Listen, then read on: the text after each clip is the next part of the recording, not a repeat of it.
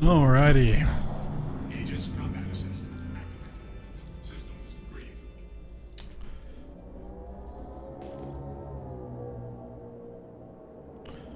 There's lead 0 again.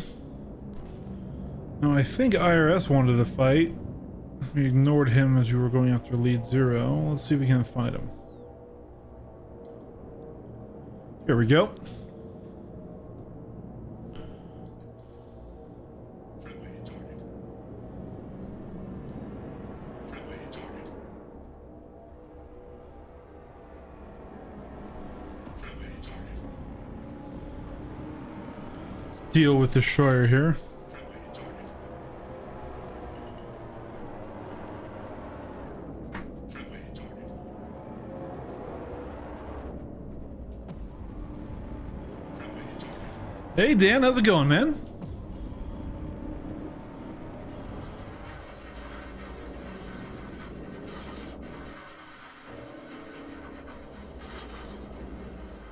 All right.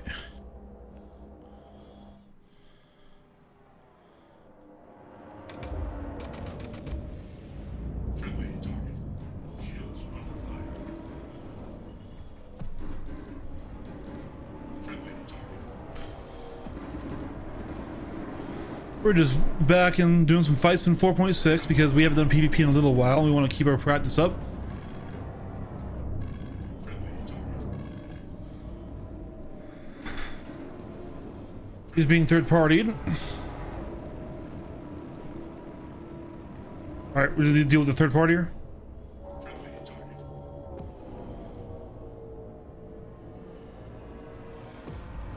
Friendly target. Destroyer again. Friendly target.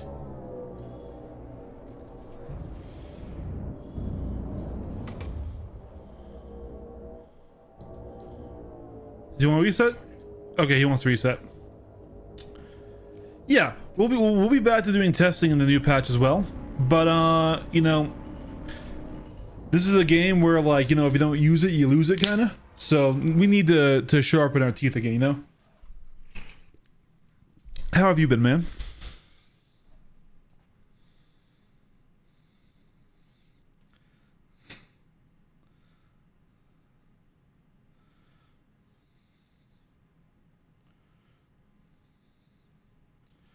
All right. And here we go. Systems green. Shields Oh, under fire. looks like he's right there, ready to go. We'll acknowledge that.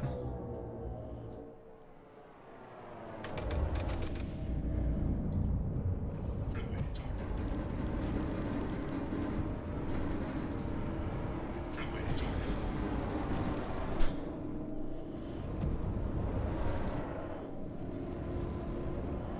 target.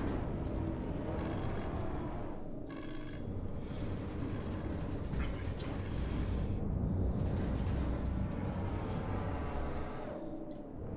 Friendly target.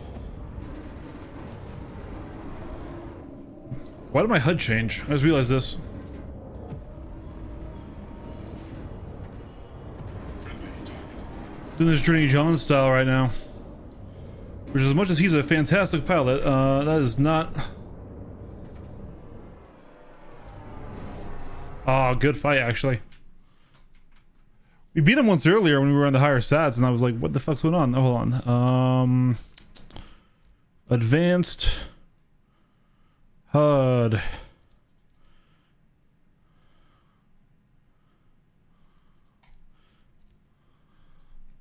There we go. Yeah, we had to reinstall the old version of the game. So we have two versions of this game installed right now.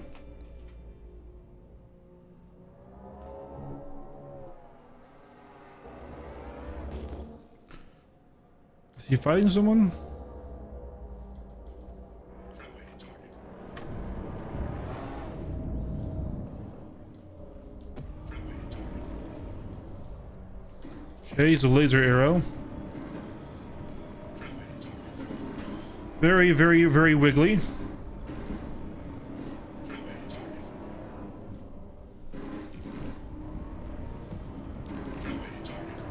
Very wiggly.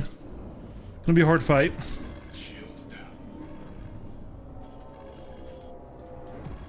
Friendly target. Friendly target.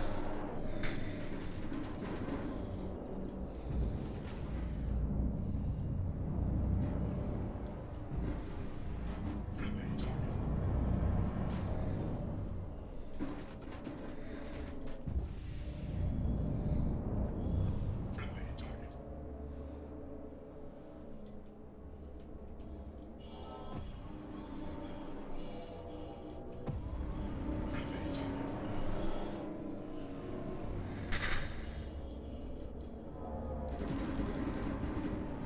Shields under fire.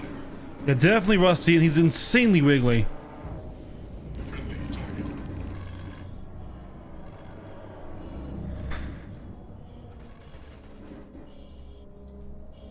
So what he's doing is he's doing a lot of strafe spam, which is what's making that that pip go wild.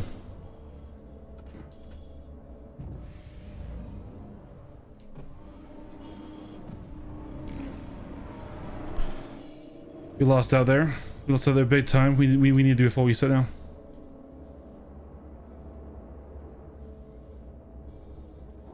Okay. Friendly target.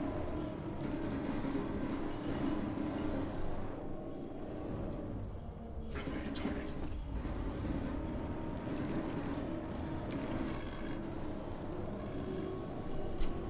Friendly target.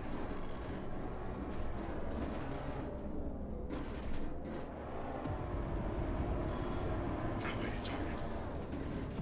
He's gonna get me there. Yep. He was good, but very evasive, which is a good thing. Just something you have to learn to deal with. Like I said, we're rusty. What do we have on our era right now? This feels stock. This feels stock. It is stock. Self-destruct protocol. Shields offline.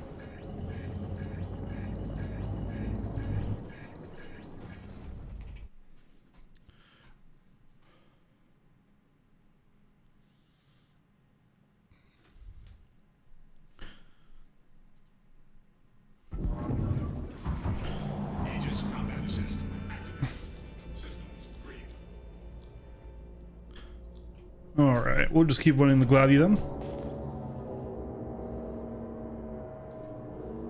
Friendly target.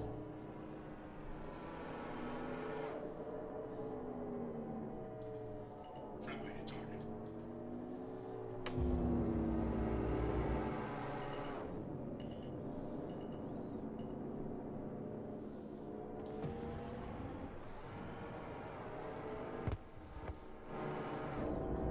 Friendly target. Okay, he doesn't want to.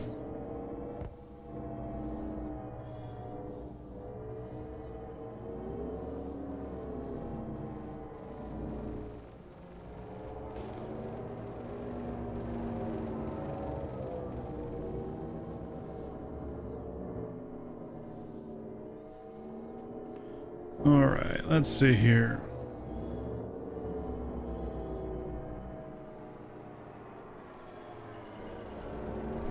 That looks like a Shredder NDB build?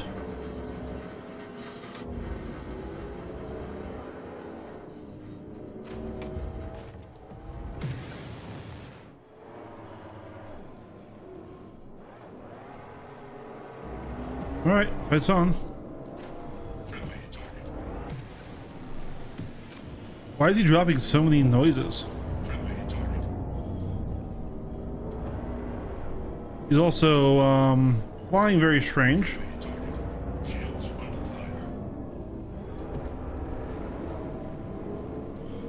When I saw Shredder's NDBs, I thought he would be willing to come dance close with me like this. But I don't think he... Because like, that's actually a quite a good build. So I thought he kind of knew what was up.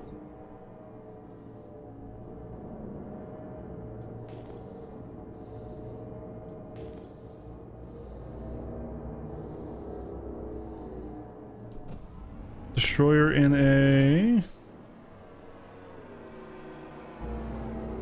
Don't third party their fight. Don't third party their fight. It's not cool. Friendly target.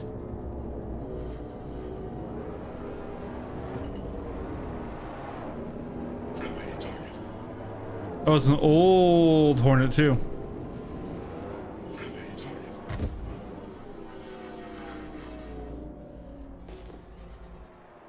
Shields under fire.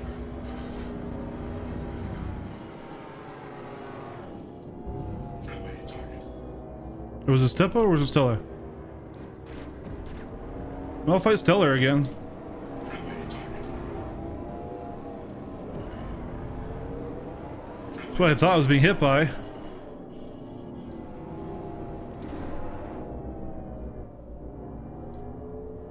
Friendly target.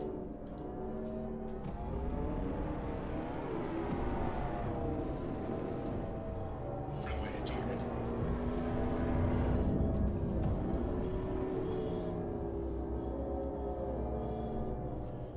All right.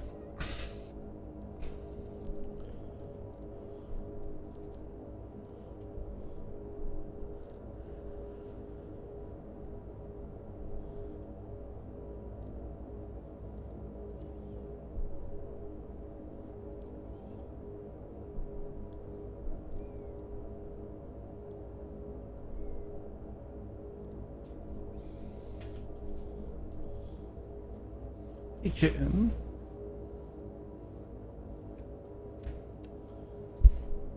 There we go.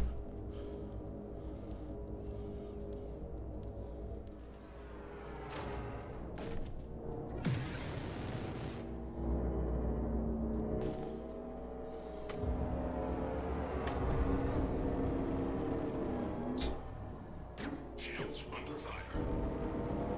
Friendly target.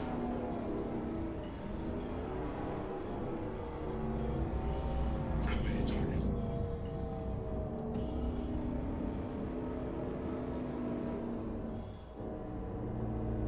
Friendly target.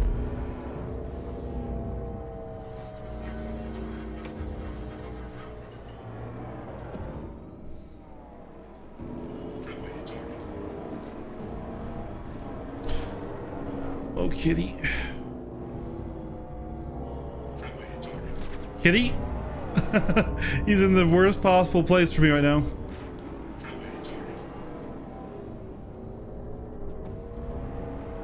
Friendly target. Oh, we got him.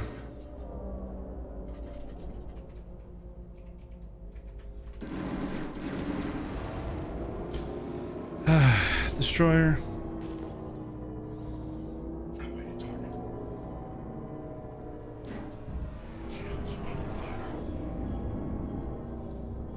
Friendly target. Friendly target.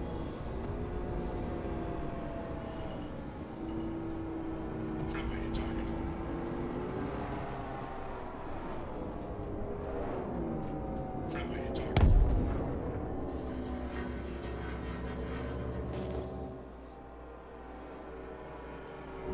Friendly target.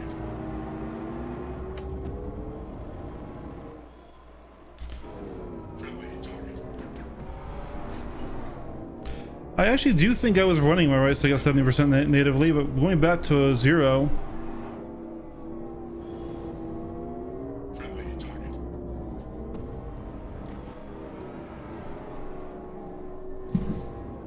Friendly target. Friendly target. Whew. I mean, this will show you against weaker opponents, you really can't stick around in there.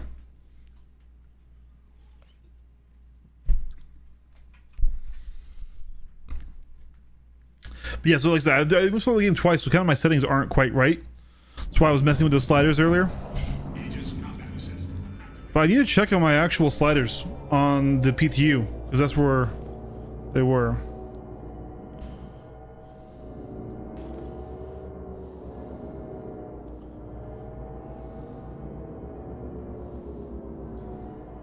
Friendly target.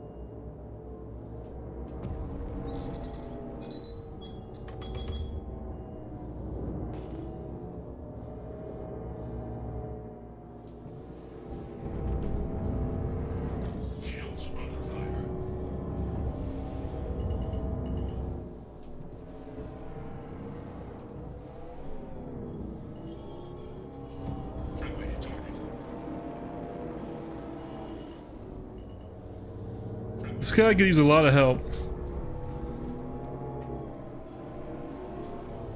Friendly target.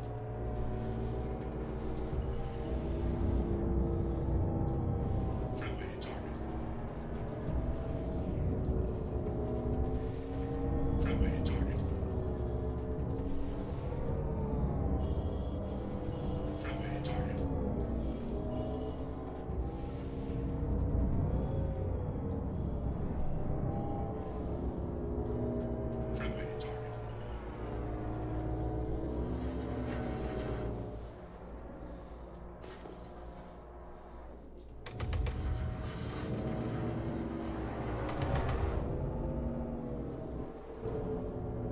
Friendly target.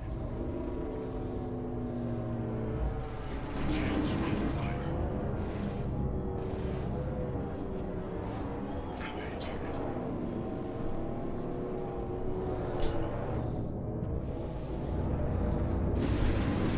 Friendly target. Now that was cool. It was right there, inches from my cockpit. Friendly target.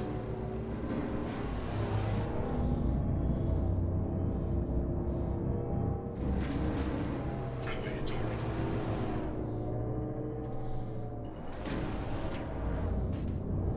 Friendly target. Friendly target. Friendly target. Ah, destroyer. It's not the ship. It's the pilot. And even third party me as I'm in a duel with an actually good pilot, you don't have what it takes. You don't know how to run, you don't know how to stay, you don't know how to shoot, and you don't know how to do just about anything. Shields under fire. But third party in free flight. Friendly target. Shame. Friendly target. There it is. I know, right? It's like I kind of like some of the olive branch, like, hey dude, like, are you new to PvP? Like, you know, but you didn't respond.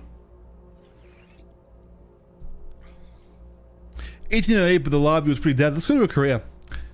How's it going, Doretus?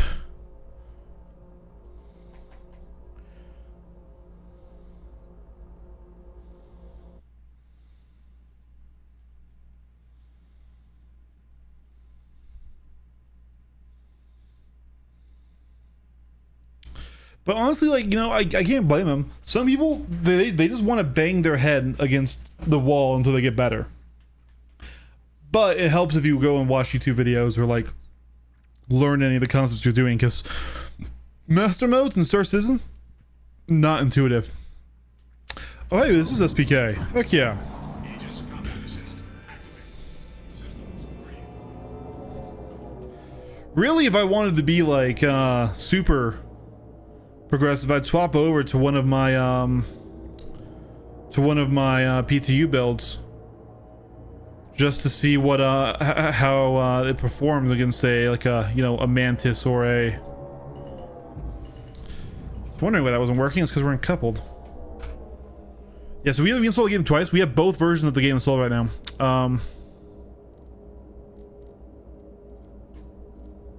It's weird. That should have been the right setting.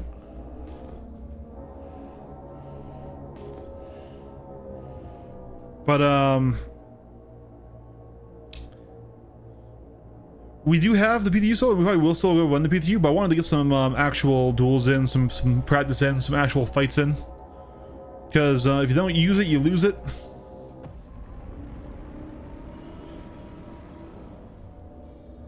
It should be.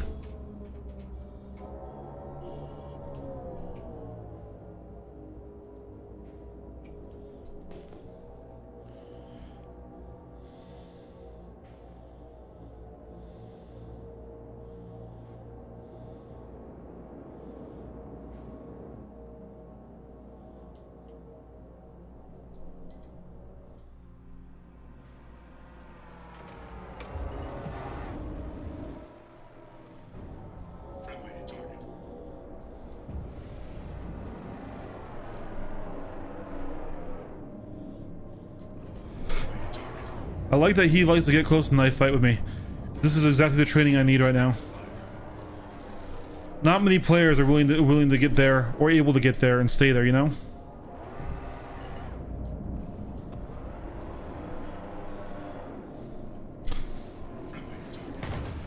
There we go. Good stuff. All right.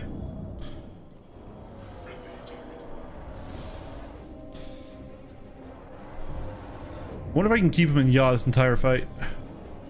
If he even knows the roll and the pitch. No, but he doesn't know how to fly away in a straight line.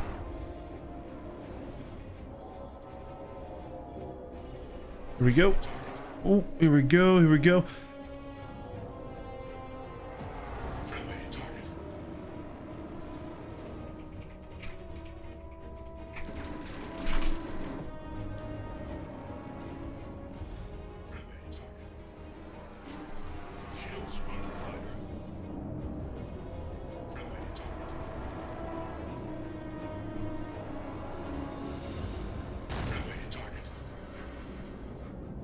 I'm resting flying around that like you are, as I just got sticks and I'm new to sea. Nice, Unseen Wolf. If you ever want any training, man, feel free to hit me up. Happily going through the basics. I also got a video, an hour-long video on PvP basics. If you just get your sticks, we probably got to make sure you got decent binds.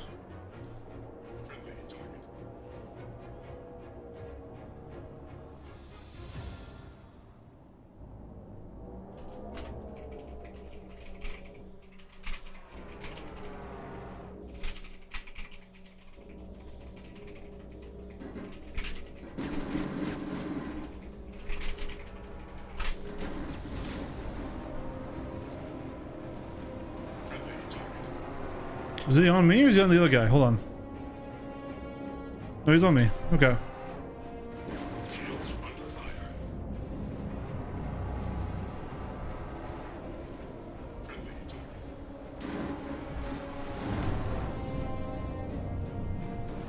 Friendly target. You got a good advantage on me when I was typing there. Let's see if we can come back from being damaged. Especially against his ballistics. That's a little bit rough.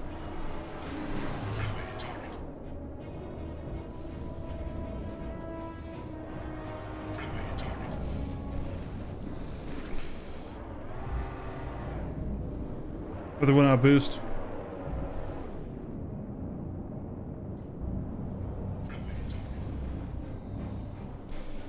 Got him. I want to learn how to evade when you get shot at. Okay. So evasion is kind of an interesting thing. Most new players do too much evasion by a lot. And they do it in ways that don't help them. However, I don't want to not answer your question, but I do want to tell you, when you're first starting out, you shouldn't be worrying about evading mid-fight. Now, evading on entry or on leaving a fight, different story. Intentional to reset the ship, by the way. And that's because usually when you're just getting started, you don't have that very fine control of your ship yet. Aegis combat assist. System 3. And so, by doing a lot of random inputs to try and, you know, juke their fire as they're hitting you, you're probably not actually evading them, and you're probably just throwing off your own aim. All right? So, the two ways to avoid fire that I'm going to teach you are on entering a fight and on leaving a fight. So, the main one is, of course, the corkscrew. So what the corkscrew is where, if you imagine my finger is like the nose of my ship, is you'll be rolling as well. So there'll be an inner circle, that's your roll, and then you're also rolling with it. And you are making in 3D space a corkscrew shape. So if I just fly forward and I just roll, I'm not really doing a whole heck of a lot. So this, I'm not dodging any fire. I'm flying straight and I'm spinning my ship, but I'm not dodging any fire. So how to make that dodge fire is you need to create what's called deflection. And that is where your ship is moving and constantly changing the angle that you're traveling in while maintaining a general direction. Okay? So, if we look here, this is what's called the TVI, trajectory and velocity indicator. Okay? This shows you where your ship is going. Now, to do this, I also recommend you do this in decoupled, because in coupled it will keep forcing it back to the center. Actually, I can show you this. Like that, see? So, in decoupled mode, it just doesn't force you back to center. What you want to do is you're going to start with it in the middle, move it to either one side or above and below, whichever is more comfortable for you. Okay, it doesn't matter. Just move it to one side of your HUD. Then, as you roll, you want to upstrafe to keep it where it is in the HUD. So right now I'm just doing general inputs, but then you want to go forward, go faster, apply more upstrafe, and once you get about there, now you are doing a corkscrew. You see how it's locked in place, but we're moving forward pretty fast. What this does is this makes the pip of your ship roll around you, but you never actually reach the pip. And if you never reach the pip, the shots they fire you will never hit you. Now this only works while you are distant. Okay, so this only works when you are more than 900 meters away. So this is also a corkscrew. It ain't have little movements. As long as it's staying in the general spot in your HUD, it'll work. Because basically that's saying where I'm going, how it's staying locked in with me as I move. Where I'm going is constantly changing. So the algorithm for where they're shooting is also constantly changing. And I never actually go in a straight line to where they say I am to hit me. You do the same thing while you leave. You will drop chaff, or that, drop chaff, and then run like this. Mid-fight, especially early on, you should focus only on a few things. Let's see if I can get him into a fight here to show you. So this is gonna be a little hard for me just because, you know, this is what it is. Let's see if he wants to fight first. He might be typing right now.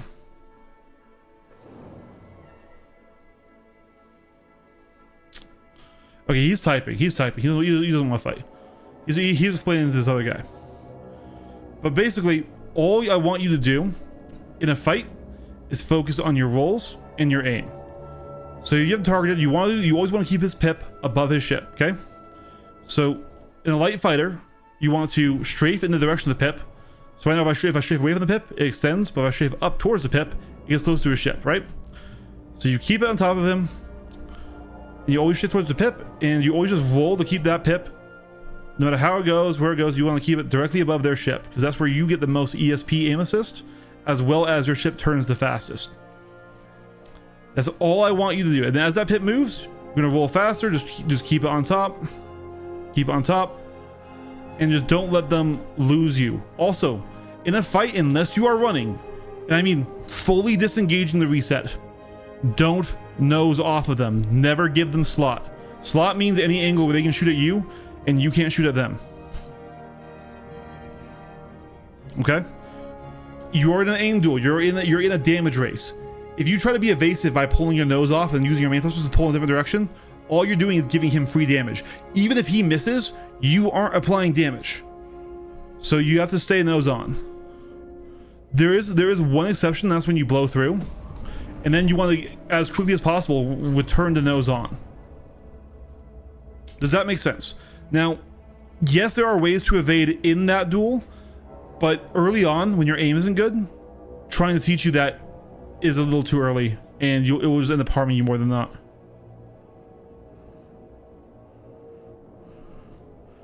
Let's find a different lobby, because these guys are training now, and I don't want to mess up their training.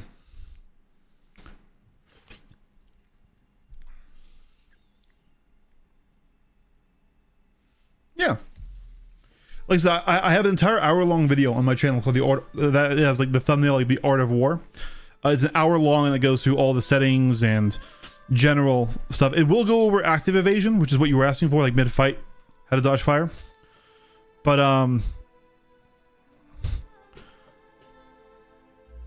for right now, just get your aim in, because 90% of the time, if you can just out-aim somebody in a duel, you'll win. even if they're super evasive, if they can't hit anything, you will win. So I just practiced the pip on top. Watch already so maybe we watch. Okay, no worries, man. Yeah. Let's see. Super Freak. He's insanely good at heavy fighter pilot. Well, thank you, Michael. It's very candy to say. There we go. Paladin. I like using the Hawk and Warlock at the minute for EMP. Those are both incredibly good ships. The Warlock especially, though you can't fly the Warlock like a fighter. Oh, Kellandros! Dude, I remember. Yeah, man, you were in the Journey John fights. I need to rejoin those. I've only just reinstalled live though. Dude, that's sick, man. How have you been?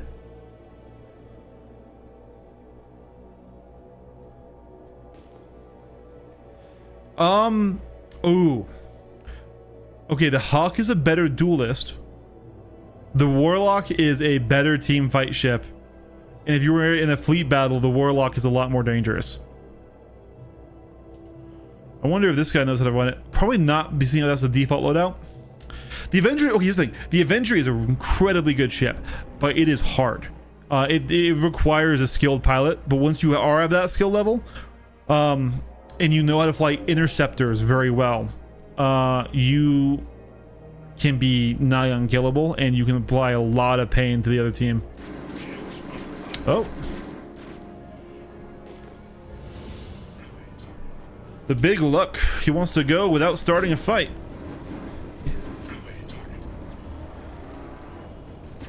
Now what I did right there was a mistake. That was an overroll.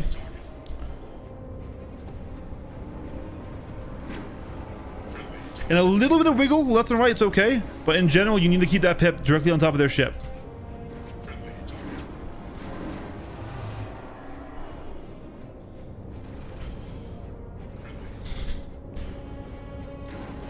Perfect, perfect, perfect. All right, we're gonna get some gun recharge. Should get the kill right there. Boom. Even cut off guard, even with ballistics. If you can just simply out-aim the other pilot, you'll do it.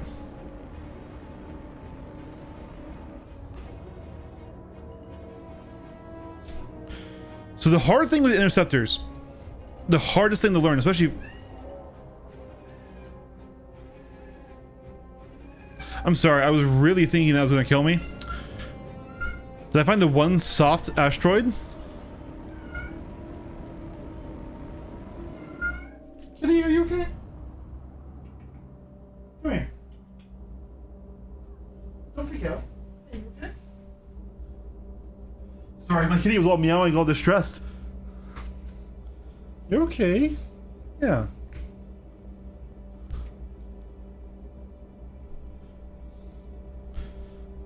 All right. Cat.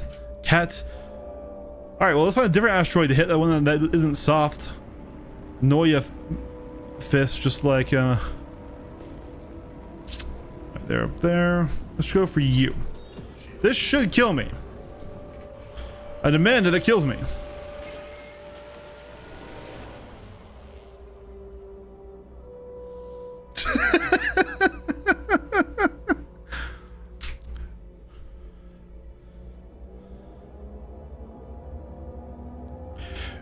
Oh, dude, those training sessions are great. Like, I'm only mid-level, guys. I want to reiterate that. I made that very clear that I'm not a top-level PvP pilot. I'm like journeyman, mid-level, not Journey John, but you know. And going there, I've had a lot of people that I'm better at that, and a lot of people that I'm worse at. And people who are willing to come and get close to me, and that's one of my weakest areas is in the knife fighting. I need people who will dive in and stay close with me, right? So because the nose is already busted. All right.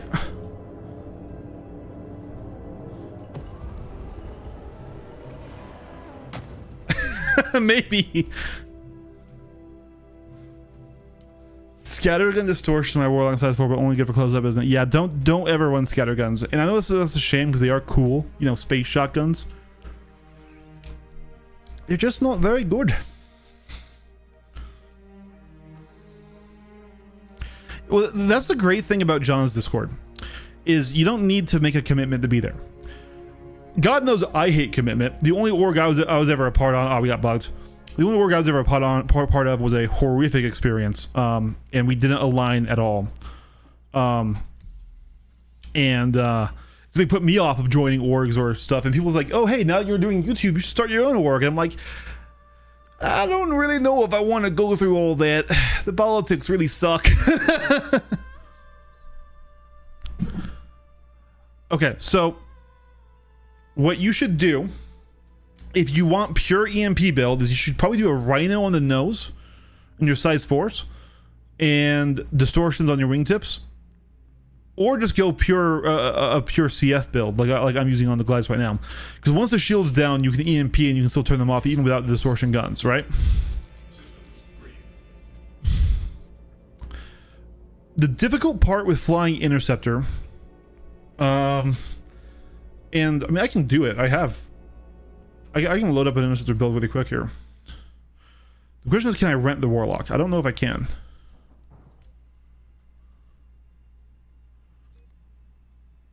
Is it Aegis or Anvil? Okay, yeah, we can rent it. All right, so let's rent the warlock here. So we're gonna do FR66s.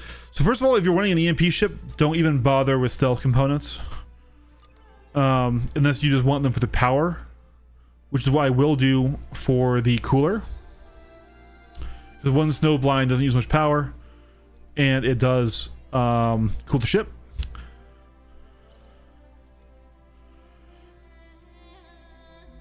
But on the nose, I would do a Rhino for sure, no matter what, because you still want a damaging weapon. You want a weapon that will blow up the ship, right?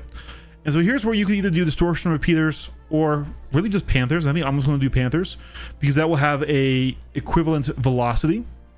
And all we need to do is get the shields down. Yes. How do coolers actually work? Oh man, dude, that is such a topic. 1 second, hold on. Here we go. So we're gonna do SP viewer over here, pull it on over, zoom it in all nice and tight, make it a little bit bigger for those watching on phones. All right, how cooler works is we'll update data here, and we're gonna go back to 4.6 for right now because that's where we're in, right?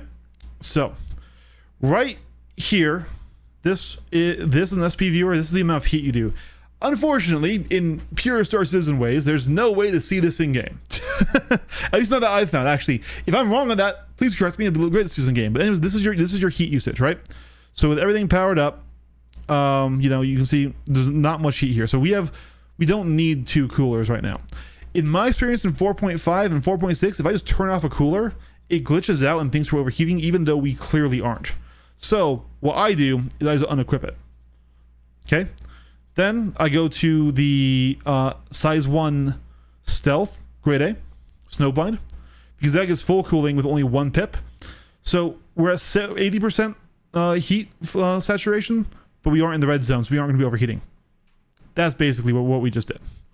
And you know, we can do the whole build here anyways. FR66 is somewhere if I can read.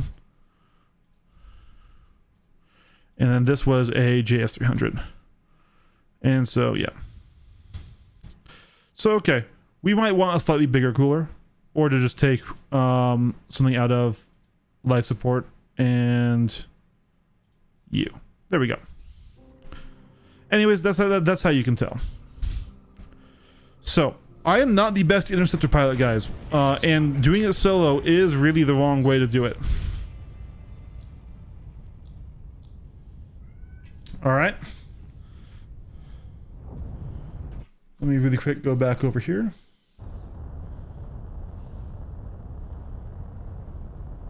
Yeah, the cooler is very different in 4.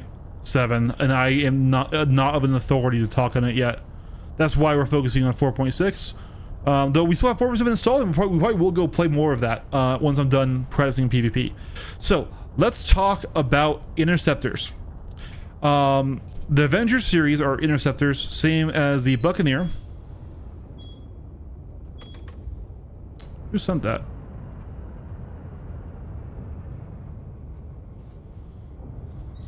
Firebird?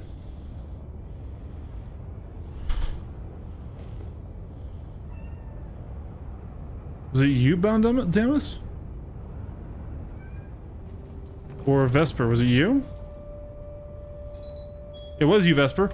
Alright, so in an instance, you don't want to turn and fight with the fighter. He's a fighter. So he's not dodging, so I'm going to get free shots down here. And then we're not going to turn with him. What we're going to do is a wide sweeping turn, basically a circle strafe with our main thrusters, trying to keep our velocity high. And then we're going to dive again.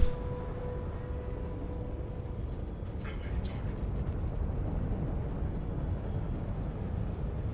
Shields under fire. We don't turn.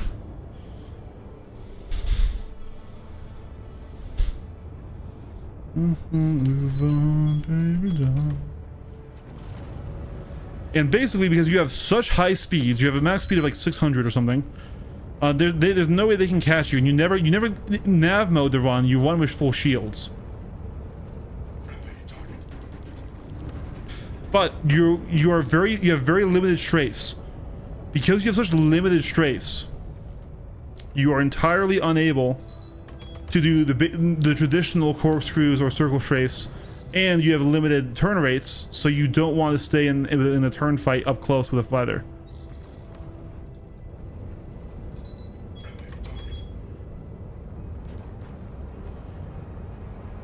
You can do a little bit, but you can see really there it's not working.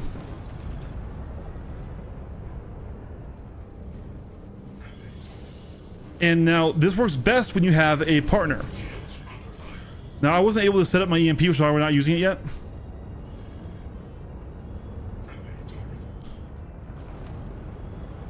But if we had the EMP right there, we could have EMP'd him and then gone in for the kill. So in an interceptor, you're usually playing what's known as second man.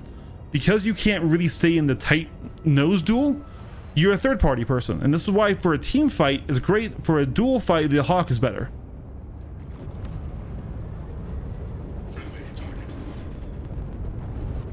So this is a new install with new profile. I had to reset all my settings. Boom. Yeah, and it was really important is, and I did it poorly there. But basically, here what we're gonna do is we're gonna set to our top speed. About there, is you use your strafes and you kind of pull up like this, and you do these long sweeping turns where you actually don't drop your speed. Notice how our speed isn't dropping even though we're turning. If I pull too hard, we lose all our speed. So it's really important that you keep your speed up and you just do these long sweeping figure eights as you go in your attacks, right? So once again though, I am not the most skilled interceptor pilot. Really what I should do is see if anyone's in squadron battle, because squadron battle is where you can really shine in an interceptor. So let's change over to that.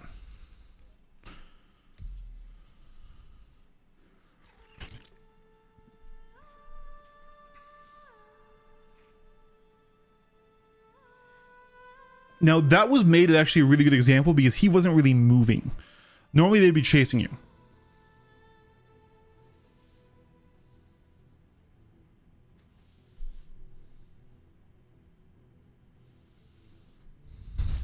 So Buccaneer is also that, but we're gonna go back to our Warlock here.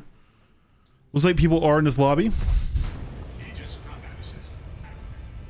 Systems green.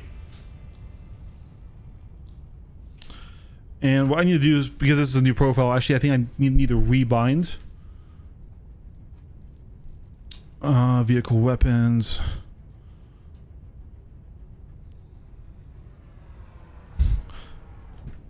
I do.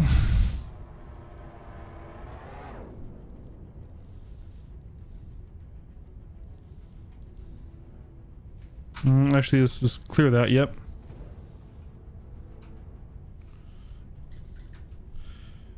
That was an annoying bug where it took away my mouse cursor. If I can actually click, that'd be great. Vehicle weapons. I want fire weapon group 1 to be first one. Weapon group 2 to be my second trigger. There we go. Okay, alright. Now we're going to go over to our weapon screen. Set that on group 4. And now we're charging. So what we do in Interceptor gameplay is we look for a fight that's already happening. So this is it. We dive in. We use our speed to go to approach. And get a little closer. And we third party the fight. As I hit an asteroid, because this thing has no strafes. Like I said, I'm not an interceptor pilot. The strafes are terrible, and the rolls are terrible. Aegis combat assist. Also known as I'm giving excuses as to why I'm bad.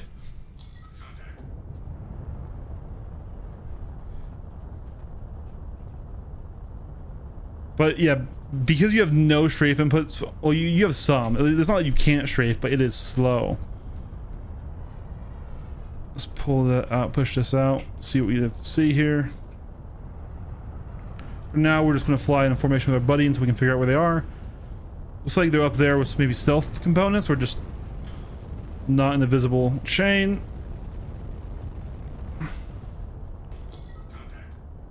Really? All right.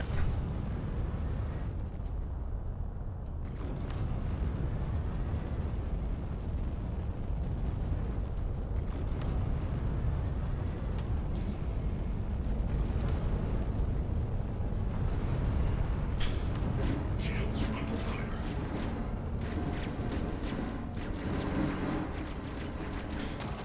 Yeah, we dove in too late. Just bad pacing. That's the thing with squadron battle, is you have to be really aware, and when you get caught like that, it's in trouble. So what I did wrong there, who knows what I did wrong there? Is I did what I said not to do, is turn around and lose all your speed. You can't turn around and lose all your speed, because then you're slow, you're big, and you die. Like I said, these are very hard ships. It's an entirely different flight style to Shields offline. two fighters. Your usual, you know, you can do some of the usual strategies. Where are you even going? He's going at me. I was going to come to him. Contact up there. But you don't want to dive into a death ball like that. Or if you do, you want to do a running pass and not stay in it.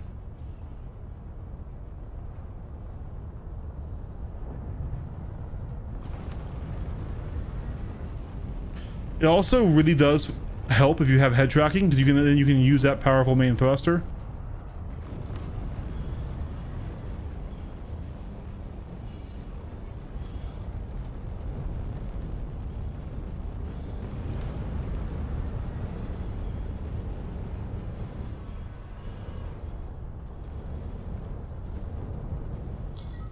This ship so different from a fighter.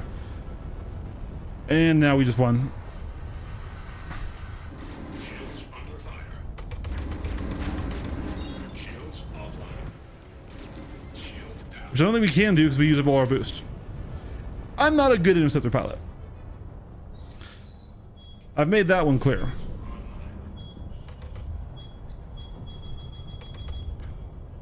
And EM missiles like that are your bane. Let's see if we can't swing back in and get Zenchi at least, because he is hurt.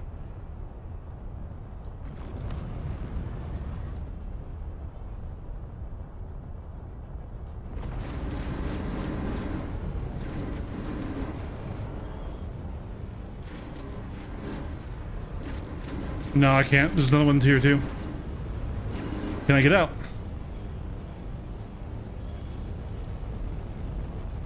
I can't get out.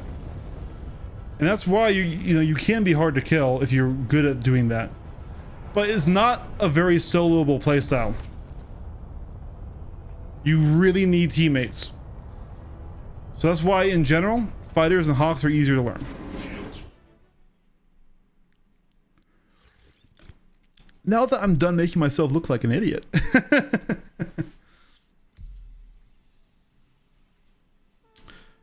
Do you ever do pirating? The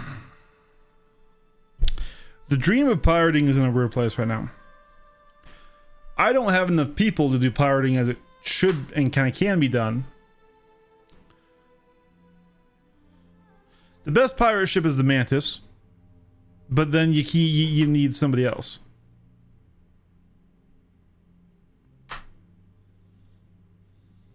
Yep. Yeah, track IR is great. You know what? We're just playing funky, guys. Hold on. We're going to do something really funky. This is a mistake.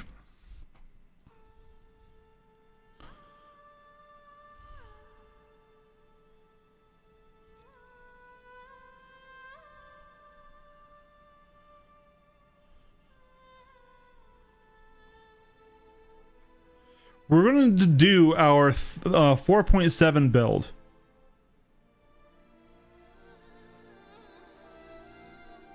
In 4.6 free flight.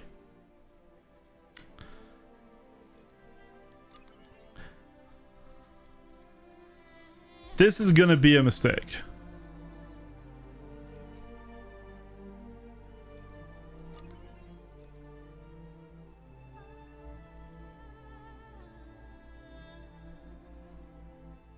So we have to rent Omnis.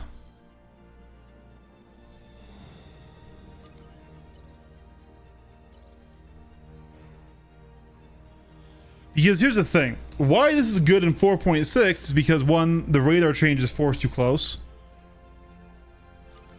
And two, you know, armor is a thing. This probably is not going to go very well at all. But you still have the Panthers and the Mantises and the full Shredder builds in the game, just they aren't good in 4.7 because you can't do anything but duel. So we're going to be kind of seeing in the worst case scenario here. Aegis combat assist activated. Systems green.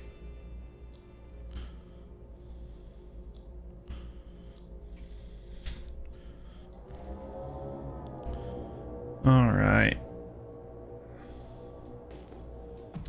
Who's that in a...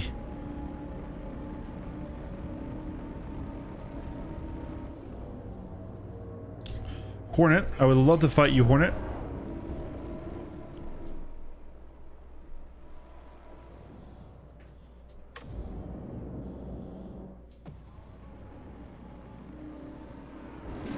All right. Friendly target. Immediately dropped my shields.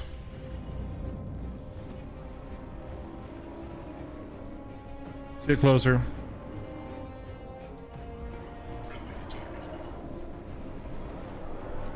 Kitty, not right now. You're in the worst place possible, Kitty. Friendly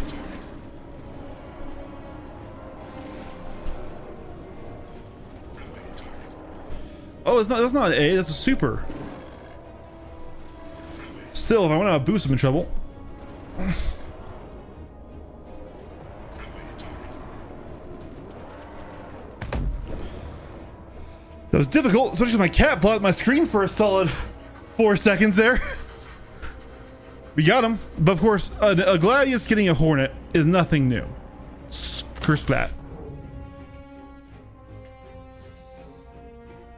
Living in the pocket just like the Giddy. So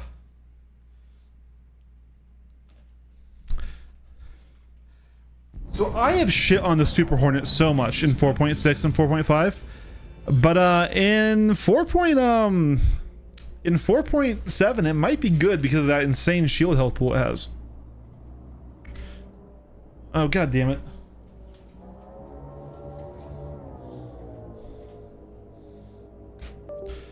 My pedals are kind of going out on their cables.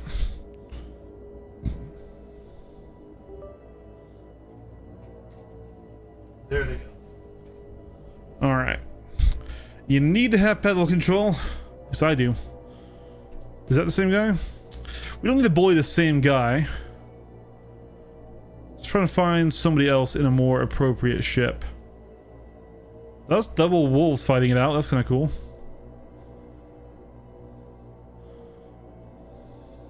I mean, I guess we'll fight him again.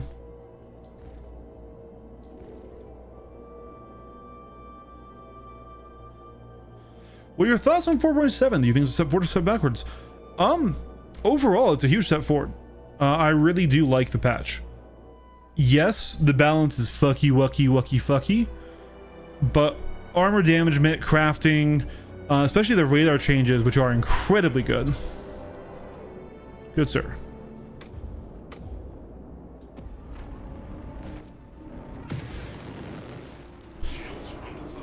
That's not how you duel, but you know what? You got the right spirit.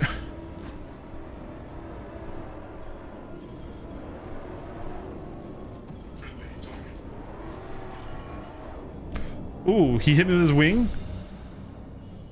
We'll let him restabilize there. Someone third partying us. Don't appreciate that. I don't need the help.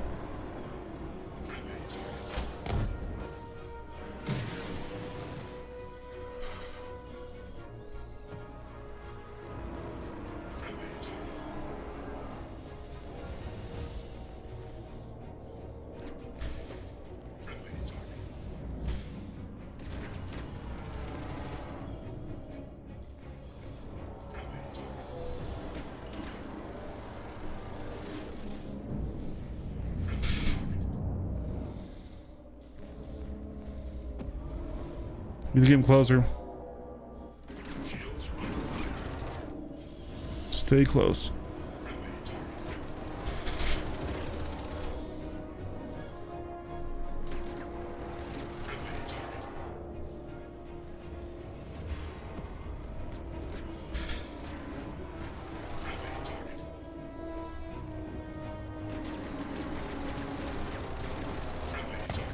Got him. It's difficult. I will say, the 4.7 build is difficult. Brother. All right.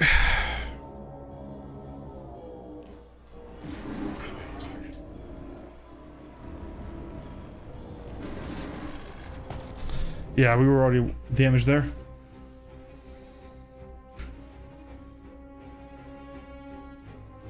Here's the thing, the Wave 1 PTU that I played had incredible balance. It would have been so good. God. Some things were fucky, like Shiv not having armor and stuff. But that original balance in Wave 1 that existed for like 2 hours on my stream was the wolf could damage anything up to a frickin' Polaris just fine. And with CF repeaters size 3 could damage anything up to a constellation. So that includes things like the Paladin, the Redeemer, the Retaliator, and like that's perfect. Light fighters can deal with the ships that they are meant to fight, which are attack craft, heavy fighters, medium fighters, other fighters, bombers, right? But you know, the C2s, A2s, anything bigger than that, you couldn't touch. Or at least you couldn't, not with just a pure repeater loadout. But that would actually have encouraged people to use their freaking repeaters. If you look at my current build, which is for the current last testing we did. Not really a duel, I know, but he didn't really give me one earlier.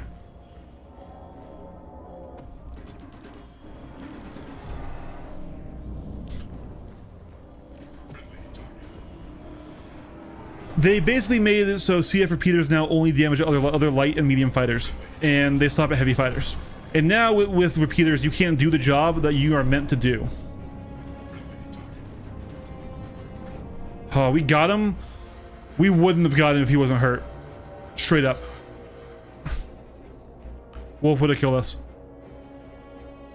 No, I'm not mouse and keyboard. I fly twin sticks. What you're seeing here, that line, I turn that on. That's called the VJoy indicator. I turn that on for all my inputs, including my sticks. And like just to show you here, like it's off, centers. It's a stick. Because that way when I go and review my fights with just the HUD of the game, I can see all my inputs. I can see my thruster inputs, everything just like that.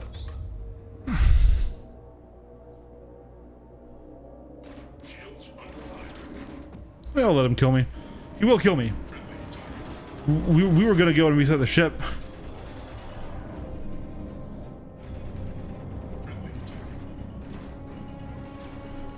There we go. So really quick, let's back out and let's get another one. We also tested the inverse, which is shredders on the wingtips.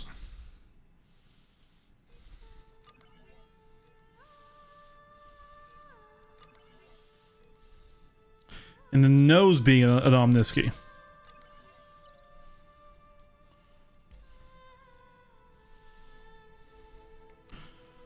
And while that one struggled to deal sufficient shield damage, it was better at dealing with other attacking ships. I've only got drift on one of my sticks, and I've only had them less than a month. What sticks do you have?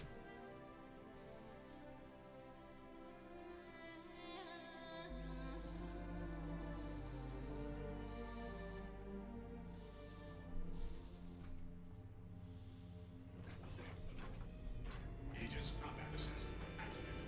Systems green.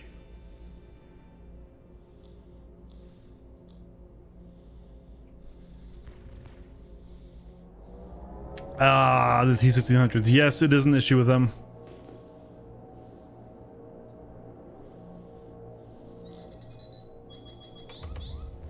Shields under fire. Friendly target.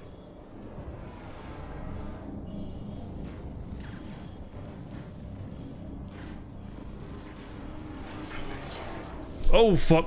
Let's not hit the asteroid there. Friendly target.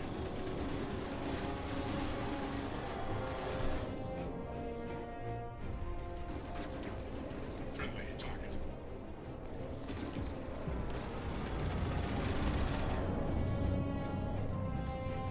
Friendly target.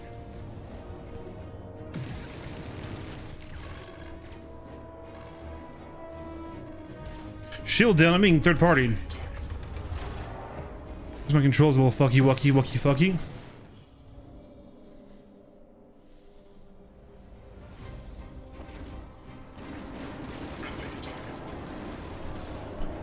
He's a half and a half build. Wait, I just noticed that. I didn't know you could do that on the Wolf.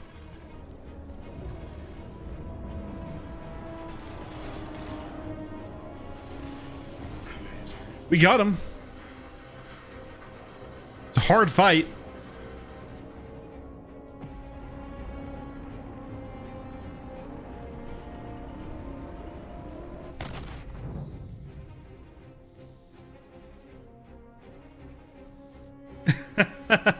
I get that, Unseen, I do. Yeah, no, actually, right now I'm using VKB Gladiators, but they're over 5 years old. I love them, but they are starting to wear out. Like, I'm literally wearing down the rubber and plastic components of them. And I'm like, you know what, guys? I'm doing YouTube now. It's time. And I did purchase some Virpils. Yeah. I got their Ready to Fly bundle that has the desk mounts too. Right now, I'm literally using magnets to lock my sticks down to my metal desk. I have a Secret Lab metal desk, and I'm using the magnets to clamp it down from the base. But gonna get actual desk mounts, and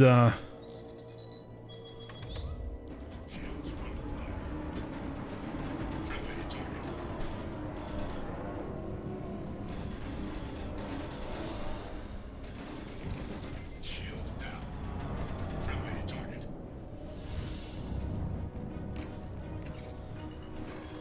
Friendly target.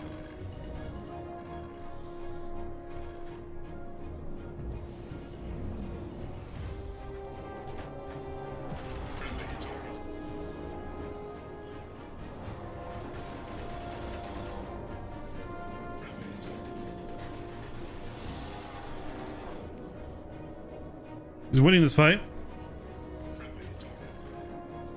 He's not doing a missed build out anymore.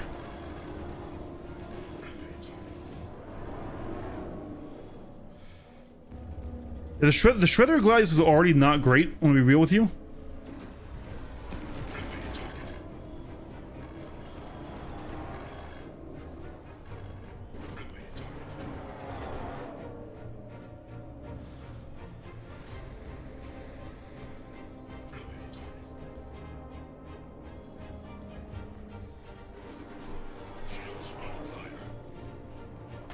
Got him. It's a tough fight. It's a very difficult fight. But these ships aren't useless when they're in the 4.7 loadout. Granted, that would be a lot easier if I had freaking Panthers.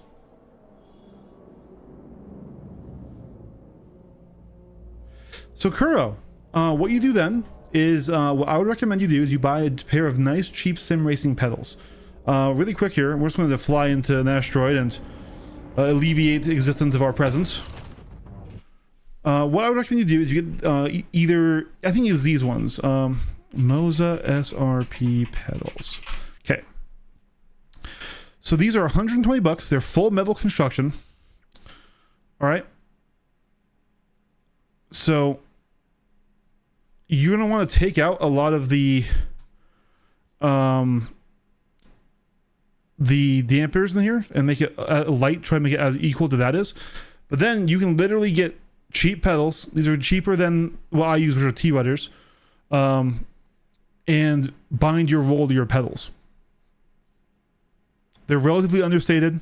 You can use them for other things in other games, like, you know, as like a hotkey or stuff. Alternatively, if you don't want to modify the brake pedal, you can also just get the clutch pedal, which is the same thing as the throttle with a different step. But they're all metal. They last forever. They plug in with one thing, and then you get analog axes to control your rolls. Actually, that might be the wrong ones. That's I think it's a load cell.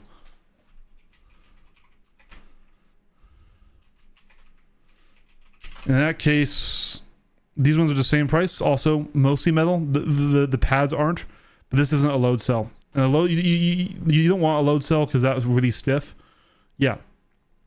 These ones as well. Same price. So all metal except for the plastic pad there. And that will let you get analog controls. Alternatively, you can just go and get rudder pedals, but the nice rudder pedals are really expensive. Right? So what I use are VKB T-Rudders. And these are the cheapest good ones.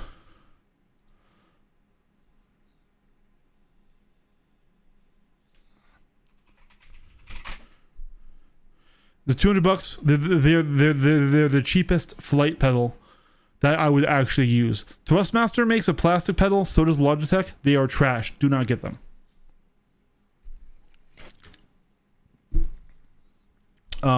Please buy metal sim racing pedals and just lighten the brake instead of buying like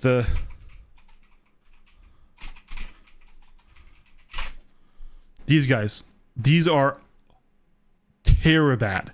They're so bad. Don't buy these, please. You're saving $10. All plastic construction aside from these two metal rails. They're creaky. They have drift issues. Don't buy them. Same with Logitech's. Hold on. Logitech light pedals. Yeah, the G-Rudders, these guys, do not buy them. They're bad. It's all plastic. Don't do it.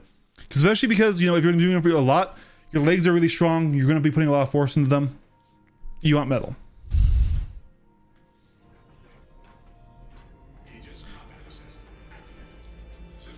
And that will give you analog roll control.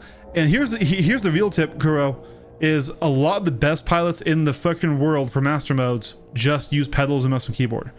Because wiggling with digital inputs on your strafe is really fast and really annoying to fight, but very good. I don't teach it and I don't like it. But then also, like, the other half of the best pilots in the world use HOSAM with pedals. So pedals, one left hand stick, right hand mouse. There are plenty of good pilots like me who fly with twin sticks, but it is not the most optimum. It's just the most immersive and fun for me personally. Shields under fire.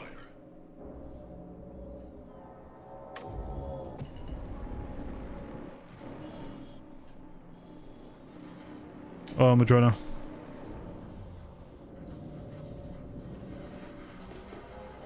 You need at least one full analog axis.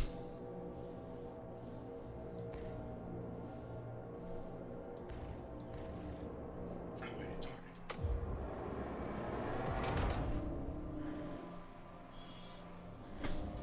Friendly target. Friendly target.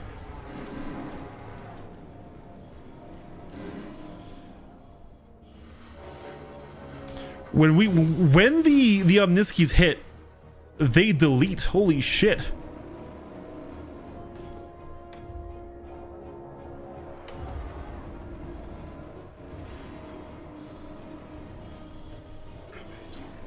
Shields under fire.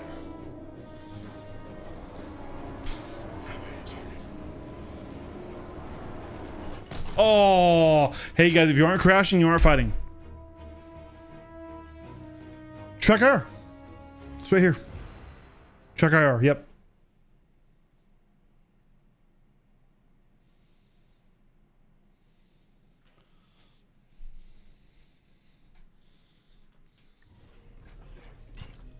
Aegis combat system activated. Never trust a pilot who hasn't crashed. Exactly. All right, guys. We're gonna do a few more fights, but then I think I am gonna go log into 4.7. We're not gonna bully a guy in a starter ship. And I want to test out the Wolf now. I haven't tested out the Wolf. There are a few other ships I really do want to test out.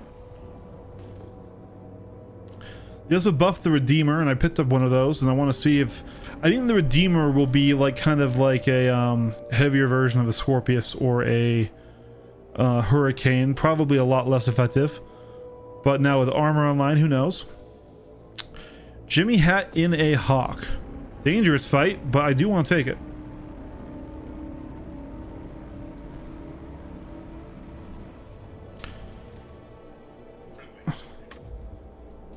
Okay. He just wants to go. He's charging out EMPs, so we need to be careful here. This is even worse for me, because I need to stay close with this build. Oh, the Hawk might be a really nasty dogfighter in 4.7.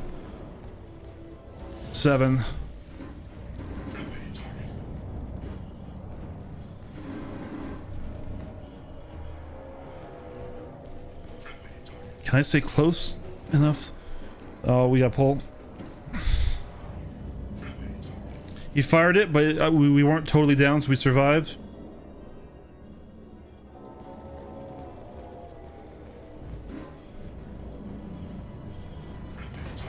Got him. Yeah, dude, with the radar changes, the Hawk... Okay. The Hawk is just a pure dogfighter. Might be insane. He wants to go in that? Okay, hold on. Fucking can't find him. There he is. No, hold on. Different guy. You. Snipey. Oh, Snipey's so good. All right. Snipey's really good, guys. We lose this. Shields under fire. Friendly target.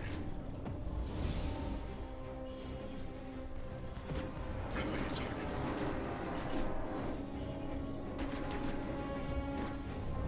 Yeah, we're doing a cheesy 4.7 build, and we have Snipey here in his incredible arrow skills. Although we caught him there. Holy crap. I did not think I would kill Snipey there. I really thought he would get me. He's a great pilot.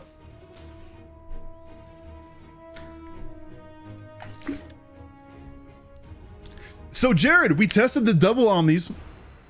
Double omnis are a little bit better to punch up because they get through shield better. If you're dogfighting, you want double shredder. So your build is still wild. This is not 4-7. This is 4-6. We're just, there's nobody in AC in 4-7, so we're just getting PvP dogfights. I'm like, fuck it. Let's load out. Let's load up some 4-7 builds and see how they perform. It's difficult. I want to tell you that it's difficult.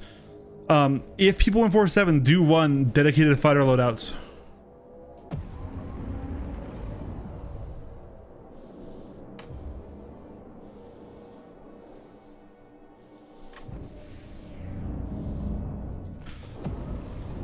Especially against this Hawk, is gonna suck. Shields under fire.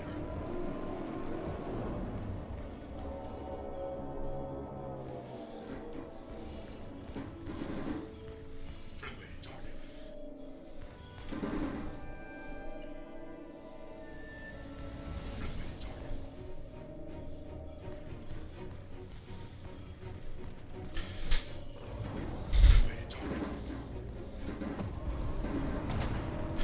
Oh my god. Very scary to fight a Hawk.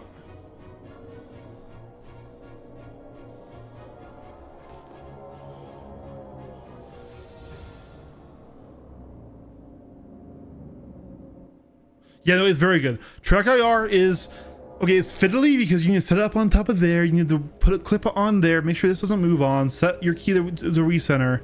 I also recommend, actually, really quick, I'll show you this here. You want a dead zone right here. So if you look over here, I actually have really sharp curves until it maxes out.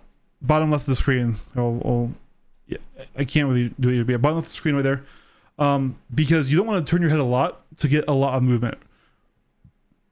And you also want to be able to just sort of chill here and talk and not have your head bob. You know, so you want a dead zone and you want to have nice saturation on that. Snipey wants to go again.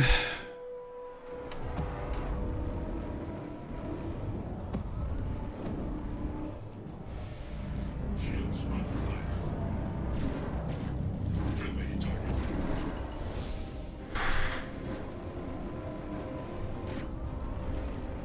He's really good. Friendly target. Oh, he's won this hard. Let's push through. Pull back. Kind of recenter. I told you guys Snipey would beat me. We must have just caught him while he was warming up. Friendly target. God, dude, I feel like Friendly target. he's so good at just leading my fucking nose. And against an evading arrow, and especially in a Gladius, the Shredders are very hard to land hit shots in.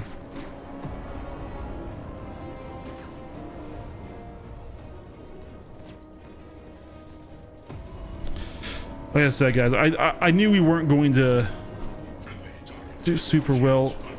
Yeah, and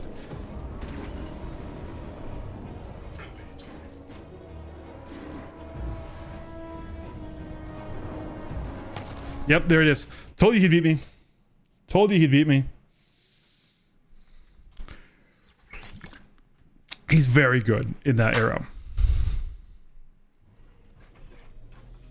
Aegis combat system. Systems green.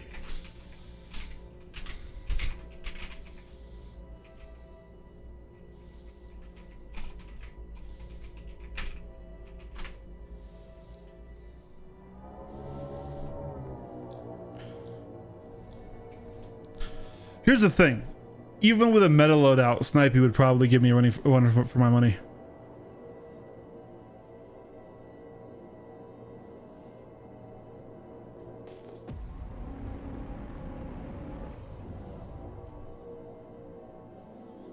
All right. It's a frickin' 600i.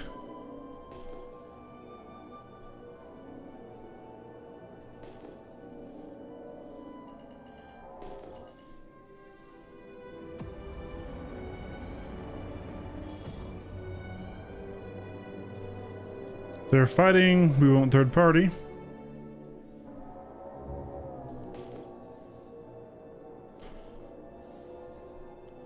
Alrighty.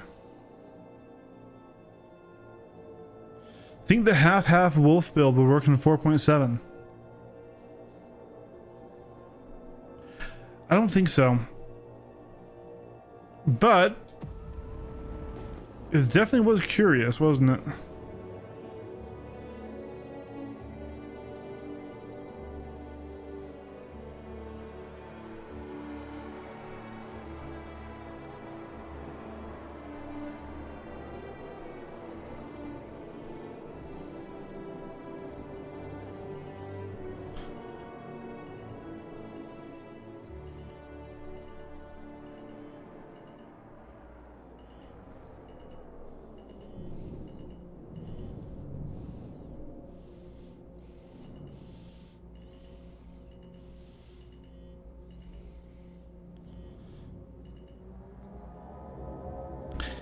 With 4.6, I mean, you get one gun of unlimited ammo and you get the shield dropper for that. Otherwise, yeah, no, I don't know. When I saw that, I was like, what the heck? That is a very funky build. I didn't think it was possible. I want to clarify. Really, we do need to look at the wolf again. So we'll see if we can't get one more fight, but then we're going to look.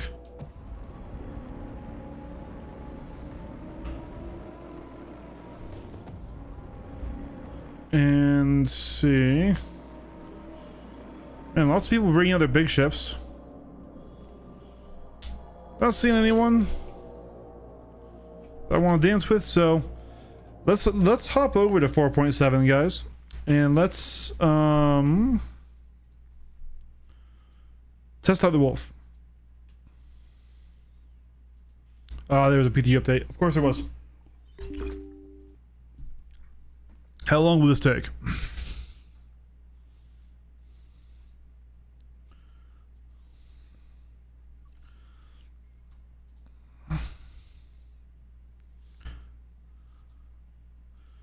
Yeah, the Fanatec like CSL pedals, they're a good one. Or if you can get like super cheap, like pretty much any super cheap pedal set that's like a sim racing pedal set will work. I think even these ones would work, actually. Hold on. Yeah, these are even cheaper. 99 bucks. Thrustmaster Raceline pedals. That's not a load cell. You'd probably want to remove that elastomer. But yeah. Aside from that, there you go. Analog axes. 5 gig update.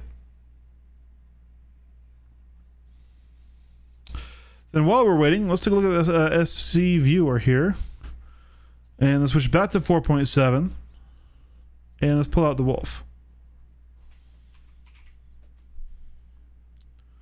Alright, Alpha Wolf.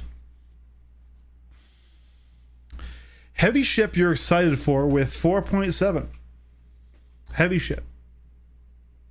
Well, it was the Vanguard Harbinger, but then the CS torpedoes don't work anymore.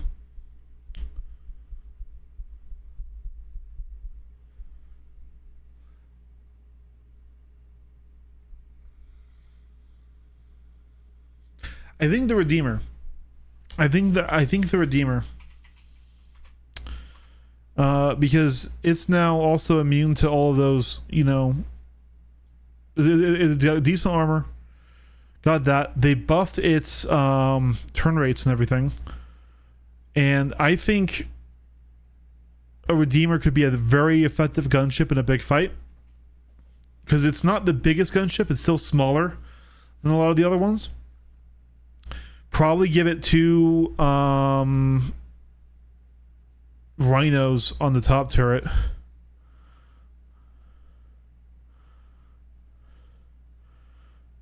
And then probably for the pilot do deadbolts, believe it or not. Because here's what I'm thinking. And now, can we do deadbolts and can we do rhinos on the bottom turret? Or is that too much? It might be just too much. Nope, there we go. Cool. So yeah, I would have both turrets be rhinos for dealing with fighters, right? then I would have the nose guns of the Redeemer be deadbolts to fly up to big cap ships and just turn off PDCs, turn off turrets.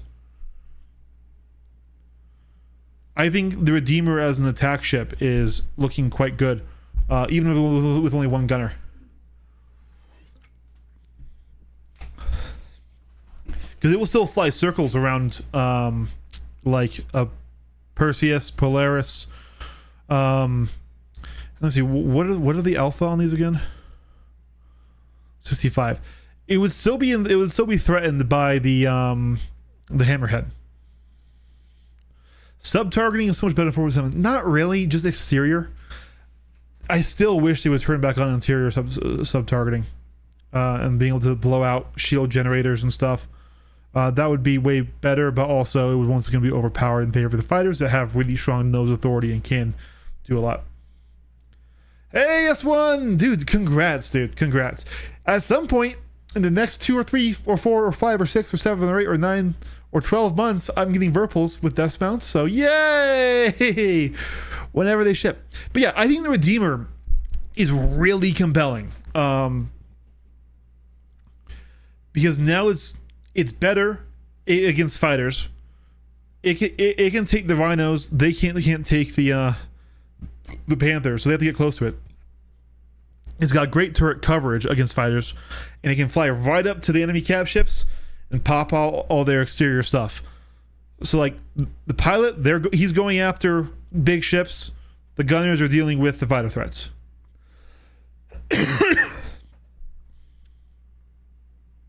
21 months behind.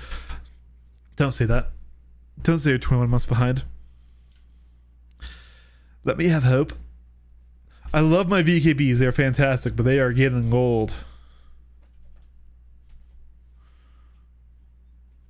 Anyways, we were going to look at the Wolf.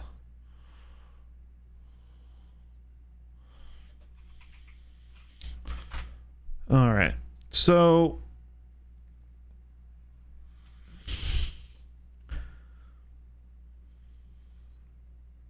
wait a second. Wait a second. Am I stupid? Did they buff the Wolf? Hold on.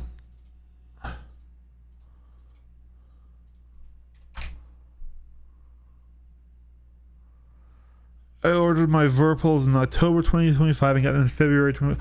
Okay, October to February is what?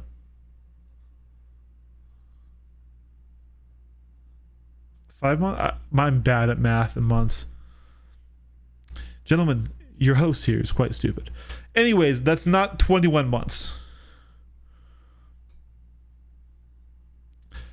I ordered mine last month. So the wait begins. But I think let's go to the hammer, which I think it won't do. Okay, so it still won't do Hammerhead. Will it do C2? It will do C2. Perseus it shouldn't do. Okay. Ooh, this is interesting.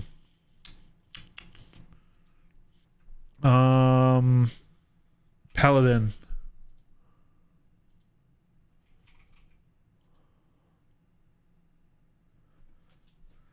Gentlemen, the Wolf. The Wolf. Hold on. So everything I checked, it looks like the Wolf goes up to a C2 for penning and probably a little more, but doesn't quite reach sub-capital. With the laser repeaters.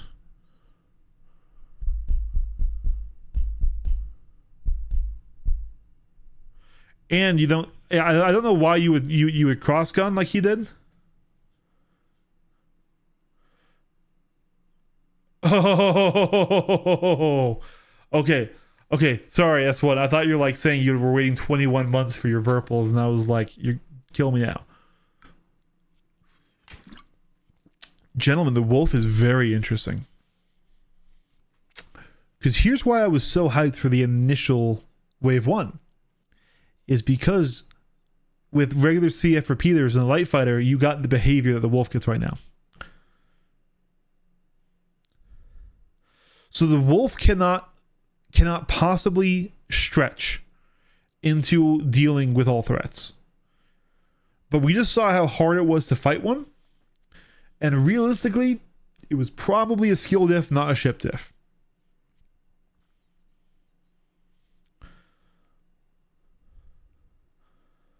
The wolf might be an incredible air superiority fighter because you get your fast weapons. Let's see, what's the velocity? 1650. That's fast for 4.7. That's very fast for 4.7, okay? And you can damage up to a C2.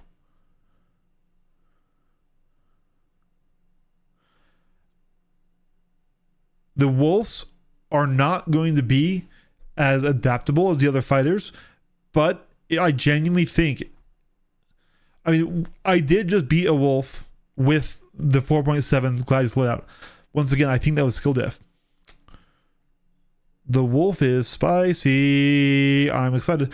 Are there people actually playing AC in 4.7? I tried it earlier and there was no one. Just nothing. We'll try it here.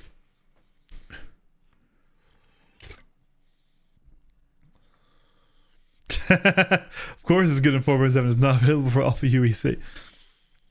Why do you have to say so many things that are so true? Not recently? Gotcha.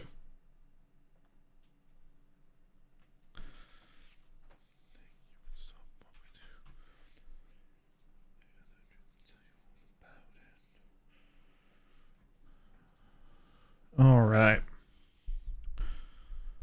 I think I might have found my next video though.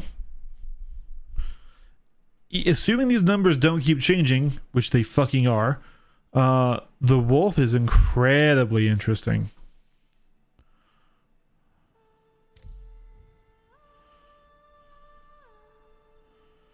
How do you guys feel about the Aurora Mark II that they teased today? Because personally, I'm all for it. I think it looks sick as fuck. It's definitely very similar to a Scorpius, but if it's a single-seater Scorpius with a side entrance door in an interior, as long as it still flies good, that seems super cool to me. I would probably rock that. Because they have a light fighter variant of the Aurora. It's never been good. I think it's the LN, right? There's no way that's no way that saves. Oh hey, it did.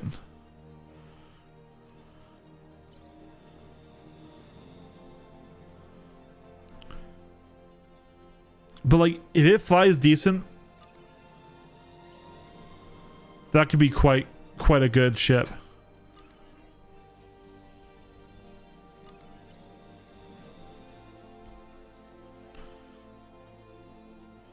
Yep, didn't save.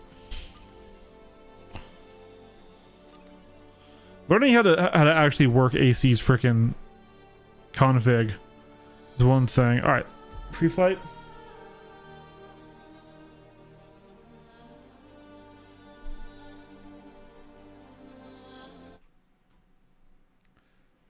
I wouldn't call it super solid. It is squish.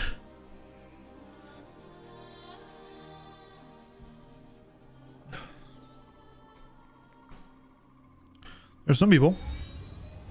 Your adventure, courtesy of Kruger Intergalactic. Systems active.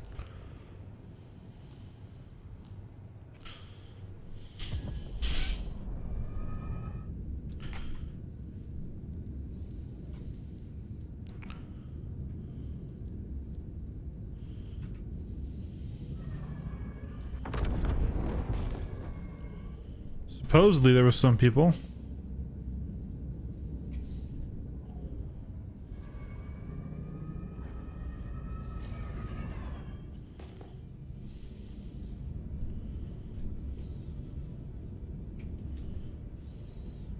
Wolf as well. I feel like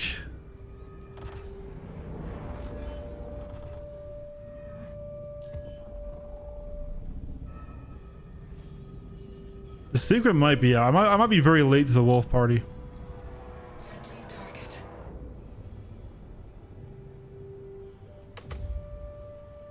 Oh, they're talking. I just saw that.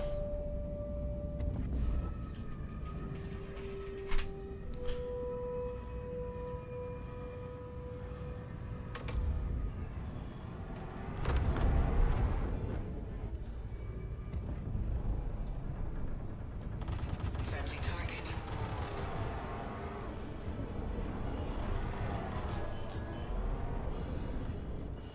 Friendly target. Shields under attack. First duel in 4.7 actually. Friendly target.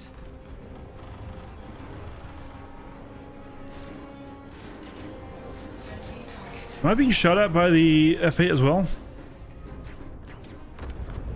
The frame rate's dramatically worse.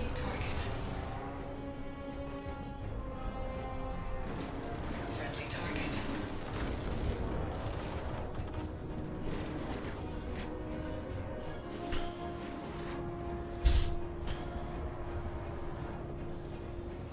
Friendly target. Friendly target.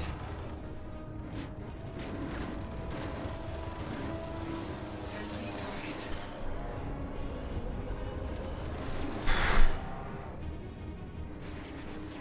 Friendly I target. haven't flown the wolf that much.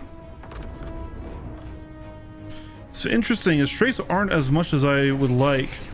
Shields under attack. Friendly target. Did that good easy mag though. Nice. Shares so compelling. Oh, you're fucking right, Django. So you know that is still a medium fighter niche. I don't believe there are any light fighters that are immune to PTCs. Hey, Cal. Hey, Lead. Yeah, no, you were in that lobby and you were helping teach that guy. My recorder wasn't working thanks to them. Yeah, dude. No, yeah. I was running some funky builds near the end there. I don't know if maybe you weren't part of that. I was testing 4.7 builds in 4.6, but then in 4.7 we actually found a lobby, so now we're doing this here. Adventure, courtesy of Kruger Intergalactic. Systems active. That's funny. Yeah, I made a choice not having the same in-game name as my channel, but maybe anonymity isn't a bad thing.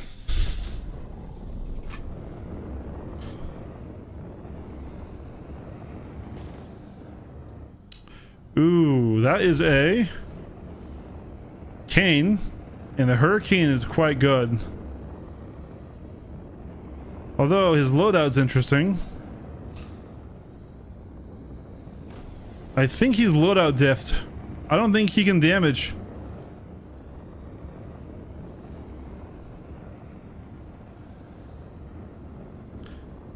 Yeah, how are you doing, Lead?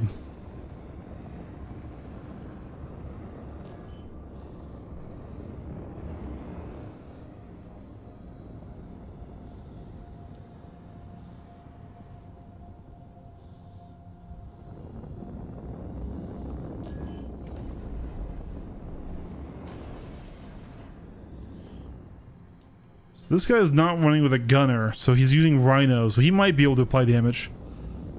But that's still an uphill fight. Anyone else? Sentinel Wolf? Oh, I'll fight you, Sentinel. I think. Not sure if I recognize that name. Friendly target.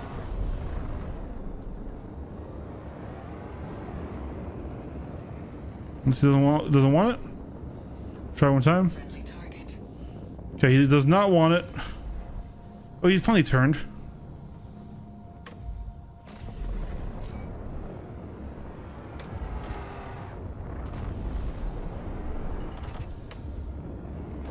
Shields All right. under attack. Friendly target. So he's running a standard dueling loadout. Friendly target. Or are those... attritions? Why are they having such a long time hitting me? Friendly target. He might be an attrition. He's an attrition build. Friendly target. Oh my god, he's an attrition build. You don't do that. I'm sorry. I know the ranges are closer. You don't do attritions. That's what happens to attritions.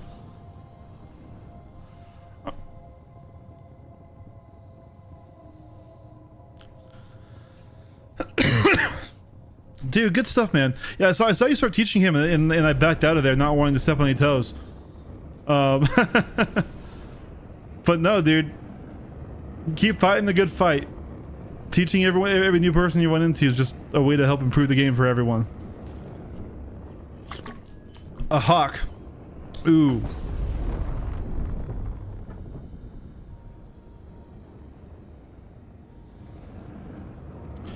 Hey, do you know this? Ah, there he is? That's sick.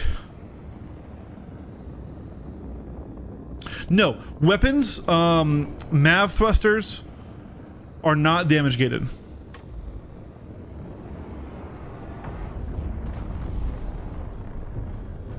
Friendly target. Shields under attack. Friendly target.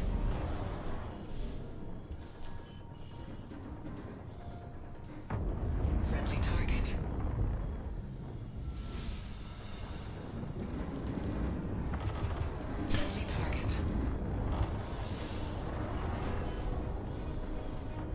Friendly target.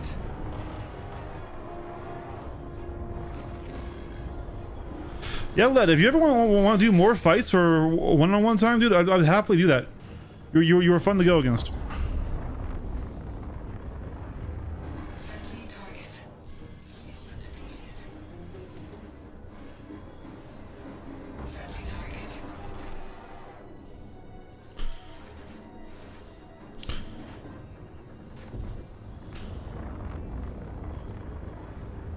Friendly target. So I also need to practice my knife fighting. I showed there, and I thought we were closer.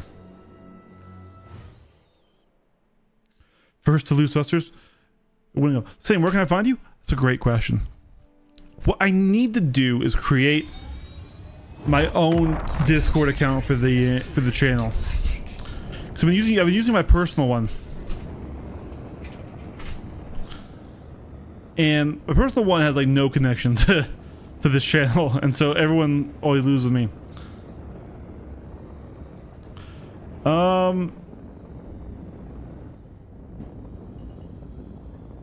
But for right now, I'll give it to you anyways. It's my Discord is GGG Eric, so 3 lowercase g's ERIC.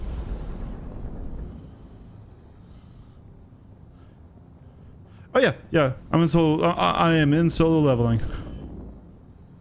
Is there a Discord? I think there needs to be. Because I mean, lots of people who want to come hang or fight or get training, and giving out my personal Discord might not keep on working out.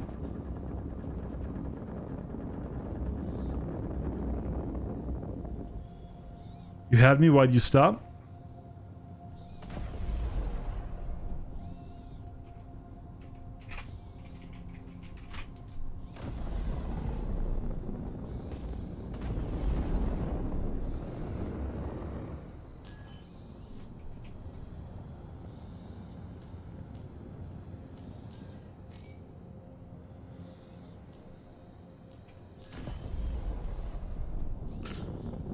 We are your personal friends.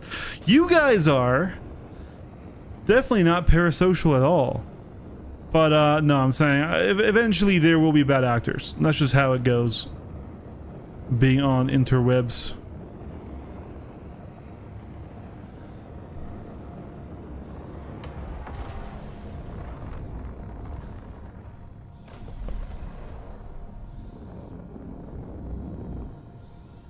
So I should separate all my online stuff. Friendly target. Shields under attack.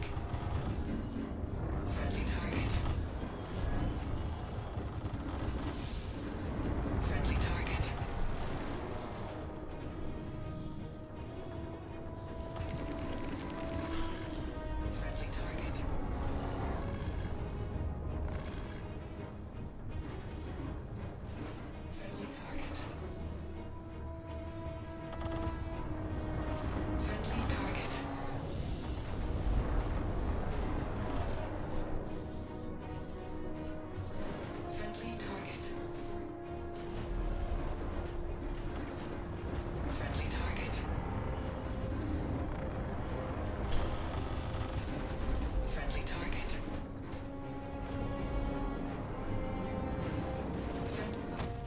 God, it's close. I can almost get him.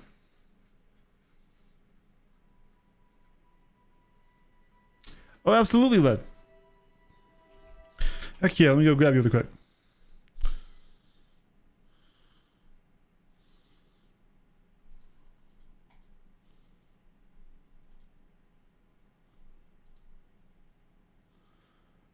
I think that's you.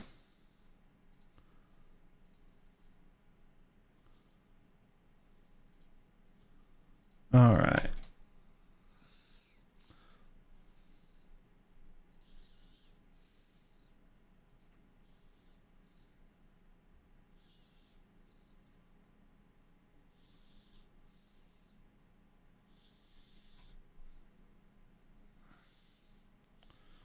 Okay.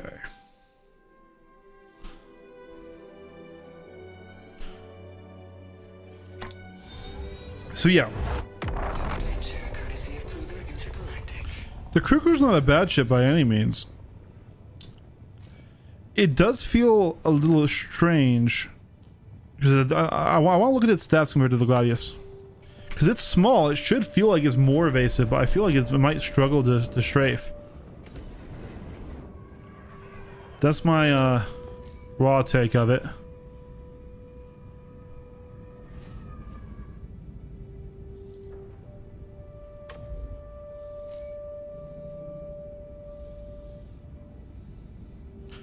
See if we can't get Sentinel here.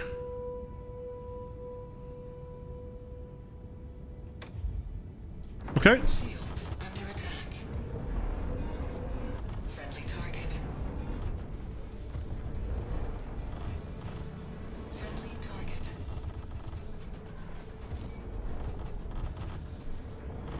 Friendly target.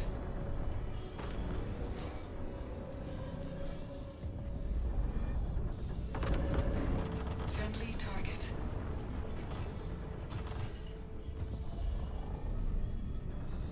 Friendly target. He gave up. Or he blacked out.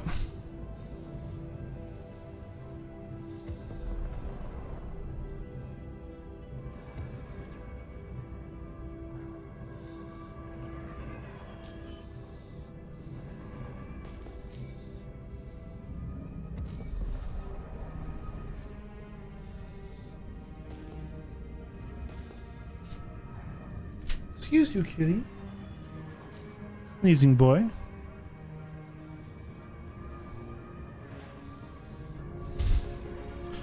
An eclipse.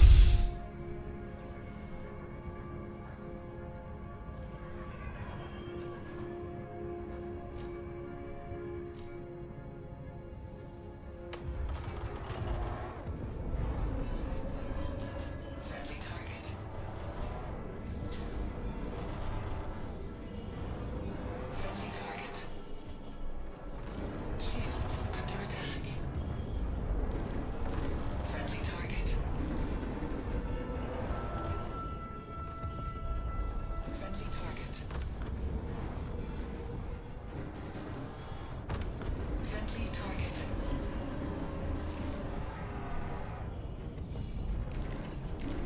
Friendly target. Friendly target.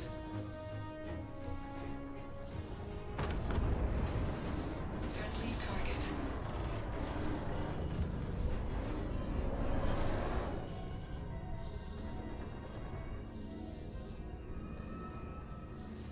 Recommended weapons for Mantis and 417. I like the one solo, but yeah, the Mantis with 2 size 3s. We can look in one moment here. Let me finish my duel here and then we'll take a look, okay, bud? Friendly target. Shields under attack. Friendly target.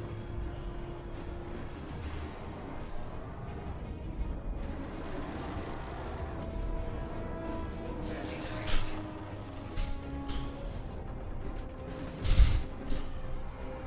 Friendly target.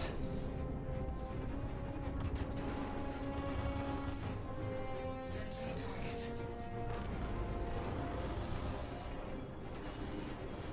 God, I'm struggling to get the job done against Gladiuses. All right, so for the Mantis, let's take a look here. So, maximum of 4 pips for that. So if we do, I think what you're going to want to do probably is double Omnis. Yeah. Double Omnis will let you damage everything in the game. Probably stagger fire them. You still have full weapon capacitor. With radar changes, I would probably swap your coolers over to snow blinds. The question is, do you actually need? Okay, you do need 2. So yeah, I do 2 snow blind coolers. You need your shields, but right now we are well over on energy. Let's throw in a JS300 there. Give us 1 more pip. Yeah, with the Mantis you really do need shields. But as we come out there, you'll be able to run the ship this way, but if you want to run your interdictor, you're going to need to drop something.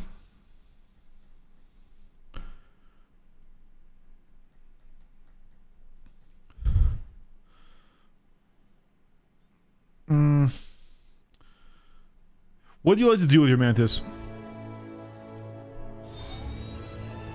Your adventure courtesy of Kruger Intergalactic. Systems active.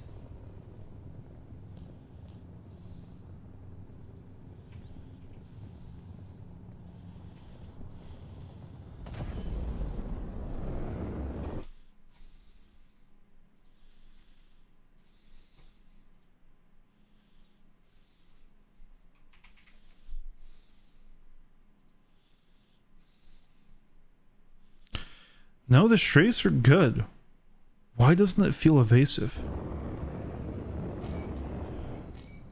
Snare, solo moles, and moss. What do you do with what they have? You don't have a cargo bay. Let's fight Laz again.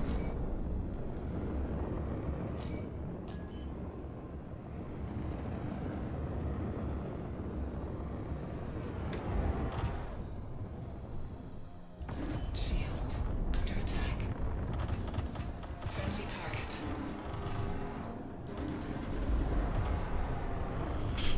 Friendly target.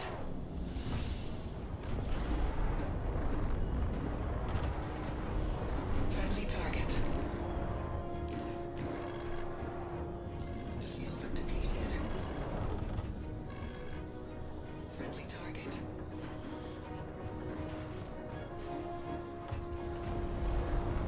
Friendly target.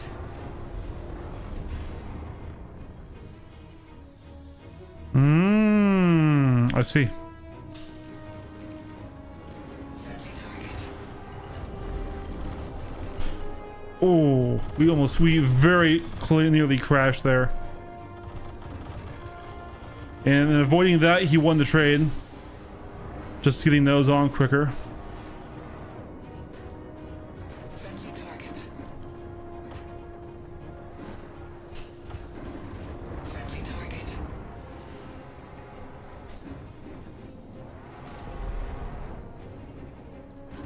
Friendly target. Yep. What was it you figured out doing this duel? Did I figure out anything? No, just we had a moment where we were very close to crashing, and he just got on quicker. Kruger Intergalactic. I don't think I figured out something new. I mean, I don't think it's any new information that with meta weapons, the Gladius is still a little bit better than the Wolf.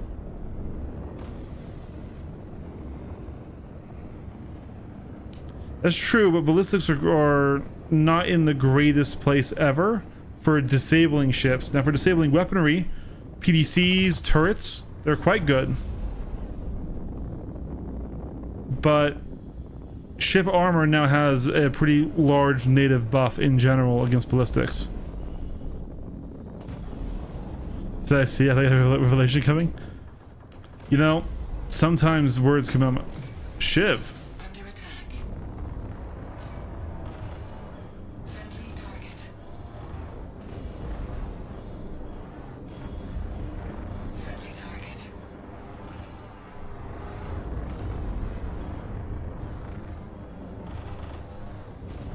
Friendly target.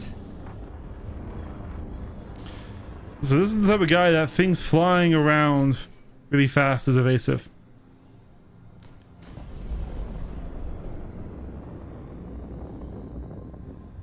How's it going, Silhouette? Good to see you again, bud.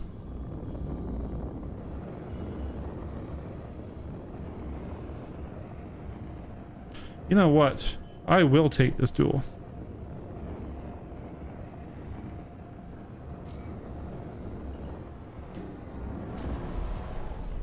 Ooh, he's got a front turret gunner. Is that what I just saw? Friendly target.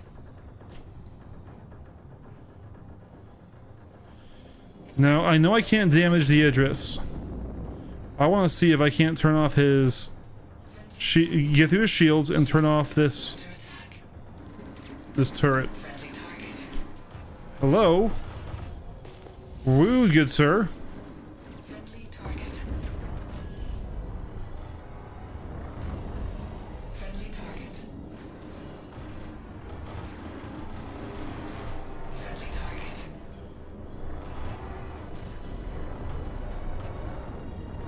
Friendly target.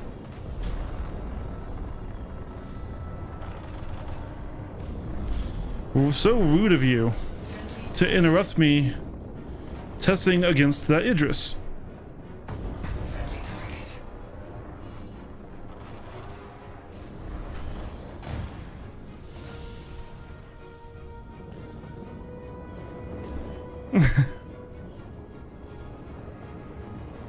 Alright, so what I can do safely here is we can get his front shields down from the bottom because it looks like his PDCs aren't firing. So he has nobody in turret. So we use the Mark 1 eyeball here. Why did we apply damage? You guys see that? Wait, hold on. It flashed red. Do you guys see that? Was that us or was that somebody else shooting at it? Friendly target.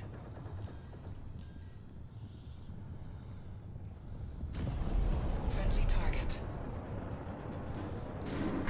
Dude, can you fucking chill? Shields. Under attack. Ah, this is frustrating. Friendly target. I would like to test against this Idris, good sir.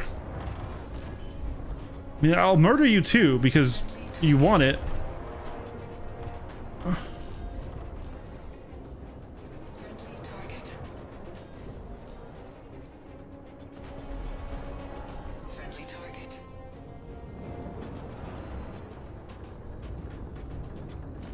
Friendly target.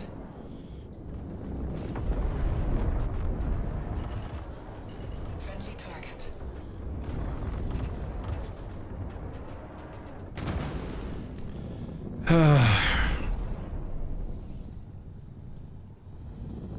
There's the Idris.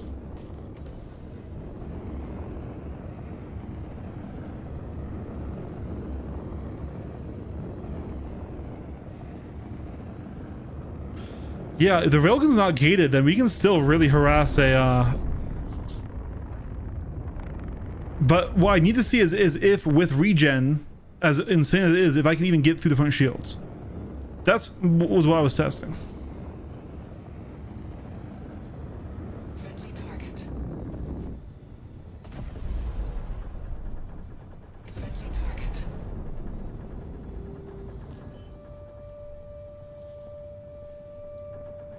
Friendly target. No, I'm hitting it through shields. Dude, Hoons, can you fucking chill, dude? Friendly target. Friendly target.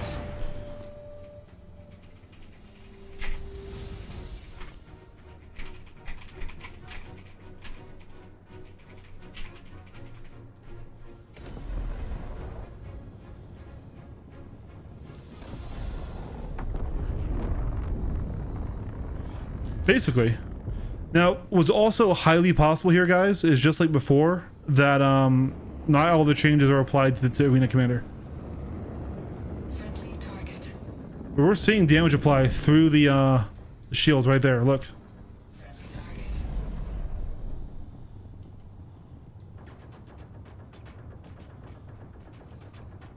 Friendly target.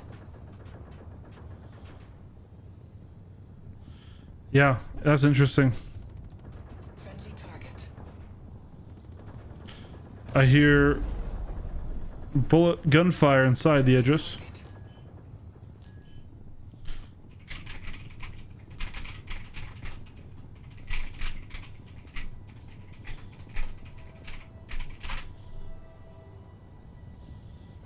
Friendly target. Friendly target. Friendly target. Friendly target. I'm not seeing the shields move like at all. Nor should they. Friendly target.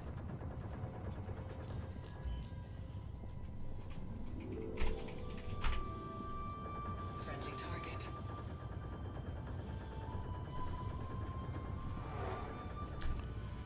You seriously tried to ram me?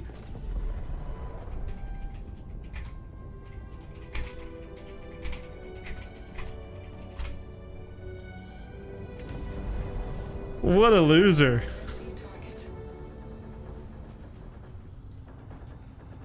Friendly target. Friendly target. He tried again. He's trying to nav ram me. Friendly target. Can't beat me in a dogfight. Yeah, the regen is so strong now. This isn't a bad thing, by the way. This isn't me complaining. I want to clarify. But the shield regen is so strong Target. that it doesn't look like even with them on one pip, that one fighter, even with repeaters, can do anything to actually keep it down. Is regenerating through it, Friendly target. right? Friendly target. Distortion. If only I added distortion. Actually, I could pull out the hawk and do it. Just doing flybys, he says. Friendly target. Uh-huh. Friendly target.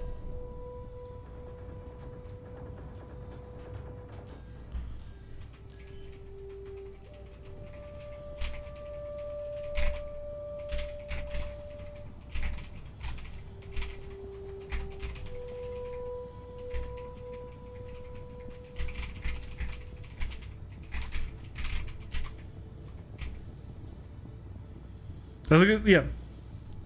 Yeah, so and like that's kind of that's kind of how it was for 4.62. But that's why, especially because it looks like the meta is a mixed loadout anyways, because you can't run a full cannon build. Why the Hornet is such a good cap ship hunter is it's immune to PDCs. You can have 2 shredders, 2 sawbucks, or if you have an A or a super Hornet, just 4 shredders, and those will absolutely delete PDCs and turrets, right? And then you can have two omnis on the wings and still have full capacitor.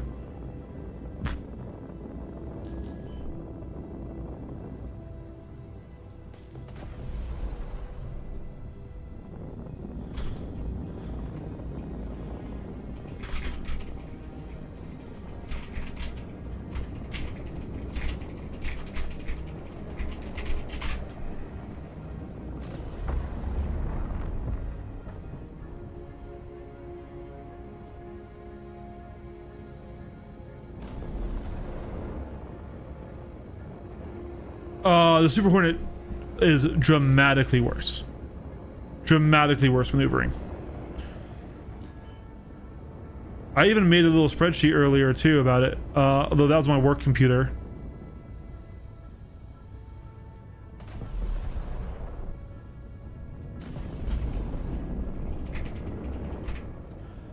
But yeah, basically, The yeah, the Super Hornet is just, it's bigger, which hurts its maneuverability, and then it's got worse stats in every dimension. I do still, here's the thing, guys. I want to clarify, Cruel. I'm a legendary Super Hornet Mark II hater. The Mark 1 was much better. The Mark II, they're like, let's make it huge and also make it bad. But you're right that in 4.7, that extra shield is looking juicy, and I might even refine my stance on it, especially if its role is a cap ship, you know, sort of hunter, right? That being said, for general combat or superiority, a regular A, or even better, a crude Hurricane, dramatically better.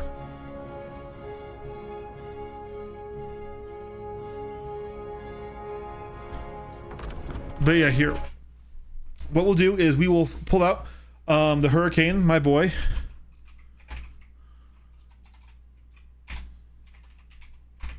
Okay, we're gonna pull out the Super Hornet Mark II. So, as you can see, forward and back they're identical, but the strafe up, down, strafe down, left and right, dramatically worse. Backwards, dramatically worse.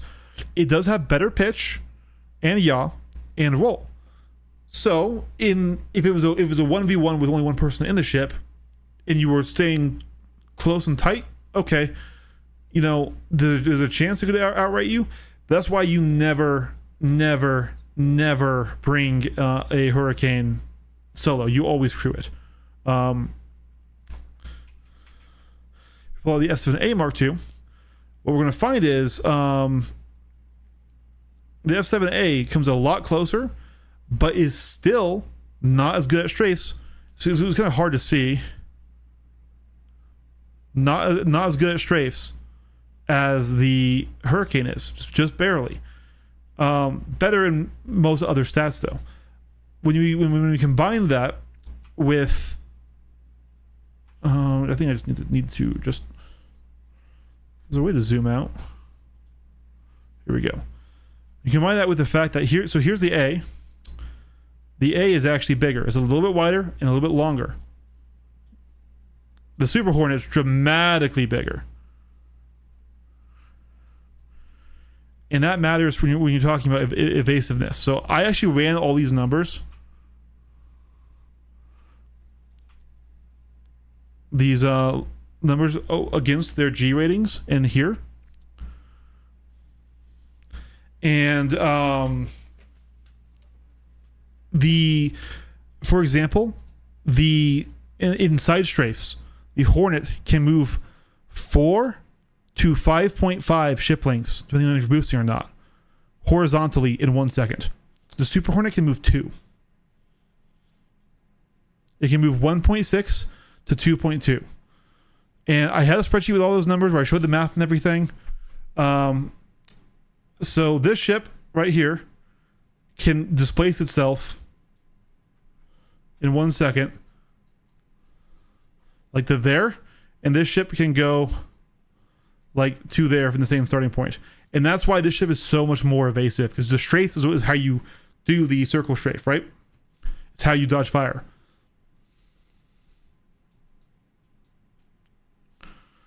That's why I've always been a Hurricane stan, and I've always been a F7A enjoyer. But the Super Hornet has never done it for me, because let's be real, people don't buy the Super Hornet to crew it. Because if they did, it would be better. They buy it because it's the fat F7A and they can get the weapon loadout. And they don't understand that they're giving them so much maneuverability and dodging ability. And yeah. So that's why I'm not a fan of that. The Super Hornet Mark 1 though, the Super Hornet Mark 1, we're going to go over here.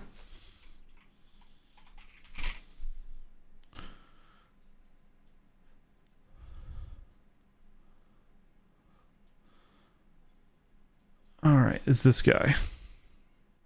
So Mark 1 was roughly similar in size,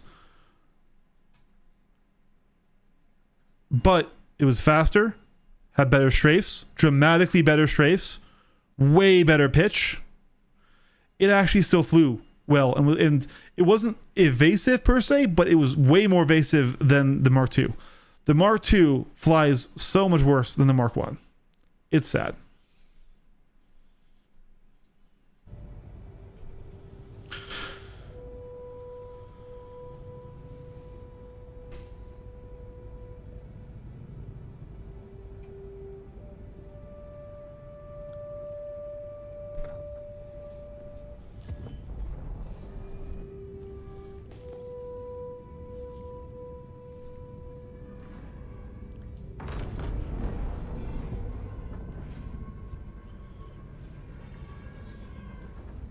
Friendly target.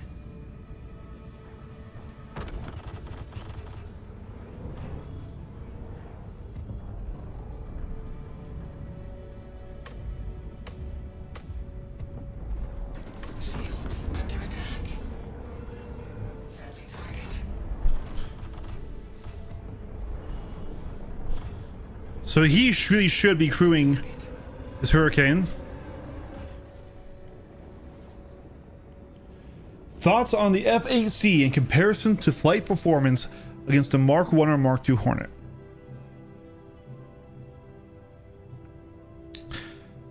What are you looking for, Blue Founder? What answer do you want me to tell you? Because the obvious answer is that it's worse.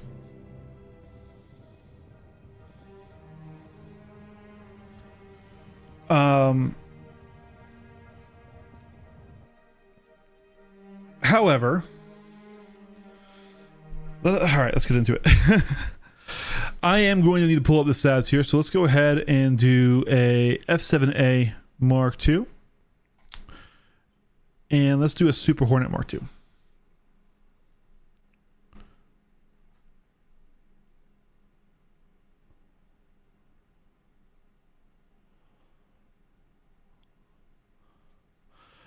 And also, I'm not trying to be like a jerk saying that. It's just because depending on where you stand on the F8C is where like a lot of choices are made. So, all right, physical size. The F8 is going to be larger in every dimension than both of these ships. So if we look here, here's the F7A. C, Ghost, all same size. Here's the Super Hornet, which is larger, but still smaller in every dimension than the F8. Ship size directly matters. Why did my camera turn over there? What am I guess the camera wanted to show off my sim rig? Hey guys, there's my racing rig, I guess. I have no idea why the camera's there. I have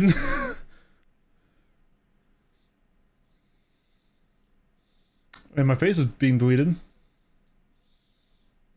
Anyways, sim rig superiority, right? So, all right. Why ship size matters? Because to get the same level of deflection, the same ship lengths moved per second, you need to have more thrust. So if you have less thrust and a larger size, that is exponentially less evasive, okay? So let's go into the summary chart. So the red is our F8C. So the red has the same strafe authority as the Super Hornet, which we've already determined to be quite bad, even for heavy fighters, okay? Because the Hurricane is dramatically better at that, right? It also has worse upstrafe, worse downstrafe, way worse pitch, way worse yaw. So just how you guys read this chart, by the way, the filled in of this section is without boost. The dotted, sorry, I'm hiccuping. The dotted lines is boost, right? So even boosting, you will cross over this boundary, but then they boost and they cross over as well, right? It does have a great roll that's almost as good. So the only stat where it is close is roll. It is worse than every other stat. Now we've determined it's also quite large. So that means even though it has the same strafe authority of a roughly 2.2 ship lengths per second to the side, because it is larger, it will have less ship lengths traveled because it has this extra dimension here.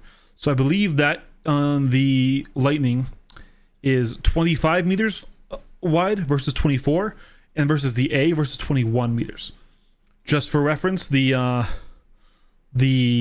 Hurricane is 20 meters. So 5 meters thinner, right? However,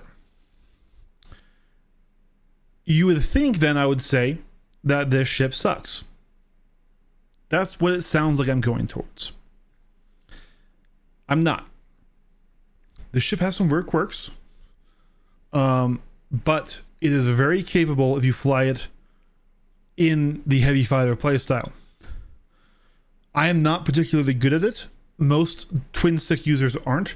It relies using gimbals to extend your pitch and yaw rates and does not really worry about your native pitch and yaw and keeping distance and either doing extensions.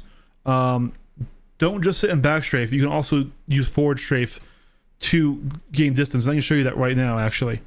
Most people think to stay away from somebody, they just need to look at them and back strafe. But that is a trap, okay? Because right now, if I back strafe away from this, the fastest I can move going back strafe without boost is my circular mass 225. If I boost, 250 is my top speed back, okay? And this is the same for any ship. The individual numbers change, it won't. Now forward speed, 225. When I boost, 500. I will always catch you if you just back strafe, right? So what you do, you don't back strafe. If we are going to do the orbiting drill, because all Physon Star Citizens are in orbit, even if the other person isn't aware of it, right? So the pull drill is done by applying limited amounts of forward thrust. If you look at the left side, the left bar, I'm just tapping forward to stay close. Okay? If I hold W, if I hold forward, look at what happens to me. Do you notice that I'm getting farther and farther away from the bar? Now if I apply some downstrafe too, to even further widen the circle, so I'm doing forward thrust and downstrafe and I'm pulling away. So that is kind of what you would do in a heavy fighter. So we're gonna take a look at this guy here, right? So is this harder to show in this current in 4.7 because the pip goes away. When the pip is close, when the pip is on him, if I press W, I will close. I'll get close to him, okay? However, if I push the pip away, so that's strafing in the opposite direction of the pip. So when we get close to where we have to see the pip again, all right, we're gonna do it on the edges, I guess, okay? If I push the pip away, we get a lot of angular difference. And now that the pip isn't on him, if I just keep trying to accelerate towards him while keeping that pip away, strafing away from the pip, notice that I'm getting farther away from him. And we're now 1K, 1.1, 1.2. So what I'm doing is I'm strafing away from the pip and holding forward. 1.1, 1.2. We're not crashing to that. So forward strafe will help keep you away. You need to not let the enemy fighter neutralize the pip. If you do that in the F8C, that will force them to not be able to get so close that they will win you in the rate fight. And then your superior firepower and your great armor will win this fight. So I know it sounded like I was shitting on it. And that's why I asked, what were you looking for? Because I'm like, okay, if he's just asking about flight, is he trying to win an argument with a friend and say it flies bad? Because it's not a bad ship at all. It's not a bad ship at all. It does fly worse, yes. And you have to fly it dramatically different to any other fighter. But it is very competent. Thanks for the subscribe, Blue Founder. So I hope I didn't seem like too much of an asshole when I asked, like, well, what are you looking for? But yeah. Does anybody have any questions on that? It does shine in a team fight. As long as it's the anchor and your light fighters protect you. Guys, I learned that recently too. I was like, nah, dude, the F8 can't fly for shit, because I was flying like a light fighter. And then Alkaline Hawk very kindly showed me the fucking door. And I've been in a lot more Discords. I've been in a lot more trainings. I have expanded my knowledge. And The engines sound weird when you boost.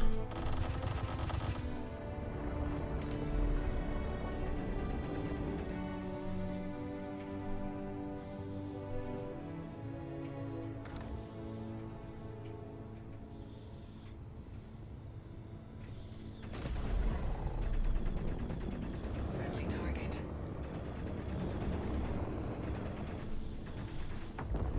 Friendly target.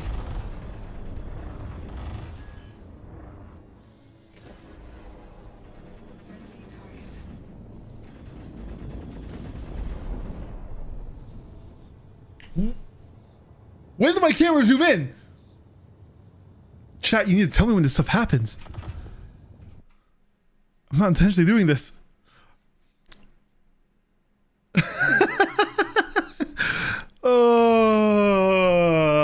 You know, I got this OBS bot camera thinking it was so cool that it was gimbaled and it had like, it could like track my head as I go left and right.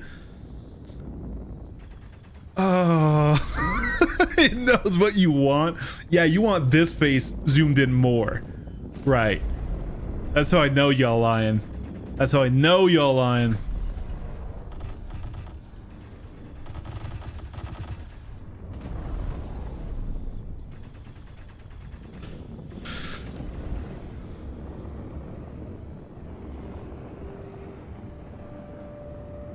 Alrighty.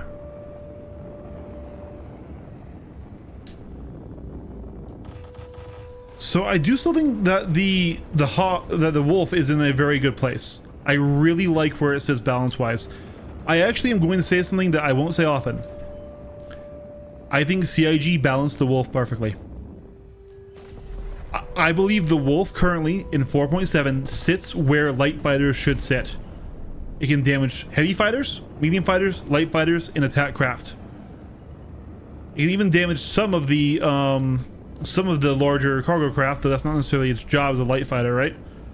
But it can't punch up into the bigger ships, and I think that's just where light fighters belong. I think the wolf right now, in this exact version at 9:48 p.m. U.S. Mountain Time, is greatly balanced, and I'm very happy with it.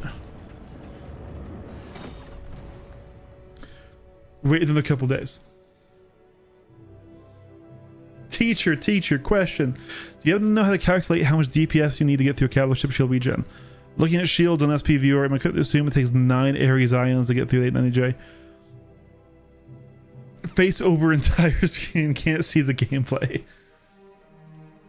Oh, it's tracking me too. I don't want it to track me. Turn off that.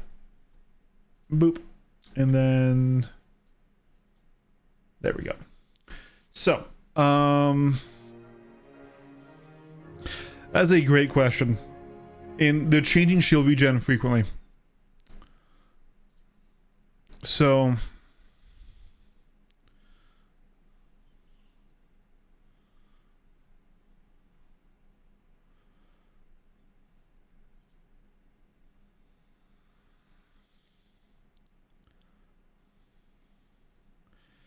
the short answer is no, I don't know how.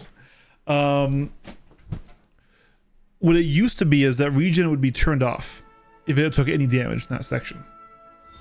And if that's how it's supposed to work, then no matter what, if you keep damage on something, you'll get through it, right? Now it appears that regen on larger shields seems to be active, unless all are being hit. I want this. Damn it, I wanted to intercept it. Hold on. I'm ready. It's kind of lame that they could have at least painted the back of it black. Kill me. Kill me. Friendly target. Kill me. Friendly target.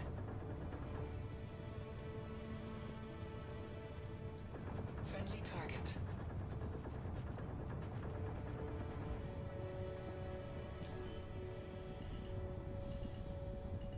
Good sir. I would like you to delete me. Oh wow, I thought it was above that. I would like you to delete me with your railgun.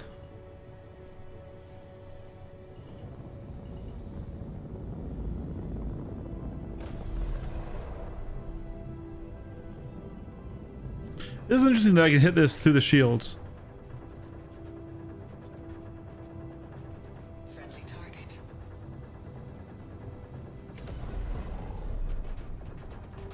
I guess the nose of it sticks out.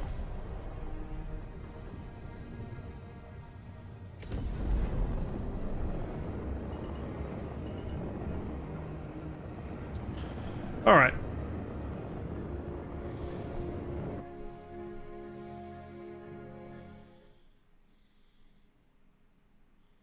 Let's do a little bit of PU, shall we?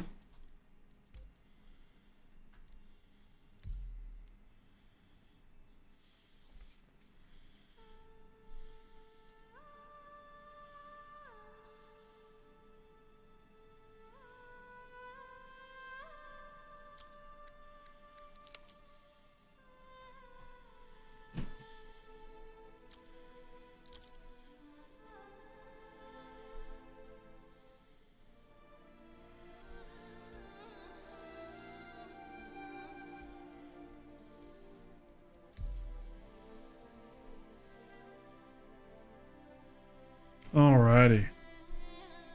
Competent quest.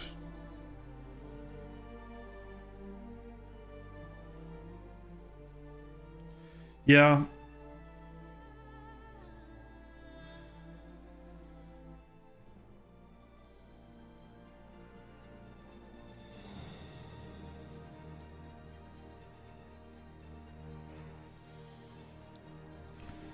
So I think if you're going to run your medium fighters to attack capital ships, you definitely want either a full ballistic or a half ballistic loadout.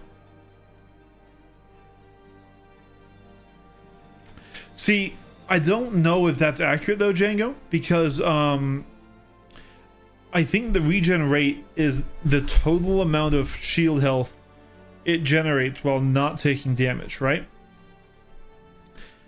Now, it could be wrong, because if that's all the time, then yeah, good luck getting the shields down on an Idris. Especially because you can't destroy those shield generators. Because, like, what ships, even other capital ships, can actually do that level of DPS, right?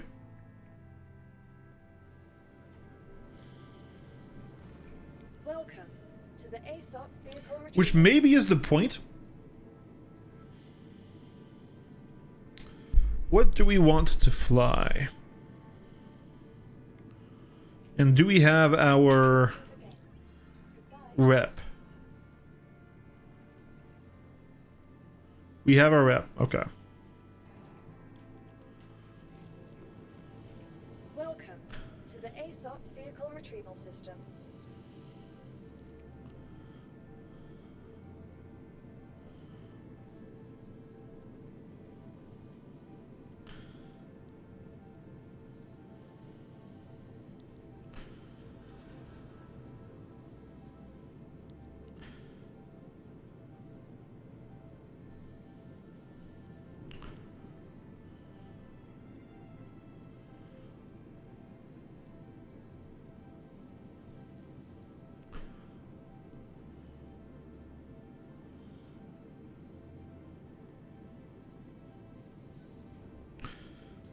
You know what?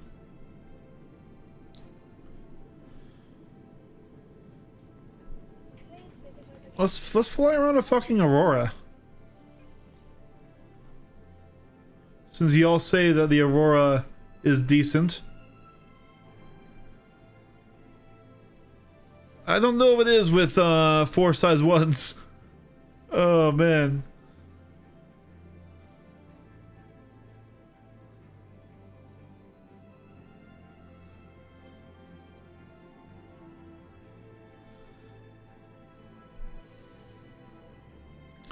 Do you know if missiles? Yes, missiles do strip armor.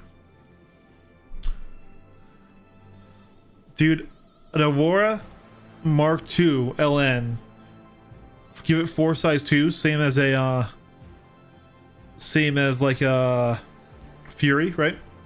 Since they always up tech, right? Slightly smaller than a Scorpius internal capacity would give it like a killer turn rate. That'd be fun. They're not gonna do it. They're not gonna. I doubt they're gonna make the Aurora Mark II actually like a great PvP ship. Or if they do, they're gonna keep it that way. You know what? Actually, I'm changing my mind. I'm changing my mind. To the ASOP field I'm changing my mind. system. I want to test something different.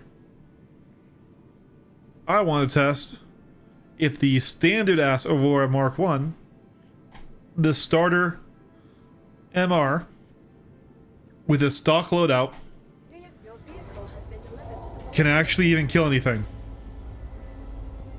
We're gonna do Gillies 1.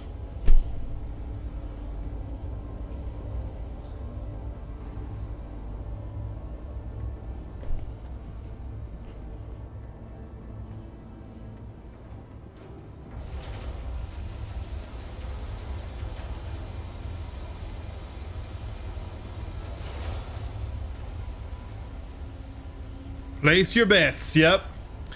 Hold on, we have to get into our flight suit, guys.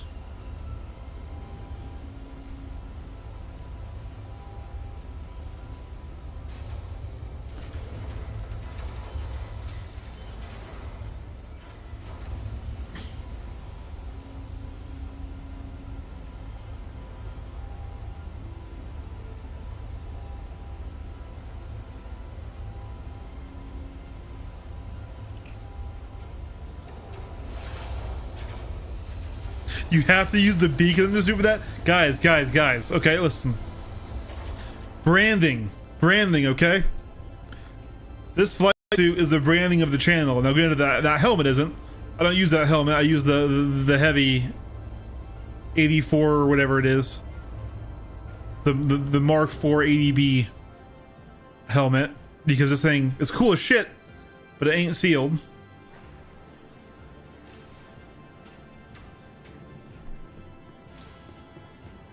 There she is, the little Aurora in the extra large hangar.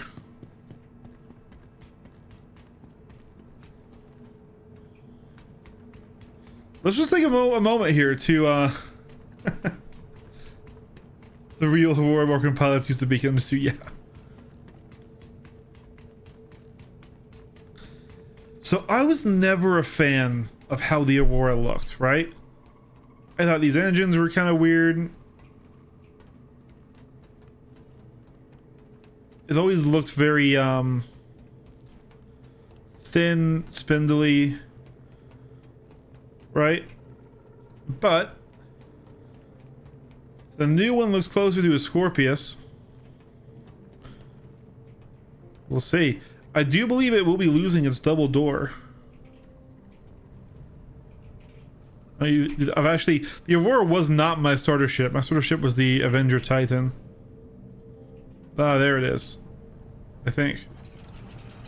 Aha. Oh yes, the bed that would be an absolute bitch to get in and out of.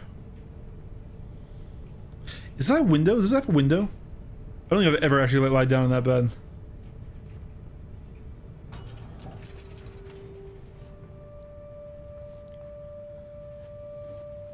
What I miss, guys, this thing used to have so many MFDs. It used to have, what was it, 6 MFDs? It'd have 4 at the bottom, 2 at the top. I absolutely hate how they are robbing us of MFDs.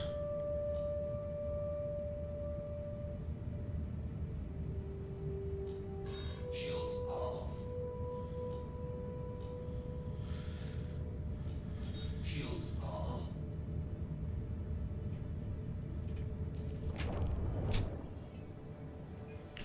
Because I am not somebody who enjoys the helmet casts. I do not like them. Then again, I have head tracking, so like I like to use that space on my screen. But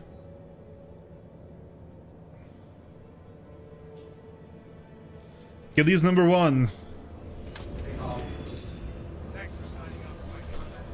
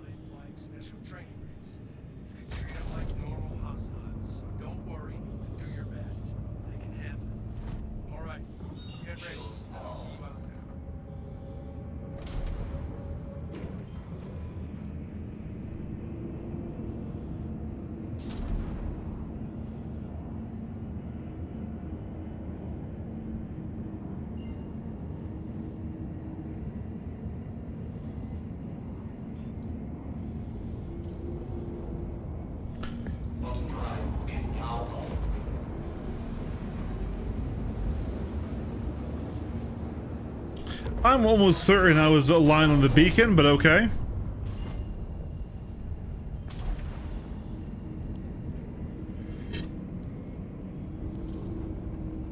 Auto drive is now on.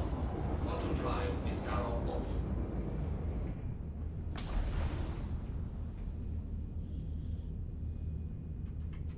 Okay, you're in the right place. Stand by while I deploy your targets.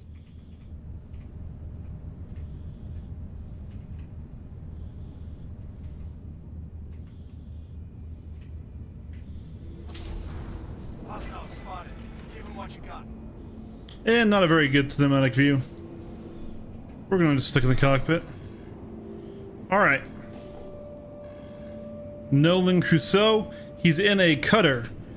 So we are in not cutter, sorry, no, it is a cutter. Cutter and Clipper I get confused. So starter ship v starter ship, can I damage it with the default loadout? Bro is currently in a shitter. Alright, we're getting damage.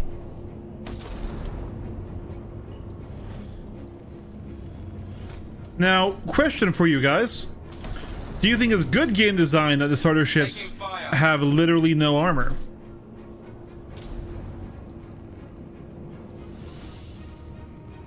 No protection against things that would potentially gank them.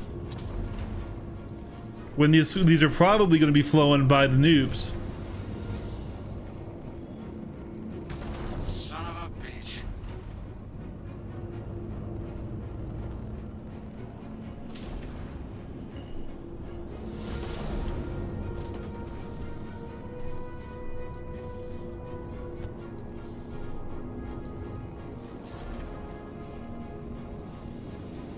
Son of a bitch.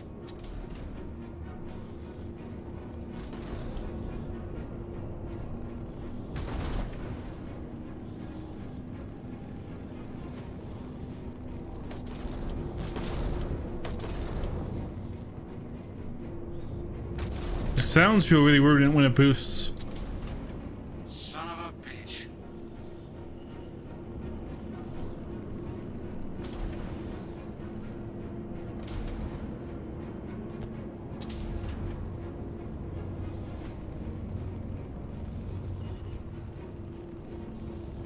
God, I really hope the Mark II is good.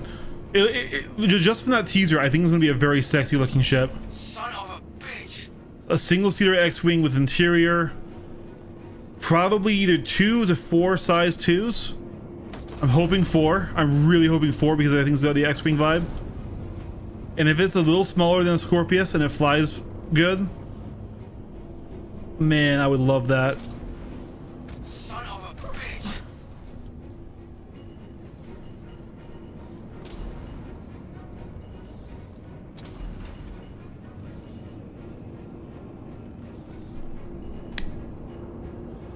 Freaking idiot. The AI always flies super weird. Ow, that hurts.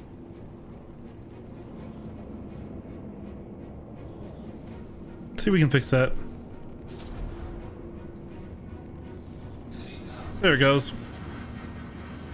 Wait, clear. Here comes the next.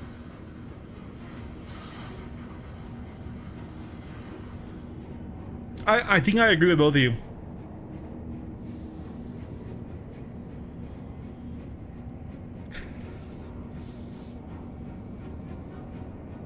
See, I agree with you, Sky, with the MFD placements, but I hate them.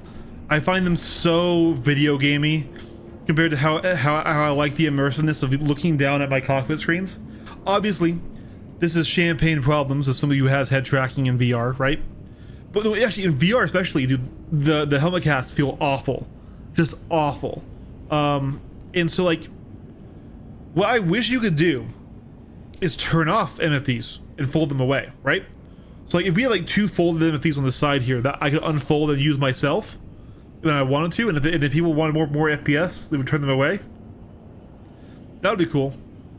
It feels like they're doing it for console players though, because eventually Squadron 42 in this game are going to go on the consoles, I know that sounds insane, but I do think that is their end dream goal.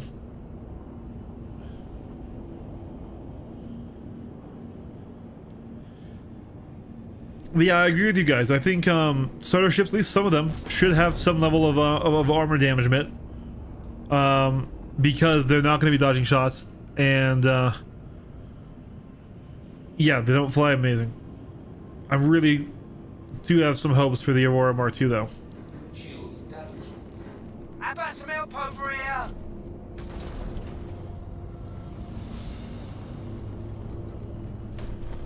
And he just instantly stops. Okay.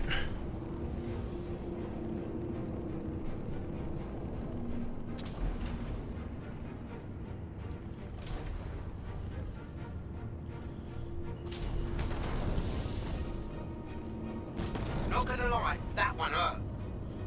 I don't think it did, dude. I think you're lying.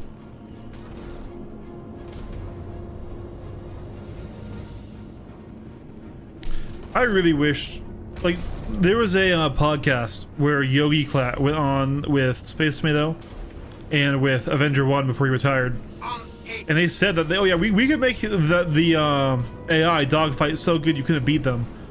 And man, I wish that was in the game in some form, because these guys don't even fly like they're actually playing the same game.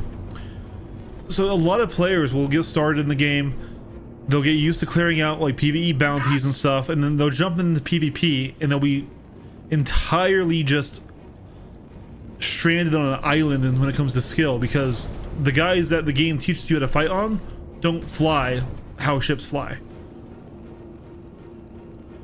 Like, what is this guy doing here? Shit. What is he actually doing? He's not really running. He's not really fighting me. If I just don't fly in front of his guns, he won't ever shoot at me.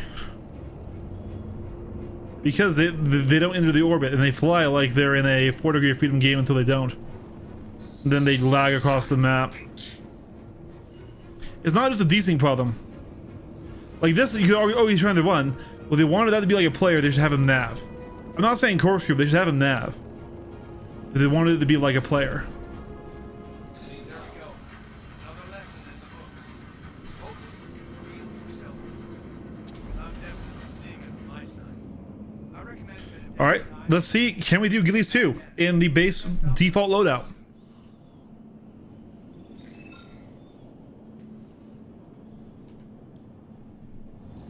Ready for your next challenge, Rube?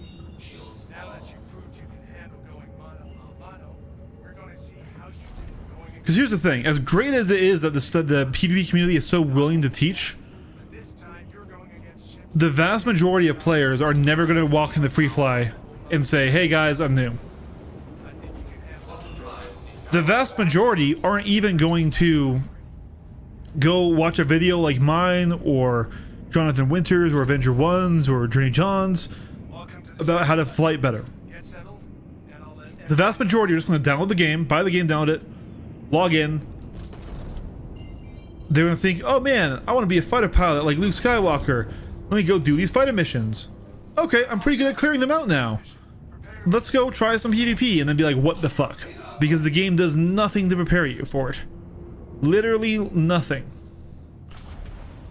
And like, so something like Gillies Flight School would be like a place where they could do it. So here's a Mustang. We can see if we can damage a Mustang with size 1s. shields.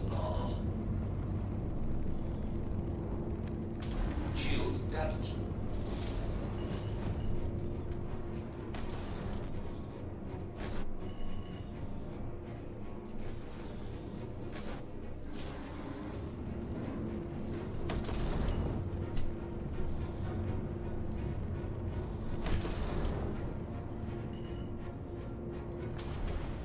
Interesting livery on that guy.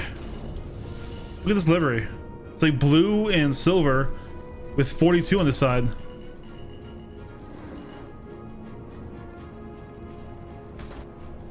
All right, we gotta go fly something else because we're too close to the rocks there.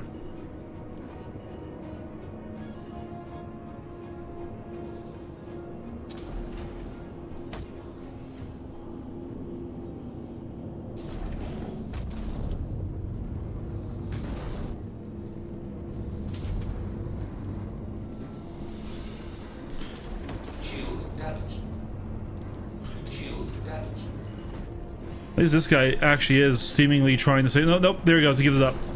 No PvP pilot will ever give you slot and turn around and fly in a straight line away or do this stuff.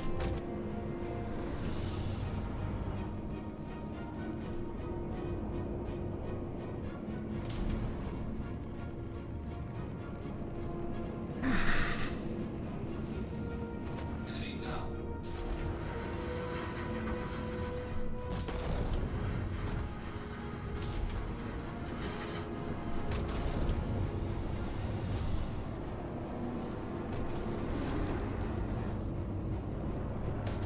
Look at this. Why did he just turn nose off me there? Maybe it was desync, but still.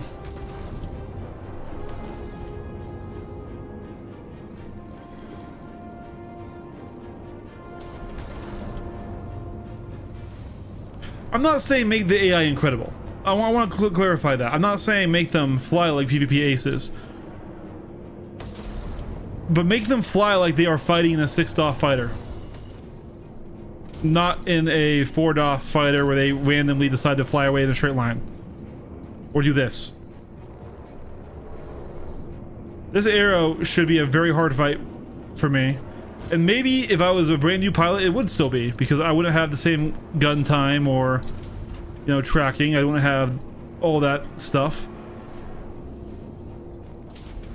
Shields damaged. So maybe that is programmed to literally say, hey, as a noob, here's your free damage because you need it, right? But then give me a higher difficulty level, and not just in more ships, but also in how they fly them, right? So that way I can work my way up and like say, okay, let's say the HRTs are where you get people who fly like they're actually in the fighter that they're in. Once again, I'm not saying make them incredible. Make them do binary circle with you. Make them say nose on. Not do that, because that's just giving me free damage. That's just a maneuver you would never see someone do. We didn't have 2 size 2s, he'd be long dead.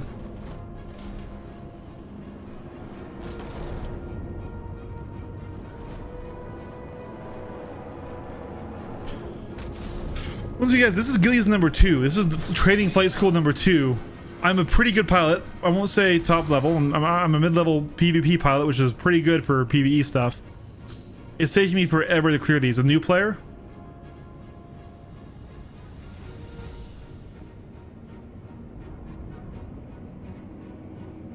Silhouette. Please don't.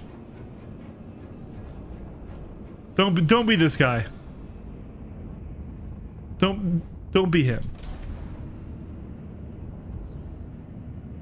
In a dogfight, especially when you're in the superior fighter, never give up nose authority. Really? Bro? Bro, are you good, bro? Guys. I think I've done a heckin' bamboozle.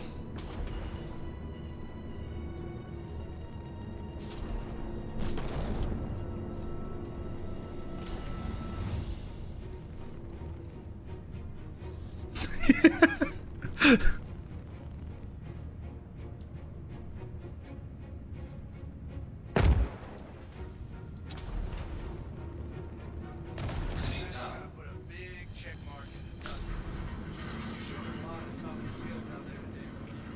Can't wait to see how you do with the next lesson.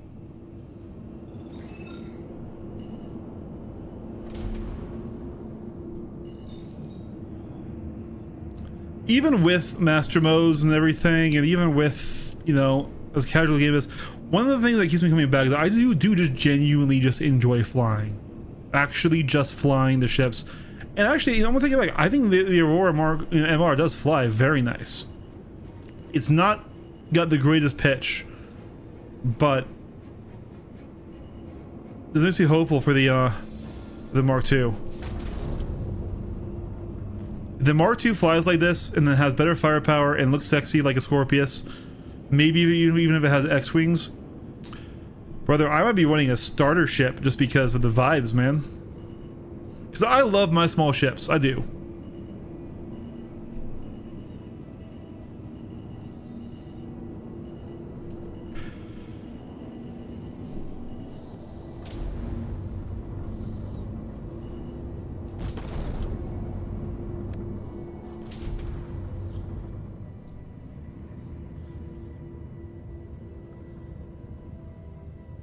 Exactly. Yeah. Because they aren't going to know to buy new weapons or to change builds. Although, I just had this thought. So for the longest time, whoa, face. Okay. Now that I've stopped being consumed by the nether creatures. For a long time, builds, right? Recommended ship weapons were split between PvP and PvE. PvP was relatively static. It had some major changes like in 4.6 and 4.5, right? But the PvE builds changed quite a bit more, but also they were dramatically what's the word I'm looking for? Bad. And like, for example, when 4.5 dropped, a lot of creators was like, hey guys, it's deadbolt meta. And if you're shooting at NPCs that fly straight and don't dodge, you're absolutely right. It's deadbolt meta. But if you took those to Hathor or Arena Commander or into any fight, you were just dead. Because you can't hit, you couldn't, in 4.5 and 4.6, you couldn't hit anything. Now with the ranges being compressed, with armor being how it is, and every ship, PvE or PvP, has some new considerations, I'm actually hoping that we will see those builds unify perhaps, or be less different, to the point where maybe you aren't literally screwed if you have a PvE build and you get attacked. So like, here's the thing, people who are running a PvE build already are not good pilots. I'm just gonna say it, right? Because a good pilot can take a PvP build and just take a little bit longer, or probably not because you'll probably be a better pilot, and then kill everything in the game, right? That's how it used to be. But PvE builds could only kill PvE. So they were never focused on PvP. So what it would do is it would take the pilots who were already at their weakest skill levels and give them weapons that could not, under any circumstance, defend themselves. So I'm actually just curious. This is the Mirai Guardian. It's taking me a while to get through these fucking shields. But I don't think I can damage it. Actually, I know I can't, but I'm curious if I can damage the winglets.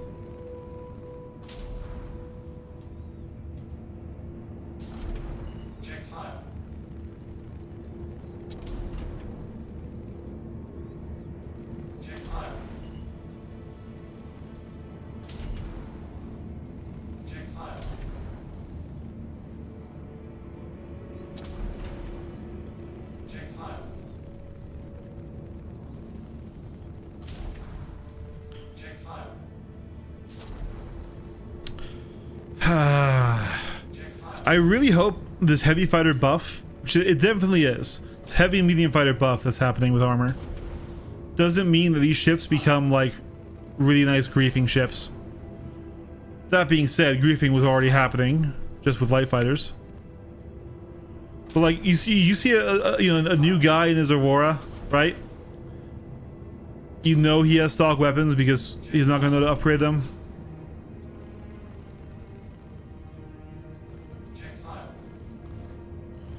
You could absolutely grief and bully them for a long time just because you're immune, right?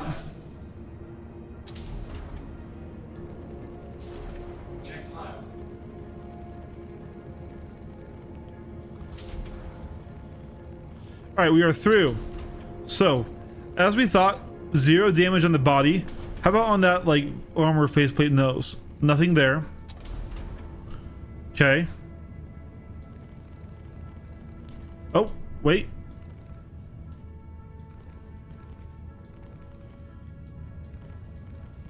Okay, obviously you can shoot the weapon, but you can't shoot the wing itself. Engines. Okay, you can damage the engines. Hard to do when it's actually flying, but it can be done. So now you're asking a brand new pilot,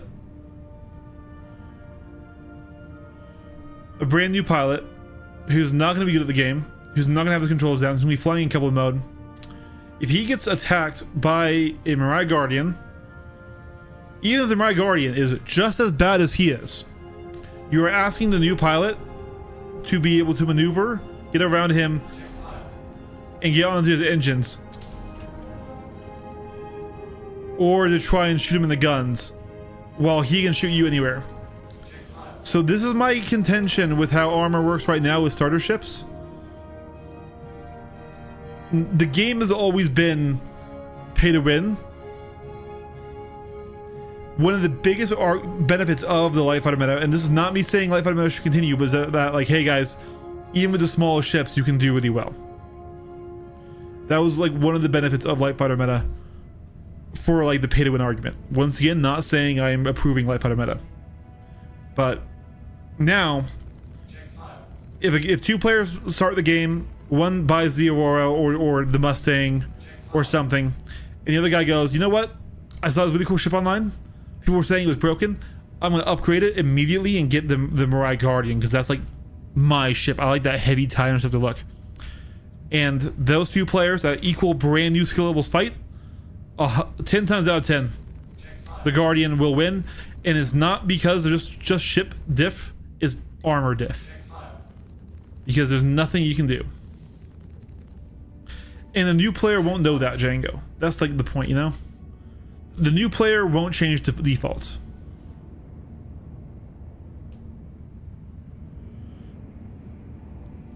Once again, I want to make this very clear in case anyone like clips this. I am not in any way, shape, or form advocating for like the continuation or the return of light fighter meta. I am simply talking about some of the balance issues that are arising with the current unfinished version of armor.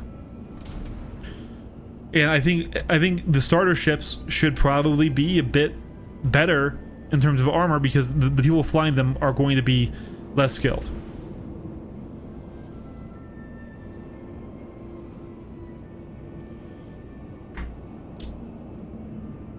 Or they could give a bespoke starter ship weapon class.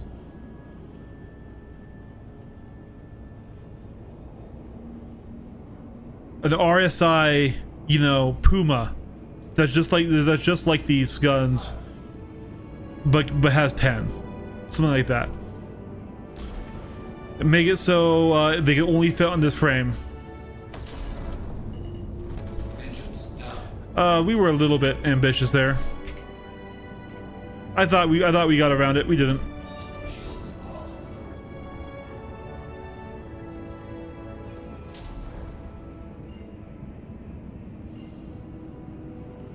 No, you're right. It's just the Omnis are a little harder to use. Excuse me.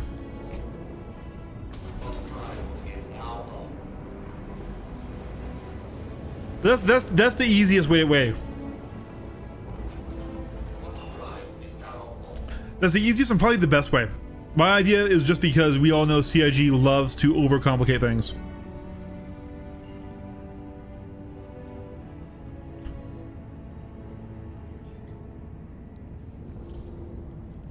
Auto drive is now on. Auto drive is now off.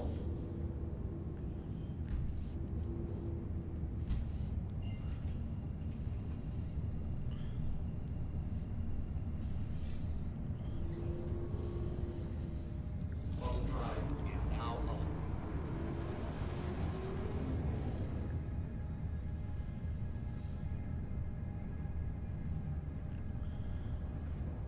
Yeah.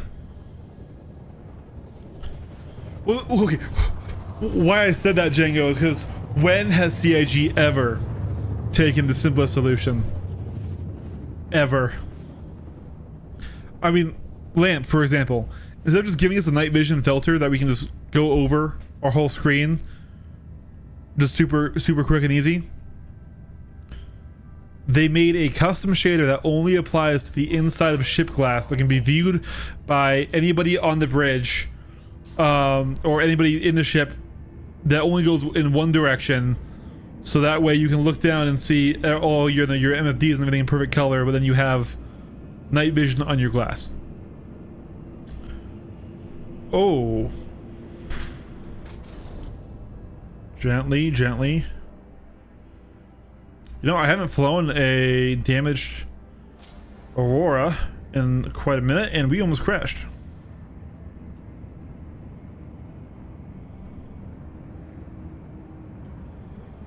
Gently does her. Gently does her. Okay, another thing, guys. Wind compensation and like mass compensation and like, I'm a flight nerd. This game is aiming for a much more casual crowd, and it still is already a very high skill ceiling. So this is not a real suggestion, but for me it'd be so cool. Like right now I'm actually really enjoying flying with this damage thruster, and I'm kind of just imagining it's like wind or something, right? If just the act of flying was more difficult, even on like, you know, planetary surfaces and stuff, and like let's say you had a fully loaded cargo holder, right? And it took some skill to like actually like get that thing down safely without crashing with all that heavy cargo. That would just be more engaging for me personally. Obviously, most people are playing on mouse and keyboard or fucking controller eventually, and they can't make it that hard. But like, part of me still is just like, make it even more simmy. Here we go. Got a spot all for you.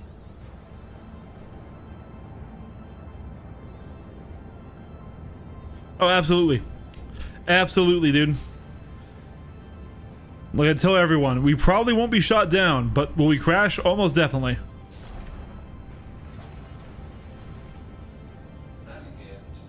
Oh, it wants to spin. I'm fighting it. That's why when we entered that mode, we jumped out, we almost immediately lost the ship.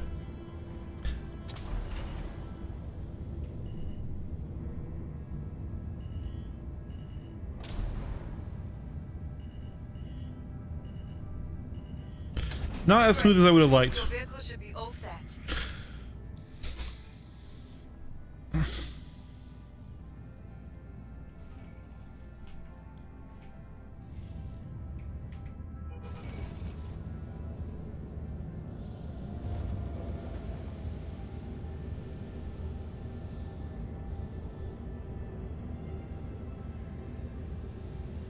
That's the VTOL.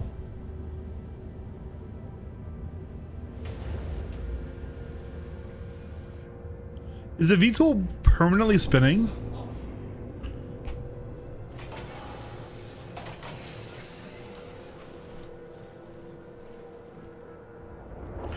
Was that the buzzsaw everyone kept talking about?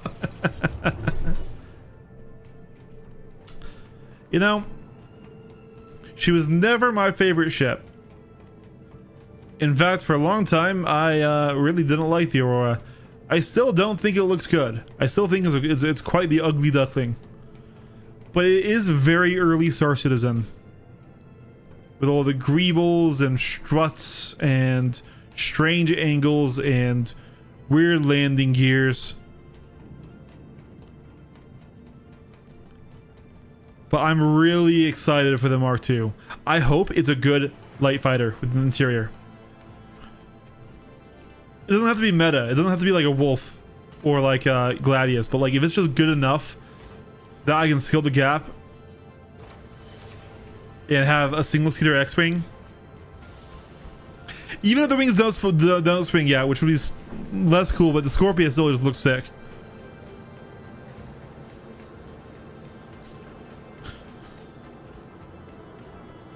What ship should we test next, guys?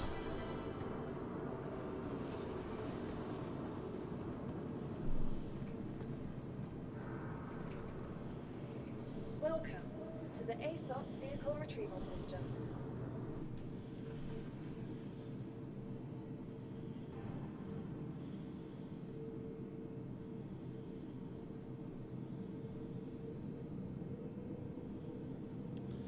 The Wolf did, because we kind of know his limits, but I mean, we can push it farther.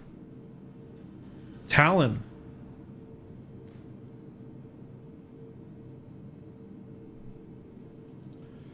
I would love to test a Talon. I don't own a Talon. Where can we get a Talon? Is it just Your vehicle has been moved to our storage facility. just the Please visit us again. Goodbye. the ship store on Area 18. Wow, that took me forever to get to.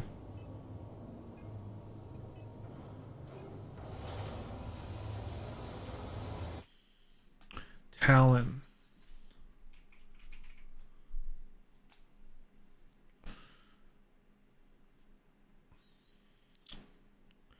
Okay.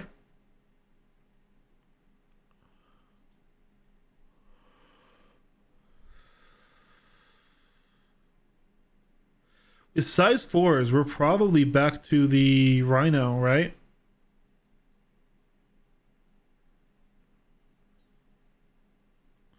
The Rhino is good, but it's not as good as what you get on the Wolf.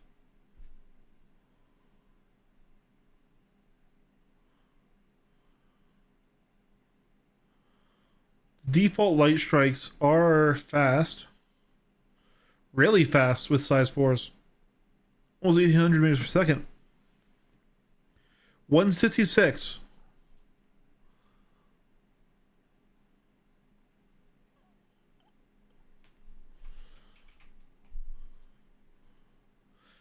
Light strike size 4s would pen the Hammerhead.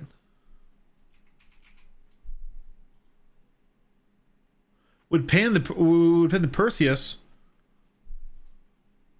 and the Polaris and the Idris.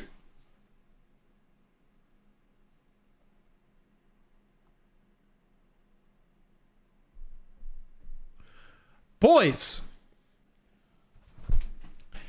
So no, it would not get through shields. We're not talking solo. However, in terms of a generalist loadout, the default weapons on the Talon damage everything. They have 1800 meters per second. Hold on. Am I high? Do I have this wrong? These light strike IVs. No, 166 alpha. 700 burst DPS. We're under capacitor. So like I said, whenever I was testing, it wasn't supposed to be solo ship takes on this, right? Usually we're talking flights. So you would get a flight of a gang of light fighters. Why? The camera wants to follow me, that's why. Stupid camera.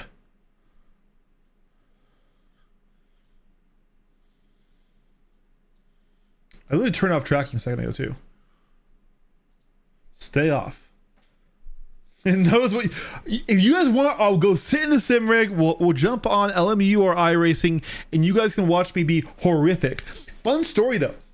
A guy I trained in Star Citizen after the launch of my Art of War video is actually like a really high rated iRacing driver. He's now tutoring me on that.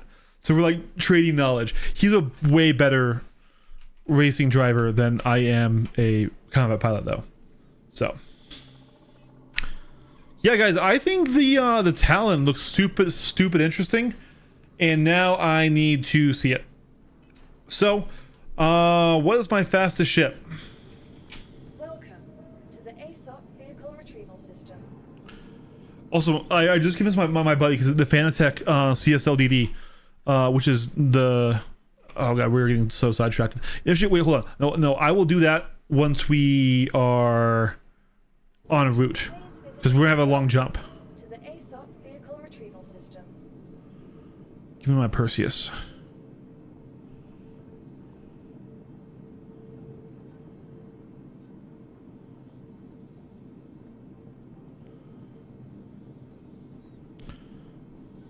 Your vehicle has been delivered. We understood. I just gotta test it, man. We're gonna run the same test against the Constellation, but it has stealth. It can damage everything in the game. It's interceptor tuned. If they get shields down from other ships in your org, or just enough way to fire, right? If gangs of ships can get the shields down on these larger ships, you can then apply damage. Unlimited ammo. It's looking good. It's under capacitor. I now need to test the Talon. I need to obtain a Talon.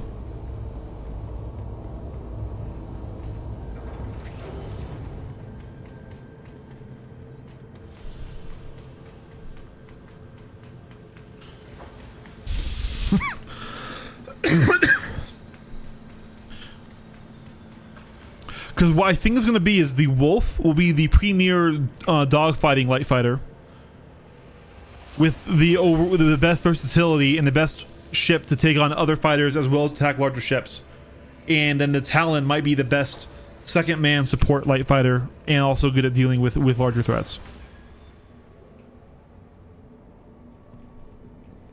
I really think what we're seeing is, in terms of like most optimal initially without messing with the build, is going to be Wolf and Talon. Shockingly, both size 4s. It's almost like giving size 4s to fighters was kind of a bad idea, CIG. Who would have thunk it?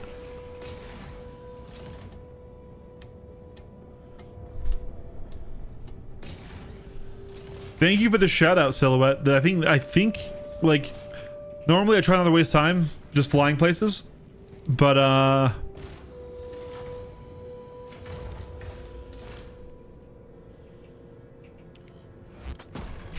You should be good to go. Space Industries. Enjoy the ride.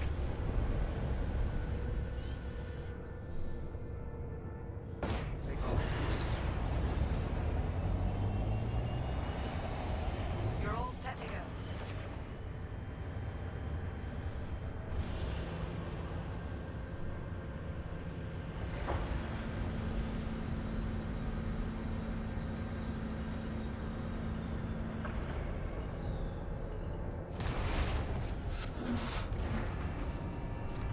Shields off.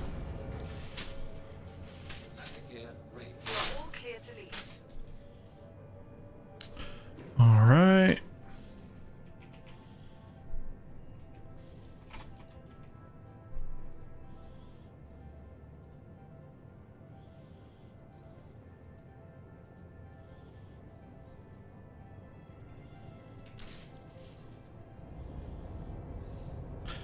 Yeah.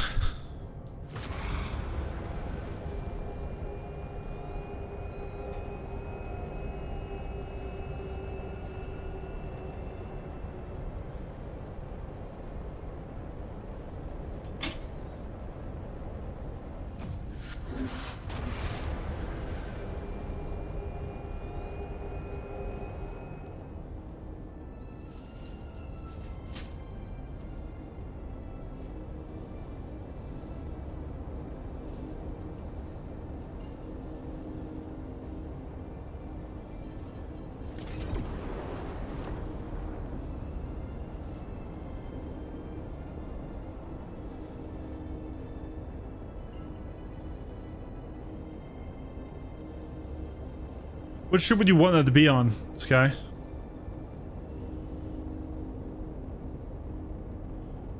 Ooh, wait.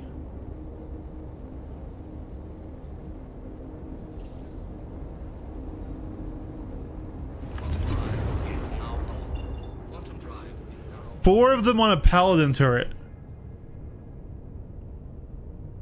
4 of them on a Paladin turret. Staggered fire.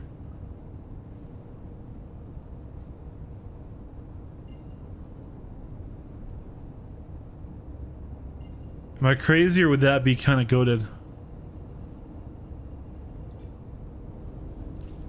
Quantum drive is now on. Quantum drive is now off.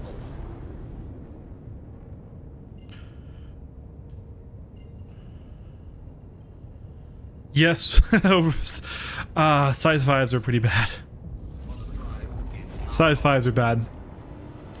Maybe not if I was going directly up against a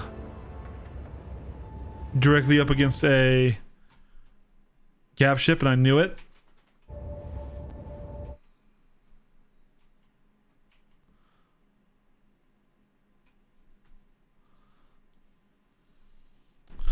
Let's see. PAL.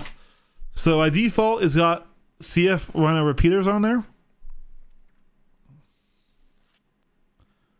So its burst TPS is higher, 817. About 100, about 120-ish more TPS. And of course, you are going to get more shots. But now you can damage everything in the game. why I like the 4 of them is at that point you get a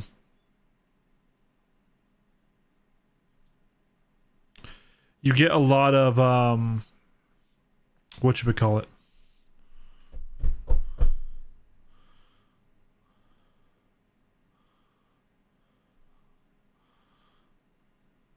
I'm blanking here. Hold on. Actually, I forgot they have the Galdarians, which have a lot more DPS. And the Galdarians are good now.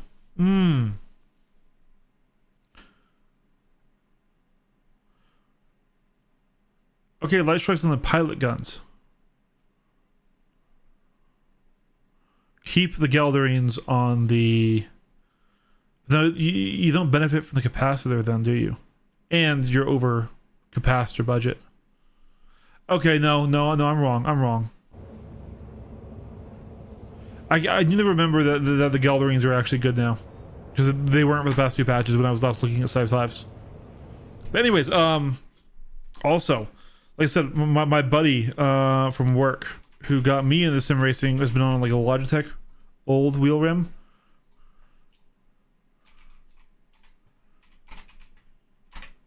And Fanatec is running a big March sale. And he just got this wheelbase. The 8Nm CSL Pro wheelbase for $300. That's as much as the Logitech wheel rim. And that's a great wheelbase. I've got the PlayStation compatible version on my rig and stuff. So really excited to be doing some racing with him there. I have a racing YouTube channel. It has not done well at all. It has not done well at all. Our mass drive is good for any ship release. I think mass drivers have gotten removed from the equation.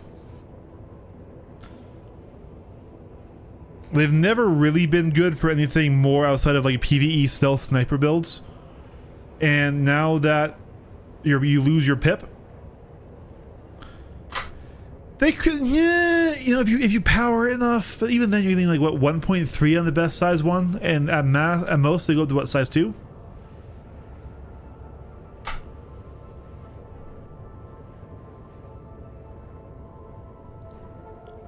Yeah, I don't think the railguns are quite there.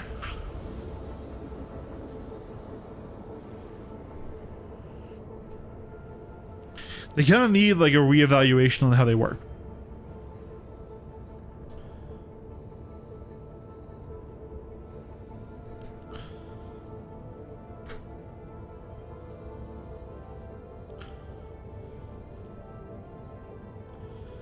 For griefing new players who are standing still in couple mode and hovering there looking at their map, you can peck them a bit. You probably won't kill them. Probably even in an Aurora. But I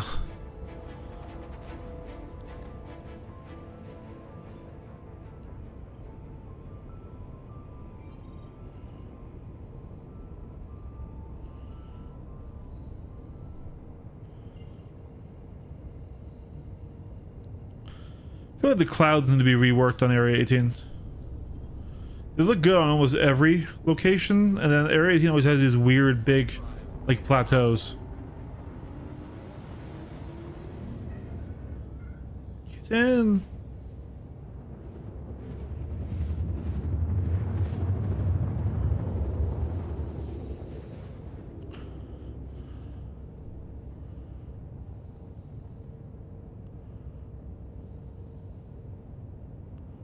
Quantum drive is now off. It's pollution, not clouds.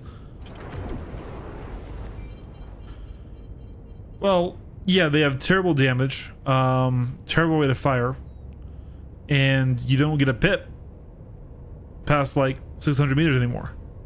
And even if you max power and the best size one radar, you're not gonna get a long range pip, so you can't snipe with them anymore, really.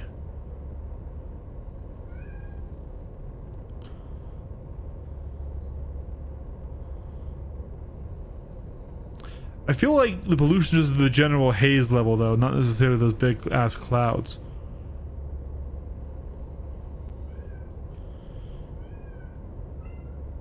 But like the clouds on Hurston are fantastic, especially when it rains. God, when it's raining over Lorville, that is some of the most fucking atmospheric shit. Literally, literally atmospheric shit. I love it, especially flying through it in an M50, ripping up through the clouds, going from the rain and the thunder down below, just ripping up into above it. One of my favorite recordings of mine.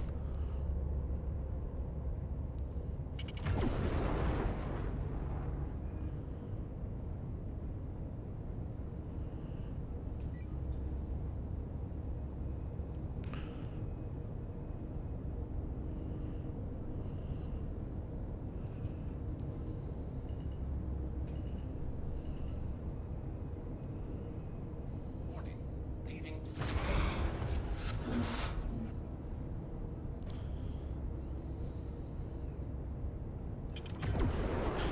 They did the M50 so dirty.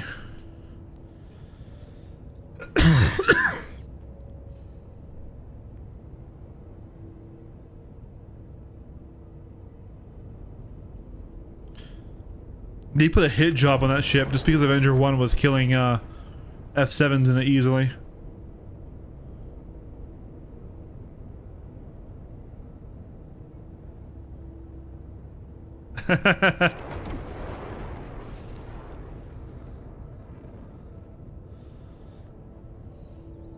Warning. Leaving safe zone. Look at that movie. Leaving the safe zone. How much have you ever lost on a coin toss?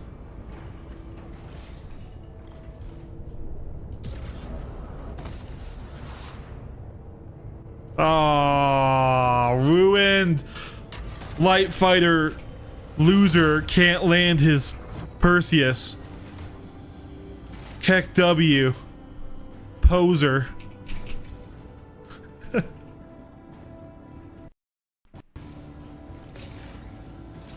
It was insanely good, and it looks so super cool. And everyone's like, "Oh, but the glass engine cowlings, the glass engine cowlings." Yeah, in this universe, glass is literally as tough as armor because they didn't want to make a glass blowout effect. It's just more expensive than armor.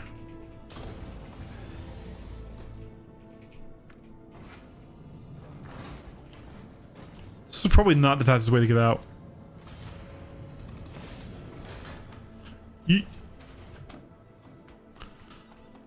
Alrighty.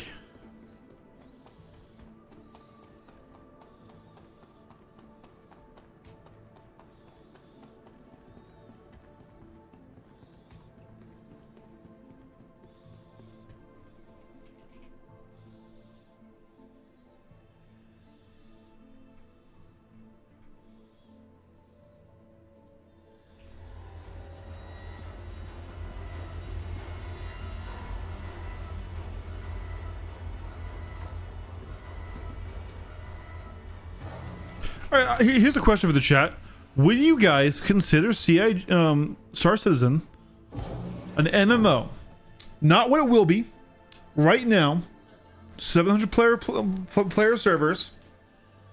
The PU. Does that qualify to you as an MMO? Not an MMORPG. An MMO. Or do you think it's not there yet?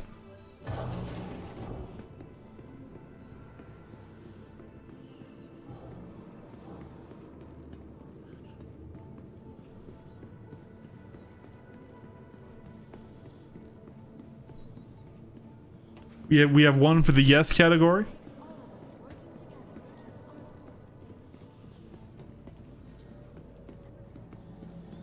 So I'm also in that boat. I consider it already to be an MMO. Being an MMO requires social tools, being able to interact with a large amount of players. First of all, we need social tools. Not arguing with you there at all. I would argue you can interact with them, but through gameplay, not necessarily through social connection. It struggles with 20 players in one spot.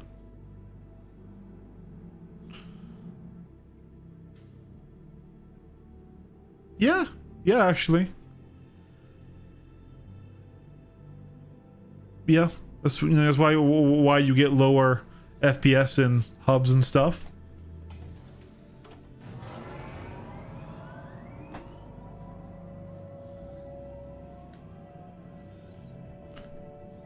So we have 2 in the yes, 1 in the no. So for the no, besides social tools, which we all want social tools badly. What would it take besides social tools for you to qualify it as an MMO? Was that the only thing, or is there anything else that you would want it to have? Once again, we're not saying finished game here. We're just saying what's the minimum amount to reach that moniker? Because yeah, they're right. That Planet Side too had 500 to 1,000 players.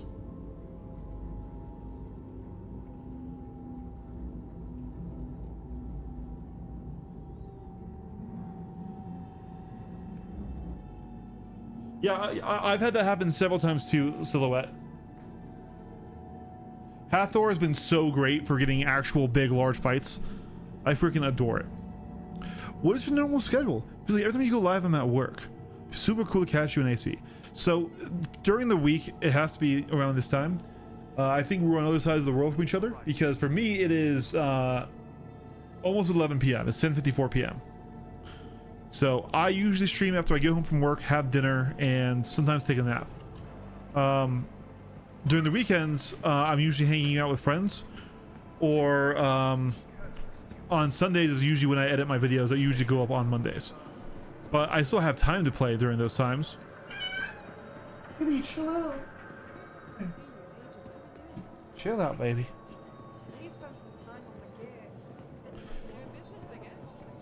I think he wants food. But he's a fatty. He's already been fed twice today. And I don't mean like a little bit. I mean like 2 cans of cat food. That fatty. I'm going the wrong way.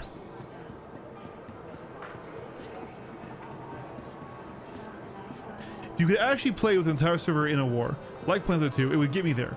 It needs to feel massively multiplayer. Okay, so it's not just... Welcome to Iron North Town. Okay. Area 18's Premier Centre for Business Development. Please consult any of our associates for help or rental opportunities.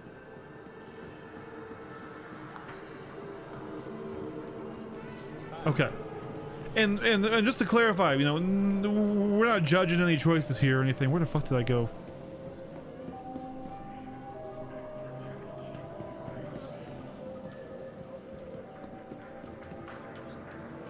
Rental Bridge is where we're going. Okay.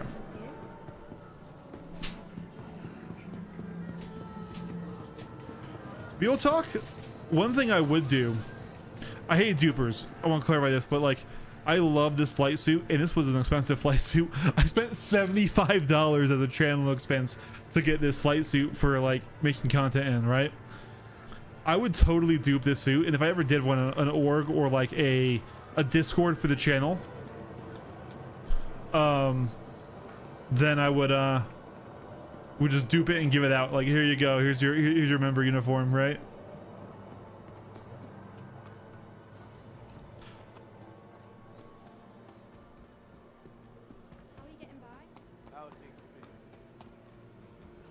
You had to buy the Citizen Con pack to get this flight suit.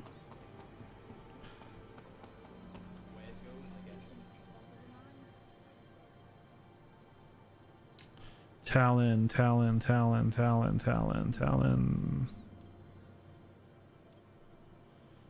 Such a pretty girl. Is it in the loot pool? So I have yet to confirm it. I've had people anecdotally say that they found the helmet in the ASD sites, and I've had some people anecdotally say that they found a version, not the green, not the full green one, but one that has these like sort of like, you know, rubbery shoulder and knee pads, in more of a brown color, spawn in the Microtech data centers loot pools, but I have never seen that personally.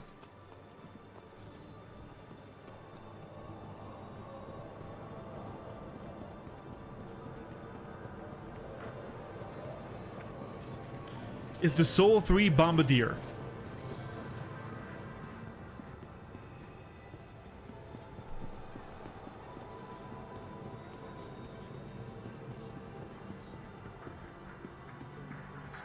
If 100 people in close proximity is the ballpark, would Battlefield count as an MMO?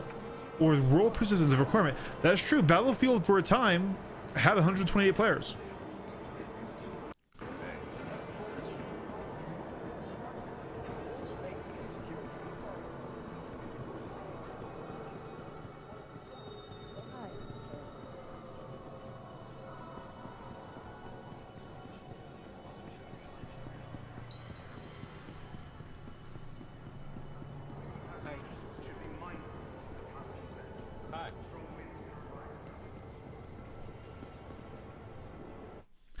Let me see here also. BattleBit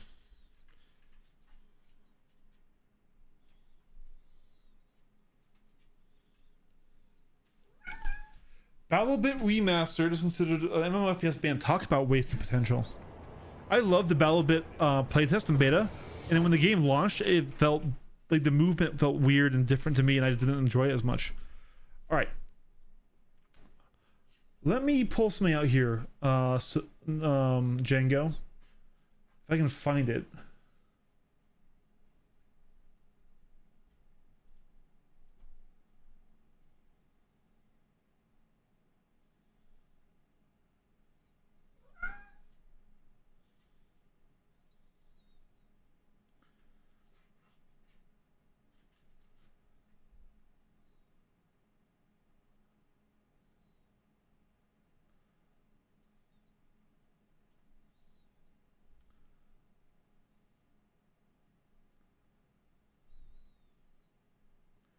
Okay, so it was before that.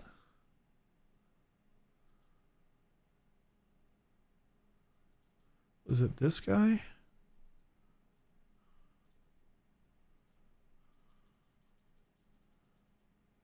I think it was. Yeah.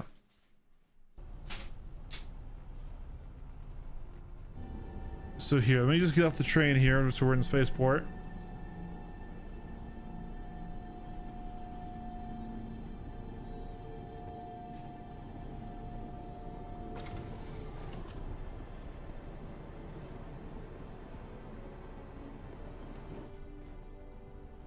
Hold on.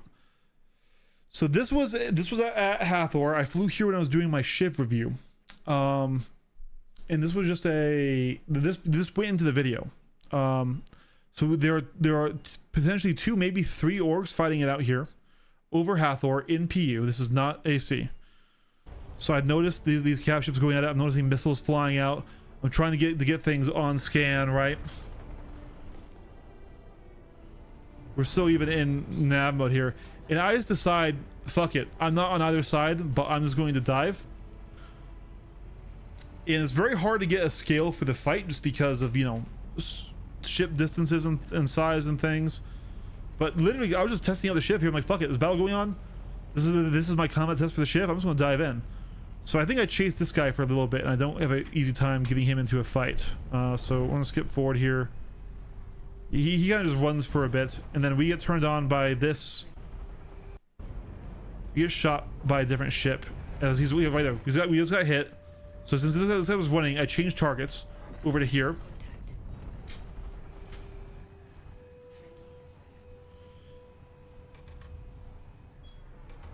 So now I'm dueling with this guy. I'm being engaged from the outside again. And this was one of the reasons why I fell in love with the ship. It is surprisingly tanky in 4.5. So we're going to change the targets on this other attacker here. And we can see at least 5 or 6 guys are within radar range there. Red. But of course this is a bigger fight, and we're kind of on the lower elevation distance from it. So we're gonna I'm trying to skip over that without this was a long battle, guys. I want to clarify that. But yeah, so we catch this guy, kill him, finish him off. Me shooting where the pip was as I aimed in. Then we see this is that same Hornet that was fighting us before. It has the same Mark 1 Hornet with the skin. We decided to jump in nav mode, dive on him. There's more fighters here we're now seeing whites that we weren't seeing before because we're now higher up and closer in the center of the fight here. So this guy is still up right now. We get the power plant kill. Right now his power plant killed. And what we do to not get crime stats in 4.5 is we just rip off the wings, right? Boom. And then I just move on to the next target. Actually, I think I was trying to full kill him at this point. That's why I didn't care. So I was still learning 4.5 there. I'm surprised I didn't go immediately for that Firebird. I hate Firebirds. So I've targeted now a red Gladius. I think what it might be is I'm like, all right, you know what? For right now, I'll stay on the reds, and I won't go after the whites yet. That's what it was. I see this Firebird. I'm like, all right, nope, we're melting you, not letting a Firebird go down. So this is a pretty huge fight. We have crewed cap ships. We've got a bunch of fighters going around. It's really hard to get a gauge for the actual number partaking because of what I can see in radar and what I can see on screen at one time, right?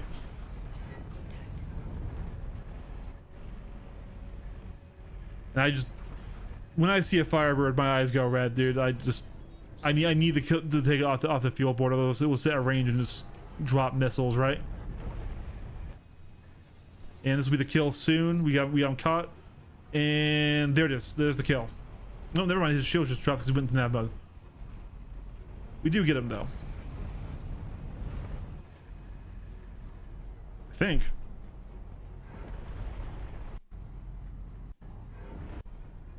No, okay, he just flees. So now we're on a Ares that's fighting this cap ship. So each side has at least 2 or 3 cap ships, right?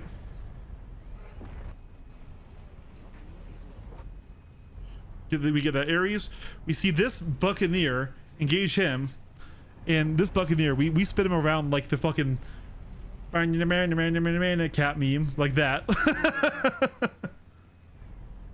Just send him into G hell. Attacked by this Hornet next. Now our ammo's getting dangerously low.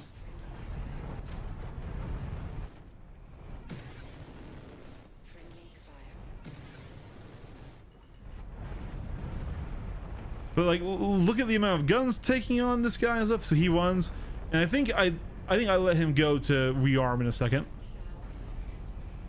Because this was deep in ballistic meta, right?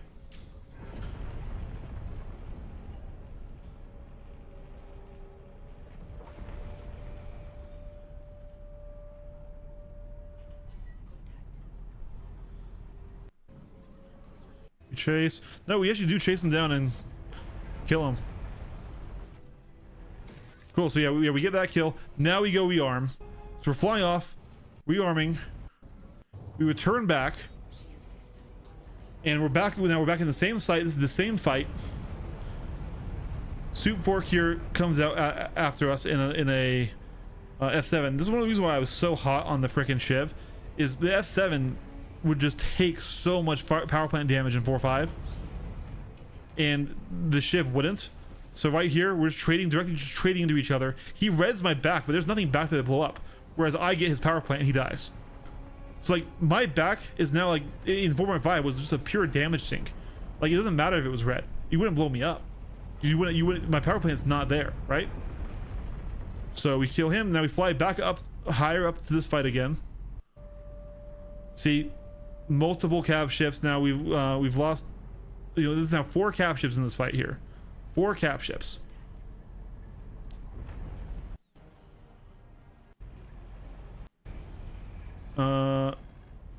So yeah, this guy's firing his laser at us. We're trying to go after that Asgard. So with this battle, especially when it's, you know, fully met and combined and we have everyone here, would this meet your clarification, Django? Right? If Battlefield and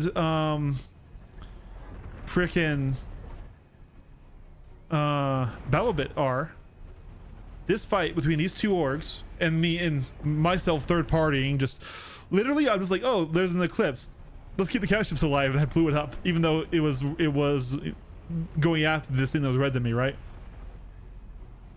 Oh, I should have tried the board. That would have been cool. Well, I'm not sure if the ship fits in there actually. But yeah, so what I did back in Ballista too is like, yes, I can't kill the Idris, but I can damage its weapons, which scares it. So now we have a wolf on us.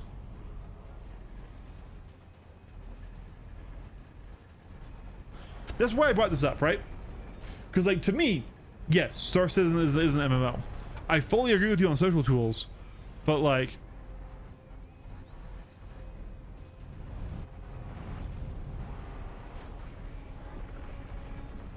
I think at this point I run again because we didn't want it to die.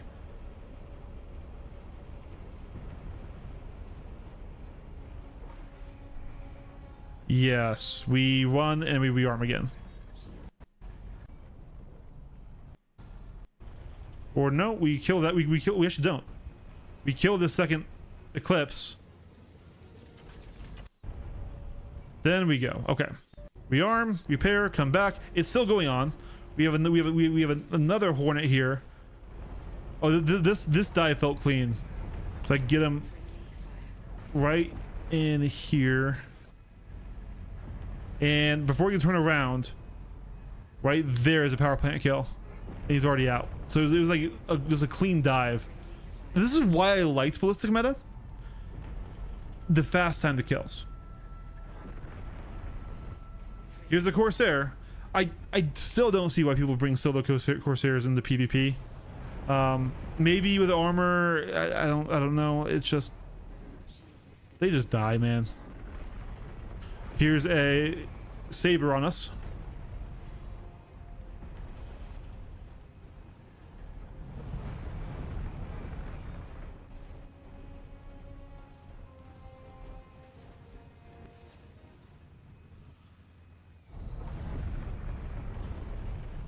And this was also early in the Ballistic meta and early in like the Shiv coming online, so a lot of people were using wrong weapons and stuff. Like that freaking Corsair has a full laser cannon build in 4.5.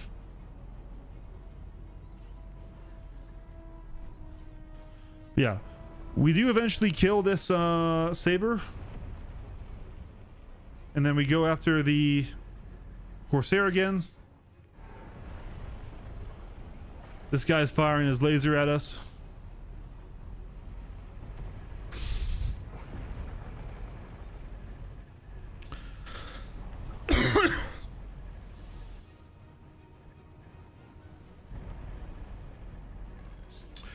I think to some extent why it doesn't feel like an MMO is because the vast majority of MMO aspects you have to seek out, versus most MMOs is more natural.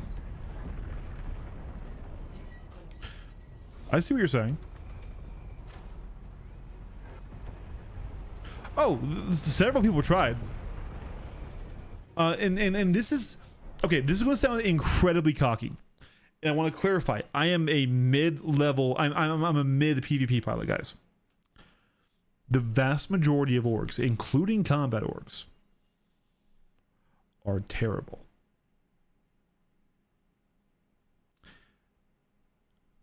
Like really bad. And that's because Master Modes encourages a numbers game where against most pilots, including PvP pilots, if you just bring more, you win. If I was fighting one of these orgs, I would be fucked. Because there are two fighting each other and I'm in the furball, and I'm not the primary target. Basically, I get to pick my own fights. And they don't really have coordination to get a bunch of guys onto me. And so basically by third partying this huge fight, I take away their advantage, because most orgs, how they fight is they just get as many players online as they can in whatever ships they can, like the freaking Asgard, like the Corsair we saw, right? Or they jump into fighters, but they don't know fighter fundamentals, and they're just trying to get close and gank. Most orgs gank. Because of that, when you're in the situation, even though I'm in not that great of a fighter, but still a really good multi-role ship, yeah, I'm able to dumpster them.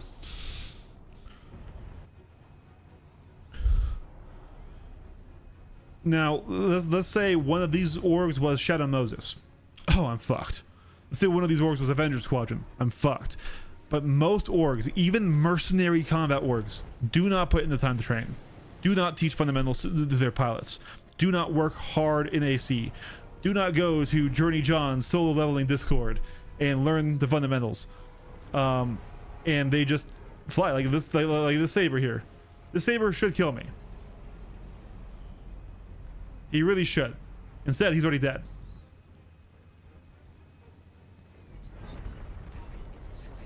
Absolutely, you can, Django. Like, this was something that happened to me when like within the lifespan of my YouTube channel. Like a lot of these fights are actually on the Shiv review.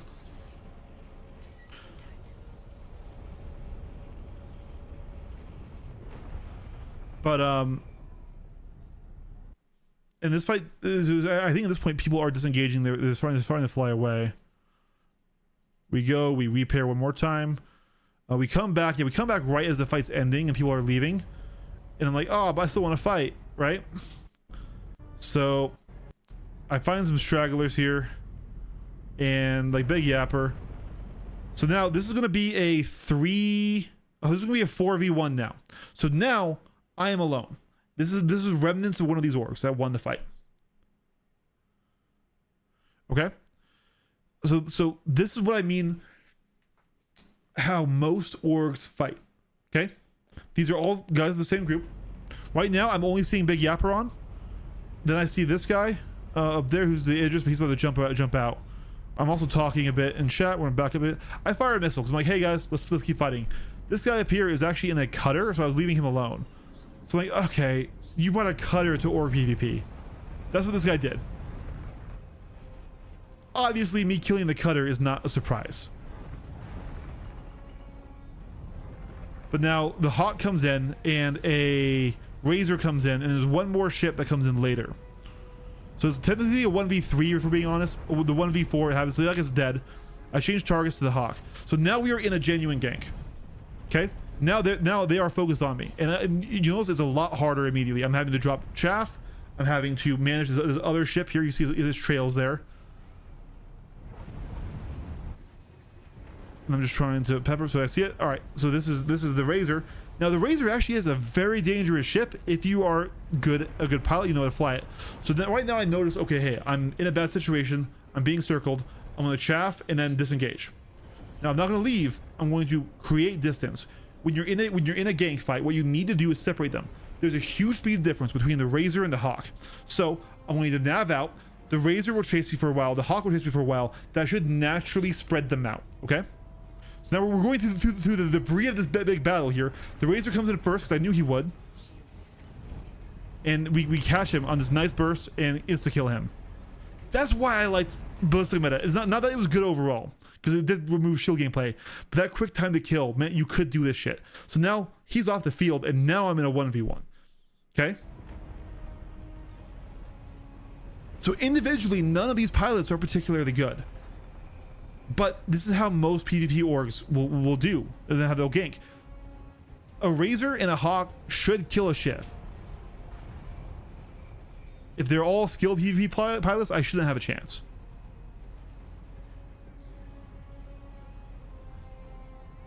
Struggling with turn right here. We catch it.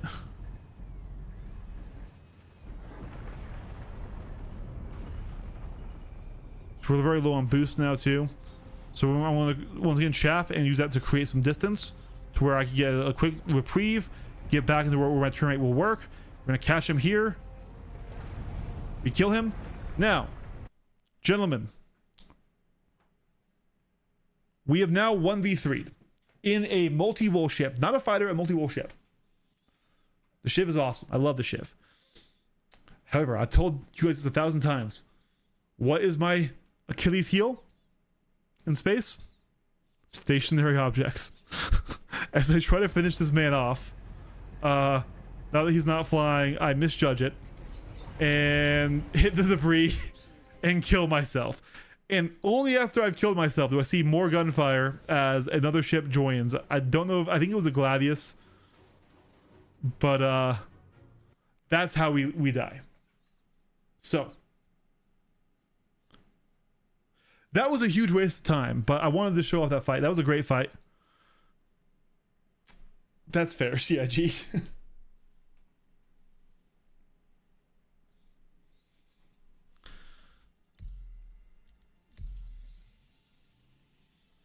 So like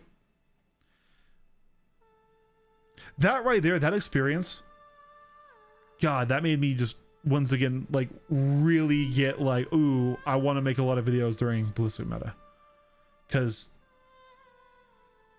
I don't have an org anymore. I was part of a big one, then part of a small one. Both were terrible.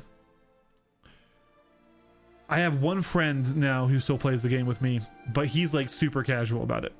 I did convince him to get sticks,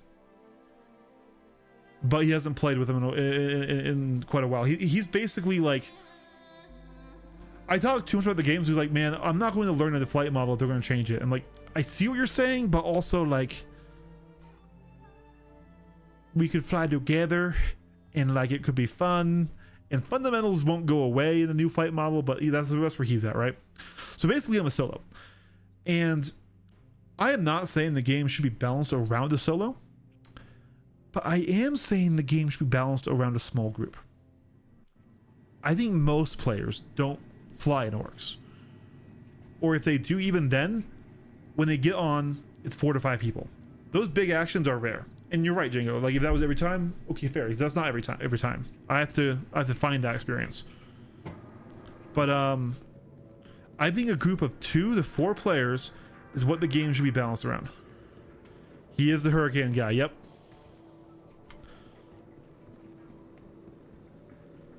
And on that note, a group of 2 to 4 players needs to also be able to punch up against a gank. And a faster time to kill nerfs group gameplay, like large group gameplay, if you aren't skilled, because you're going to take more attrition. Because if you just if you like that razor, come in too quick, separate from your friend, fly flat because you're on the speed wall and you get hit by an entire spread of weaponry, right? Well, you're donezo. You're donezo, kid. But with armor and with them buffing shields, for example, a Gladius with laser panthers firing at a stationary arrow with FR66s is a 9-second kill.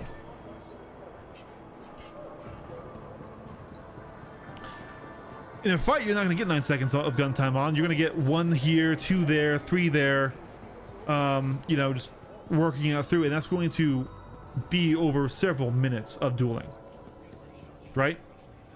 Because you won't apply damage until you get it down. And yes, this patch isn't balanced around the CFs, but like it's just an example. In 4.6 and 4.5, those same laser repeaters, 6 second time to kill. So we're talking a 33% increase in time to kill. And what that means is you just get more players together, you just get more guys shooting at the same target, and there's less that the less can do. I'm not saying the game should cater to super aces or to the solo players, but they shouldn't also be just prey for the big orgs. If someone does spend the time to develop their skill, yeah.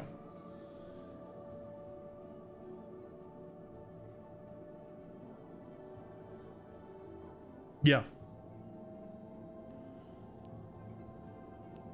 And like, I've had people say, oh, well, you're going to want that TDK when Death of a Spaceman comes in. Maybe, or maybe not.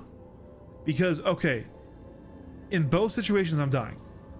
In a light TTK, in a 1v5, and in a long TTK, in 1v5. But in a short TTK, I might get 1, 2, 3 of the bastards. And then I've made them bleed to kill me. I've made them suffer. With a long TTK, I've damaged their ship. But they didn't lose any of their progress, any of their characters, any of their stuff to Death of a Spaceman. Only I did. Right?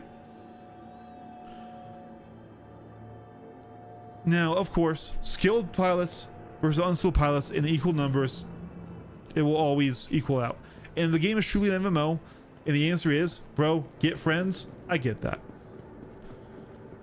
But I'm a scared little anxious baby who doesn't like to talk to strangers on the internet if they have a mic as well.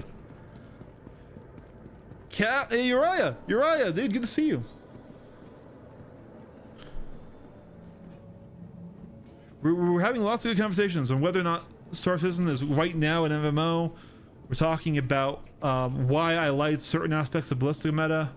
We're about to test the Talon. So I'm thinking the Wolf and Talon are going to be quite good, because the Wolf can damage anything up to a C2 with his loadout, and still have repeater level weaponry, right? It's the only repeaters in the game that can do that. So yes, it's still not going to damage everything, but in terms of an air superiority fighter, the Wolf, the Alpha Wolf I should say, is looking great. The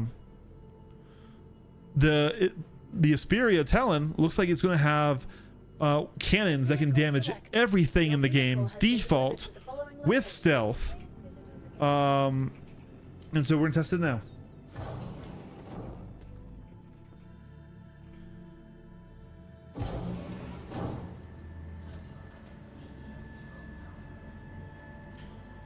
I think there should be a balance between, in this game, like this game being skill based and this game being ship numbers, money spent based, right?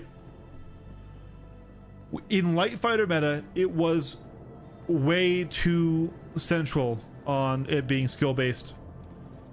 You get a skilled light fighter pilot, you could own the world.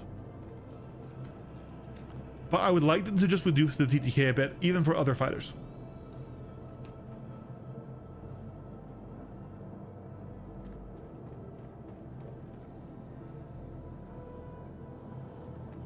Look at this beautiful ship. I never owned it, and I will say, I love everything about it. I love its cockpit. I love its stance, except for these, the wings, the feather bits. I know why they're there because of the Tavaran lore, and like the glass bit looks cool. But these feather bits, I don't know. I don't like my ships looking organic. I'm also just not a very big alien enjoyer in general. But this cockpit is sexy. This cockpit is super sexy. That's not the cockpit. That's the cockpit.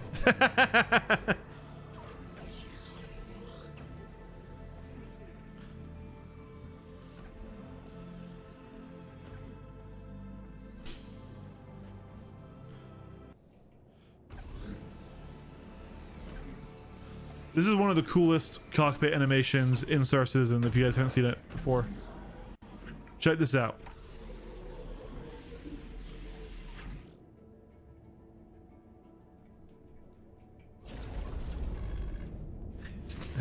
Isn't that sick? All right. So we have stealth. We can fully power that with 1 pip of radar. In our weapons, these size 4 light strikes can damage everything in the game.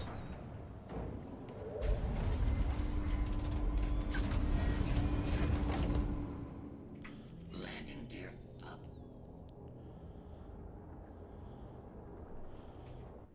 Like I said, I just like okay, if you remove these trailing tails and those feather sections, I think that ship looks cool.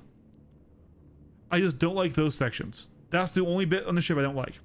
Just because I don't like organic features on my ships. I know it's alien, and that's why it's there. That's just my personal style.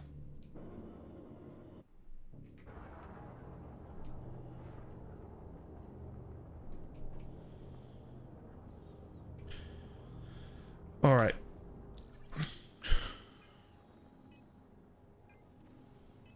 Good to know. I've actually never owned one. I've flown them several times. I've never bought one though from the store. All right, Gilly's number 6 is our primary test scenario because, in my opinion, that's what a light fighter should go up to kill. Nice to see you again, Rook. Look, to all their own. Like, also, like, you know, the great thing about me saying something is I've got some multi-crucial. we know it's not going to affect anything. Not only will you need to avoid turret fire, but these larger ships have multifaceted shields. Well, the Tavaran are extinct, Focus your Fred. targeting to completely take out a shield face if you want to start doing some real damage. All right, make your way to the trace. The Tavaran, I think humanity genocided them. And I think it was that Tavaran First Contact War that changed the entire, like, UEE's, like, doctrine for dealing with enemy aliens.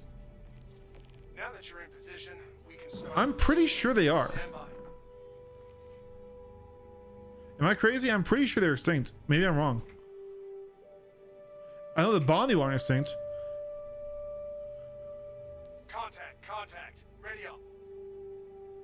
You know what? You know what? I will be fucking wrong. I don't know where I heard that then.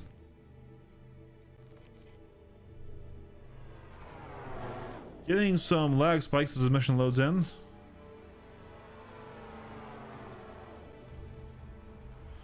Attack on shields.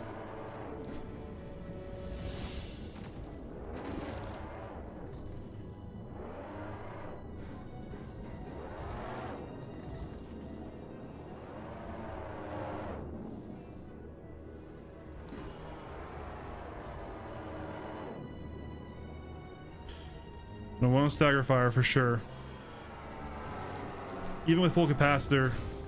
Yeah. That's a shame. Alright, let's pull away here for a second.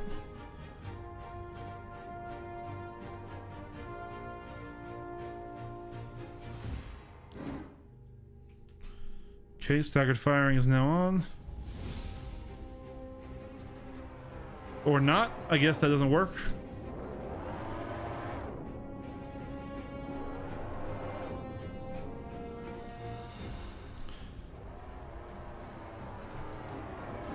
Attack on shields.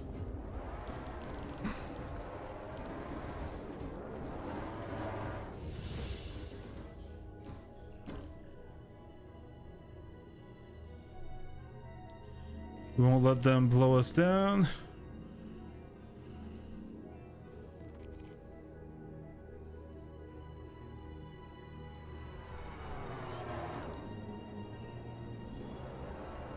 Dang, these numbers look really promising, but I'm struggling to kill the fighter with it.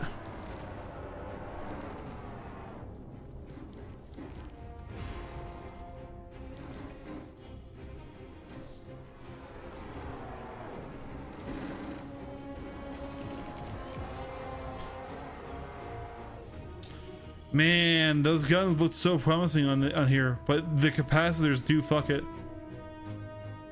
Even though it's the same max value, they just feel worse than the Omnis.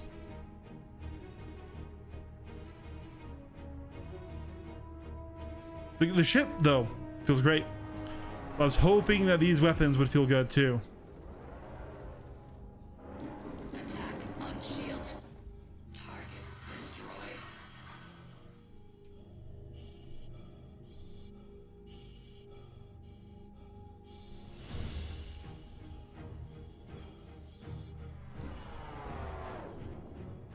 Still, let's finish off these fighters and let's deal with, Target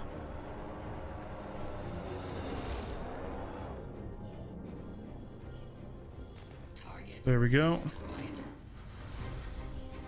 So we won't be able to do the usual, which is the destroy the turret that we did on the mixed loadout ships.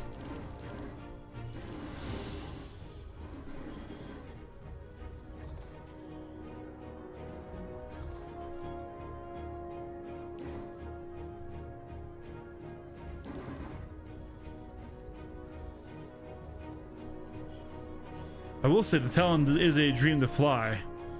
For an interceptor tuned ship, it actually has strong strafes. Attack on shields.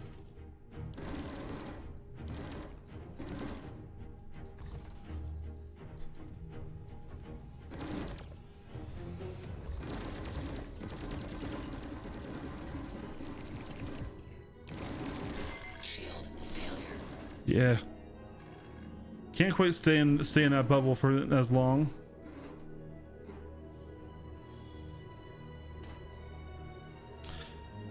Yep, I think you were right, Sky. You mentioned the capacitors being the Achilles heel.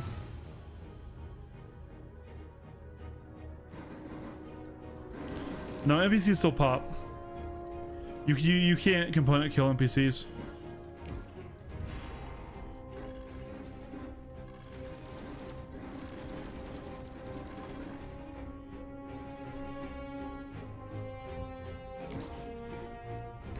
Man, if these guns just operated like Omnis, they would be incredible. There's 1800 meters a second, enough alpha to pen anything in the game. But this is where kind of a pure laser build does suffer. And this is where our other fighters, when we had the mixed build with shredders, we were able to kill those turrets and then sit in the slot on it. We're unable to do that here because of how strong the shields are. Shield failure. The shield buff to the larger ships has made mono laser builds very difficult, which I should have remembered. So we had this same experience when we tried mono Omnis, actually. Although, of course, we had capacitor issues too then.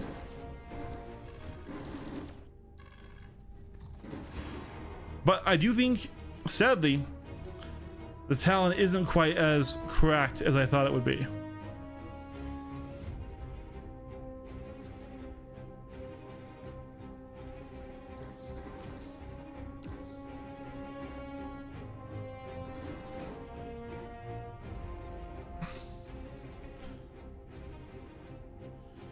Interesting. I'm pretty sure it has faster straight line speed than a fighter tuning. Maybe I'm crazy. But yeah, the side strikes feel really good, so I can do stuff like that. On shields.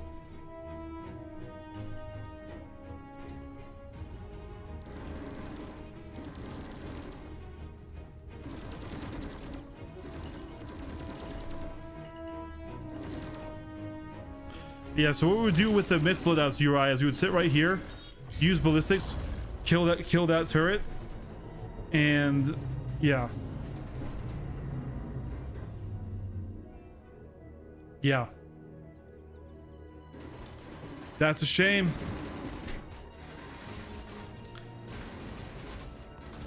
I got excited for it. It was still a worthy test. It is not saying the ship itself. We are not shitting on the Talon. We're shitting on the light strikes.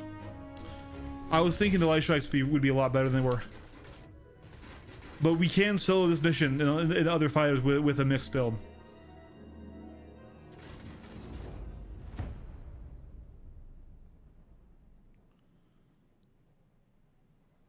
Okay. So now what do we run on the Talon instead? How do we bring it to that level? Let's talk about that next.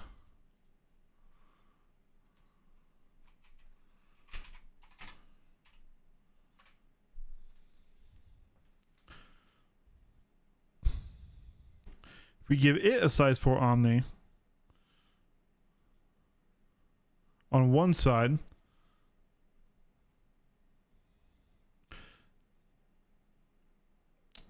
$1,400 is a weak spot for ballistics.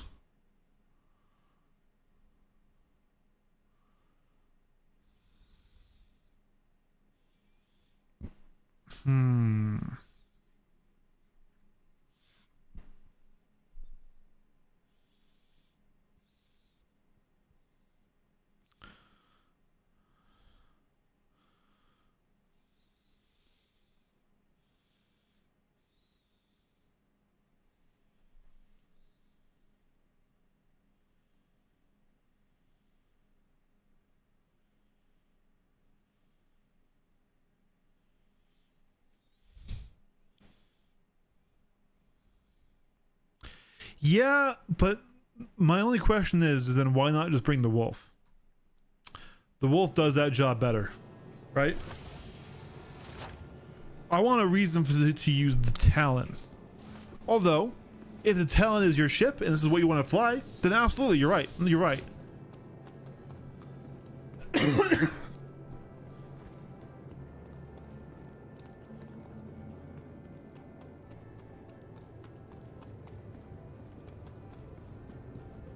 Feels like an anti-fighter ability to do the stealth.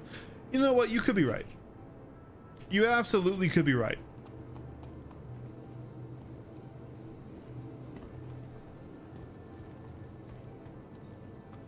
Okay, you know, no, I'm thinking it through.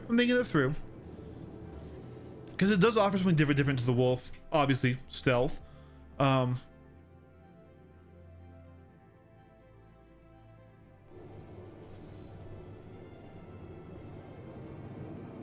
But as we saw earlier in our tests when we were running the Omni Shredder Gladius,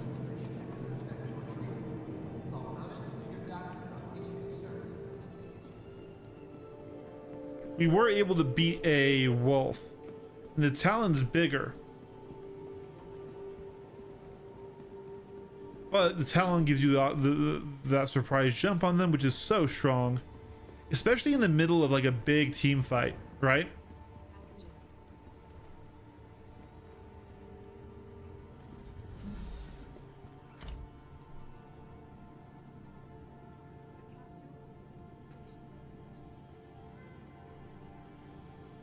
But for air superiority, I'm so in love with the wolf, because it gets you those repeaters that you lose on every other ship, but it can damage up to a C2. But you can't buy a wolf in game. You can buy Talon in game. And stealth is very strong, stronger now even because of the cross section changes. No, you guys are cooking. You guys are cooking, absolutely.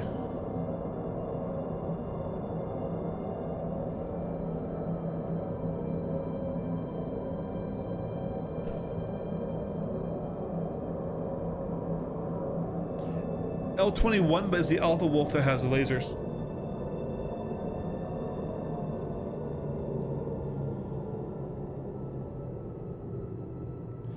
But we just experienced what happens with mono lasers that you don't get through the shields. I think we need to run the wolf.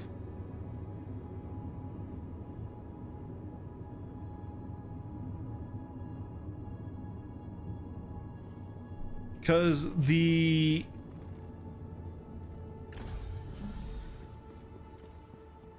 oh, we could do split wolf. That would look so weird. We could do it.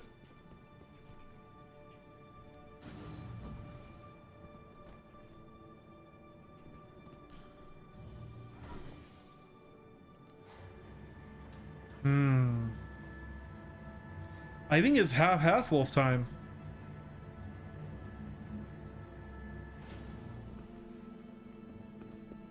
So ballistics aren't dead. I know a lot of people early on were saying ballistics are dead. They're dead for primary builds, but for mixed builds they aren't, and especially for attacking cap ships, they are not dead, because you just can't pop the shields anymore. So you need to bypass them. Well, thanks for listening. I hope you enjoy your time in New Babbage. From the best in shopping, dining, and entertainment. Welcome to the ASOP Vehicle Retrieval System. And welcome to New Babbage.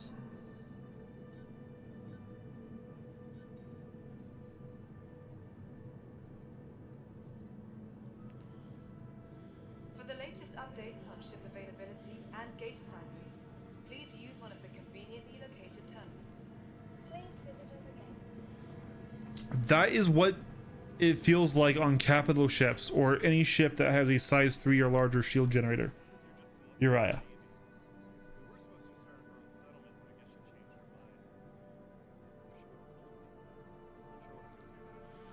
When we were testing earlier in Arena Commander, no matter how much we sat on a stationary, non-fighting back Idris with a wolf, we were unable to lower the shield value.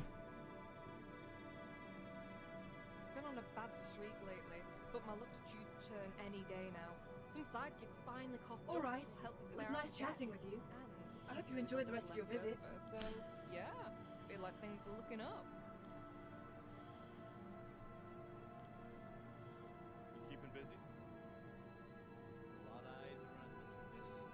Can't tell if people are curious or trying to make a bet. A lot of questions. Hi, and welcome to New Babbage. Well, thanks for listening. I hope you enjoy your time in New Babbage.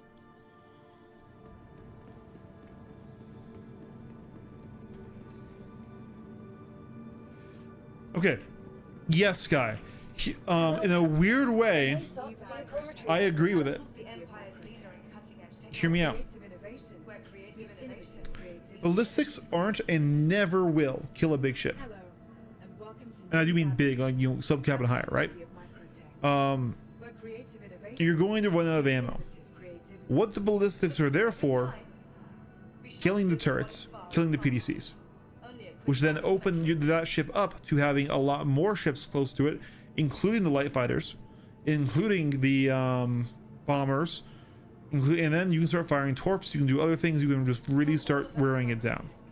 So, like, for example, the Hornet Ghost, which we did test this last stream, and we got a very good result of just annihilating all the defenses on a Polaris.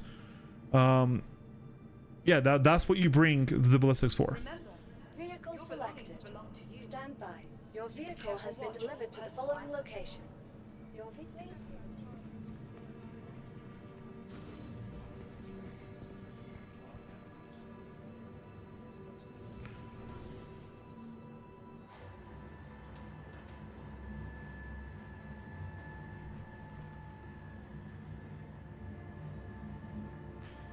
I do genuinely believe that we are in a mixed loadout meta now. But it's not mixed cannon repeater. It is mixed laser ballistic. You max your capacitor with lasers and omniskis, and then you have ballistics so you can still punch through and create holes for yourself. Then the omnis will be able to strip armor off, and eventually all your loadout does weapon. That's why I think it's going to happen, and because of that, that's why I think the Wolf is so interesting, because it's forced to stay in its niche, but they gave it a good niche, a really good range of ships. Like, honestly, in my opinion, the Wolf is where every light fighter should be. Every light fighter should be balanced like the Wolf, where the most it can go up to by itself is attacking a C2, but it has good weapons for doing that, right? Like, that's how CFs were in the initial wave 1 PTU. CFs balance could shoot up to a Caterpillar. So the Wolf actually goes a little bit higher. In wave 1, the Wolf could go to everything. It was definitely overtuned.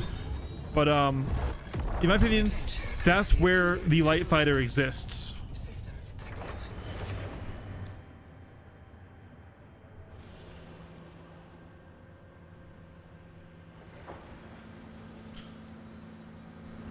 Light fighters, medium fighters, heavy fighters, attack ships. And when I mean attack ships, I mean the Connie, the Paladin, the Redeemer, any other smaller multi-crew ships that with large guns that would be a threat to a larger ship. Larger ships have multifaceted shields. That means you need to focus your targeting to completely take out a shield face if you want to start doing some real damage. Which is why we are exploring the exploring split meta as well, Sky. But also remember, we aren't talking 1v1. We are talking the role of the fighter squadron, right? So we would need to apply more ships.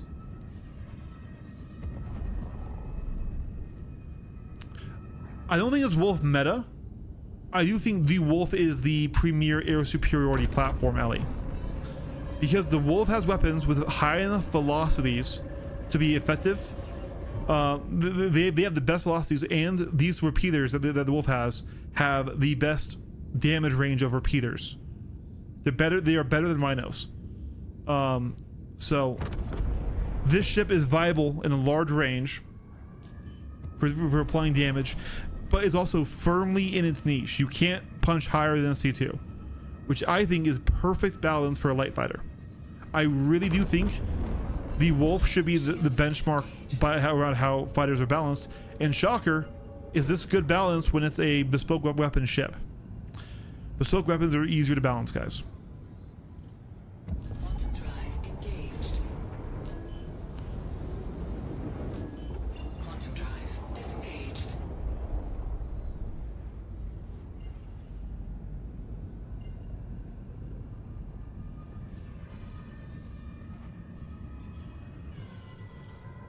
Quantum drive engaged.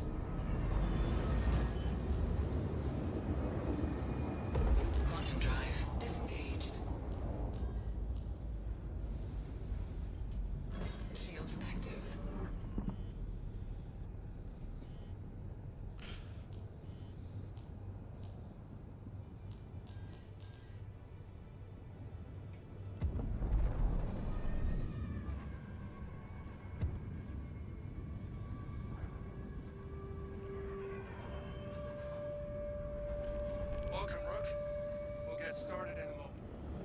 So I think this ship will do very well dealing with the two Gladiuses, but I'm wondering if it will struggle against the colony, whereas the other ships that had that mixed loadout for the in more weapons to mix did better. Contact confirmed. Shields under attack.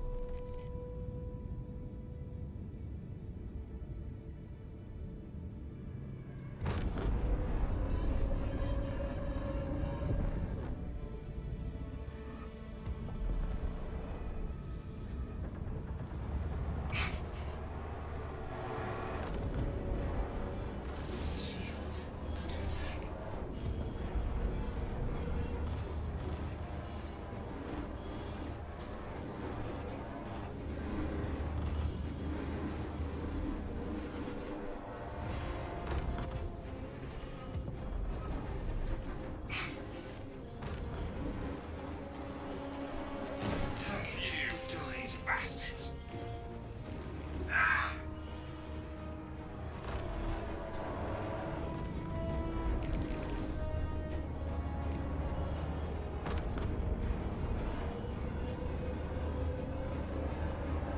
Lag. Oh god, lag.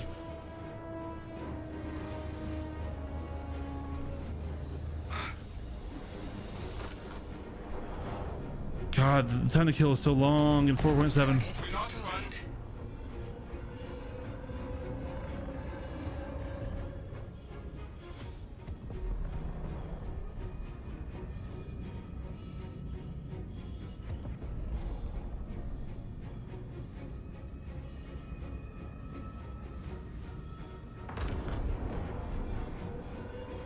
Shields under attack.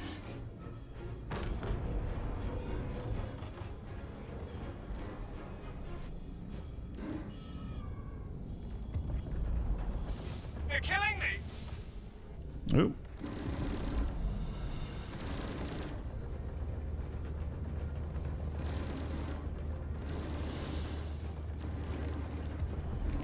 Shield depleted.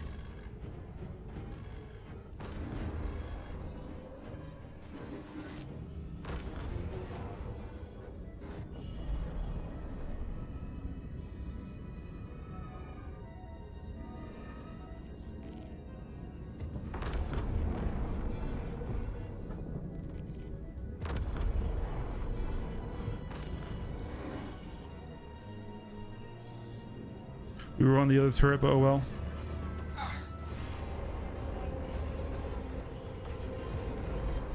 Shields under attack. Take it. I will say I hate precision mode, but you have to use it. It's auto gambling otherwise. Shield depleted. Where are you? Help me! You mean your dead friends? You'll meet them in a second. So I think I'm feeling the right that it is struggling a little bit more than the Gladius did in the same test. Oop, let's not get hit by both of them. Shit.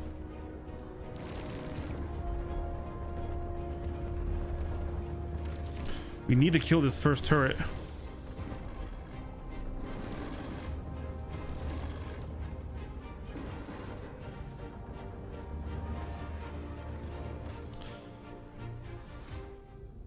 Because I think still compared to two shredders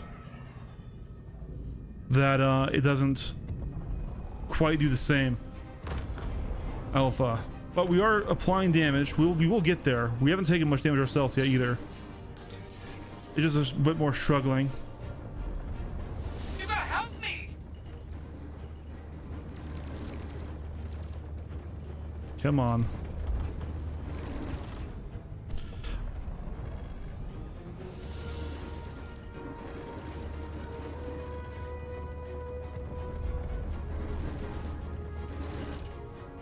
Doesn't help that the gun keeps overheating itself. Shield depleted. Hitting me at 1k is kind of wild.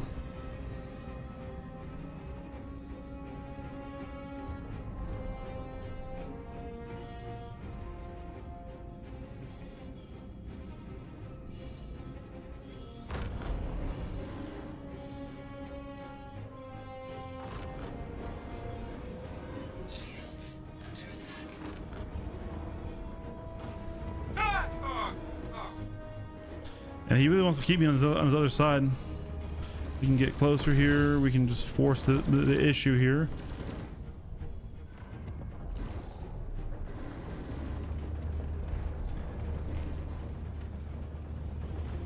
Yeah, we're struggling a lot more than we were in the Gladius. Dramatically more.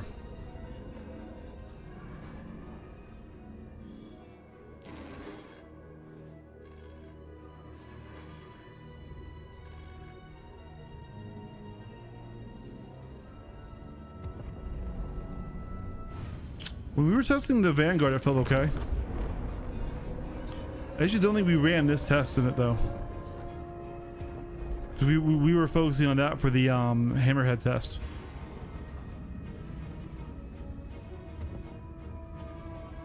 Yeah, we spent almost half our ammo and we have not yet killed a single turret. Meanwhile, in the split loadout Gladius, we were able to easily by this point kill the whole ship. They're killing me!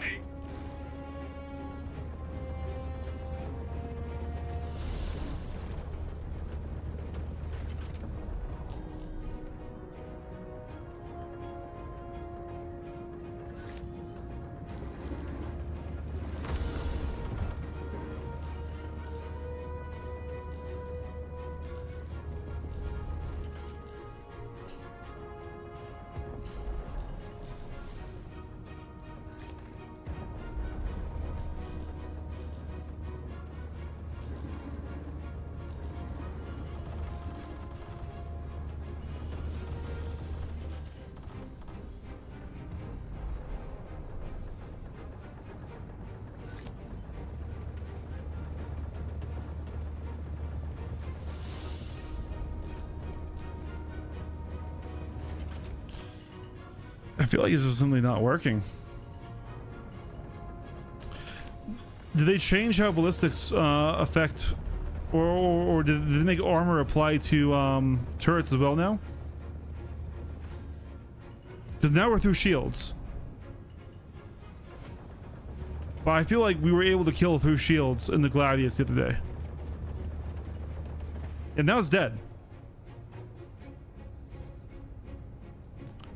What a weird feeling.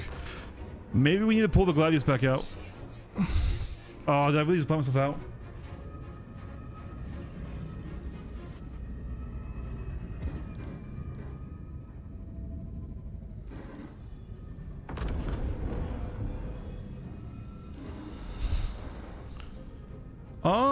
The broadswords, long swords, and great swords are decent on the cannon front. Oh, look, his shield's entirely back up. Fucking regen.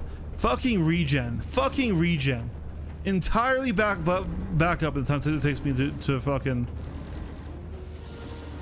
black out and come back. So overtuned.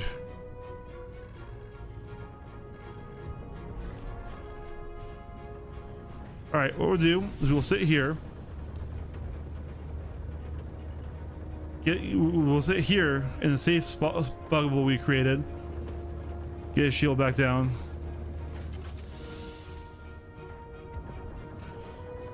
It looks like we did enough damage to the armor though that now firing the main gun damages the ship though.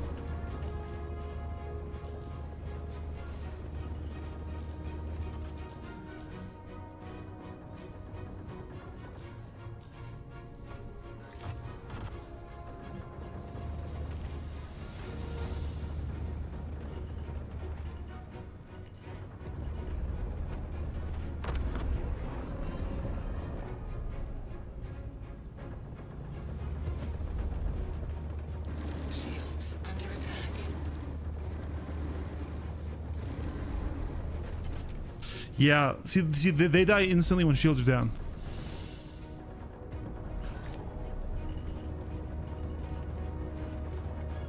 It feels like something's changed there.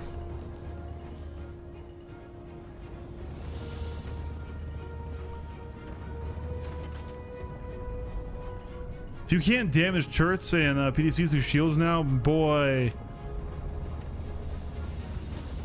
That's going to be one of the changes of all time, especially with how overtuned shields are. Another part of your course. You impressed the other pilots out there today. I'll see you when you're ready to continue your trip. I want to retest the Gladius, guys. We tested the Gladius like 4 days ago. Something feels different about that.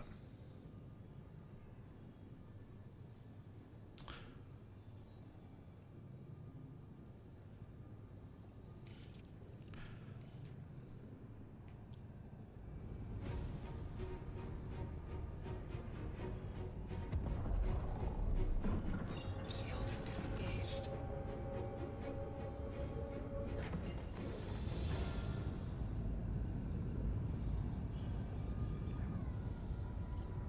Quantum drive engaged. Quantum drive disengaged.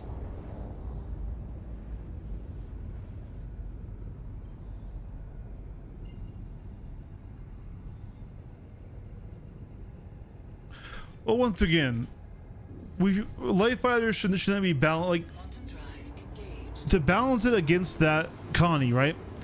That Connie had 2 turret gunners. Okay. So, in theory, testing balance in a fair fight, I should have had 2 other wolves with me, right?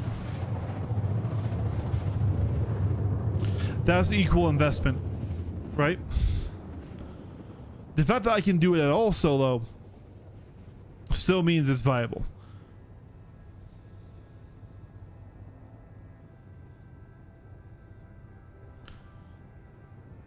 Quantum drive disengaged. It's not the end of light fighters. Now the wolf, I am surprised they struggle that much, but I think I did predict that going in because, what is it? P? Yeah, there we go. We'll put them away because it has less weapon hard points, so less alpha when you do a split loadout, right? So it could just be that we weren't applying much ballistic damage through the shields because of that.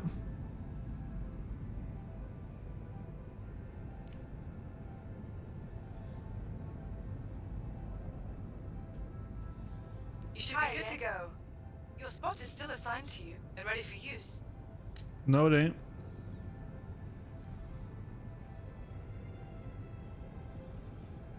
Hi again. Your spot is still assigned to you and ready for use. Bitch, why you always lying?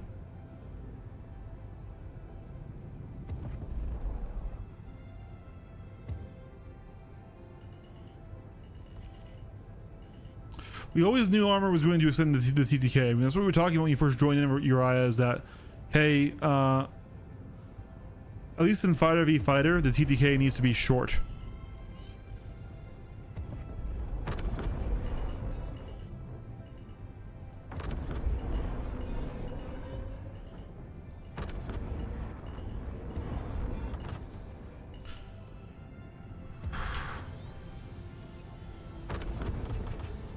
Landing gear deployed.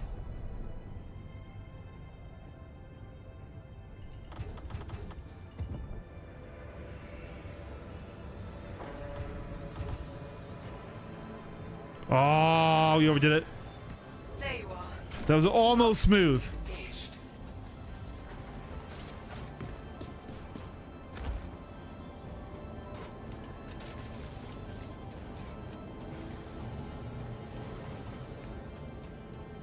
Oh, PV is fucked. You want those worse? Imagine you don't have an Alpha Wolf, you have a fucking Aurora MR with 2 size 1s. We tested that earlier too. The Mark II, I hope it's great. I'm excited for it because the Mark I is it flies good, but it is not. It took us so long to even kill like basic other like light fighters and stuff. Welcome to the ASOP vehicle retrieval system.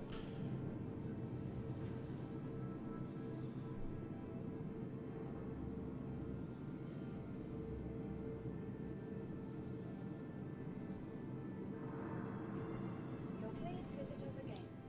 Goodbye.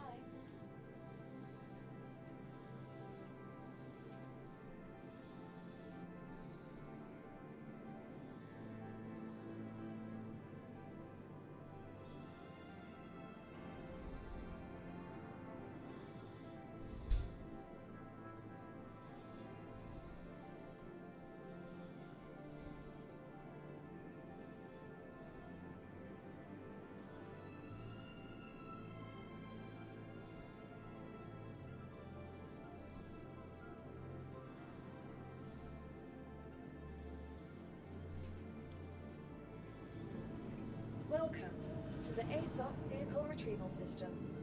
Your vehicle has been delivered to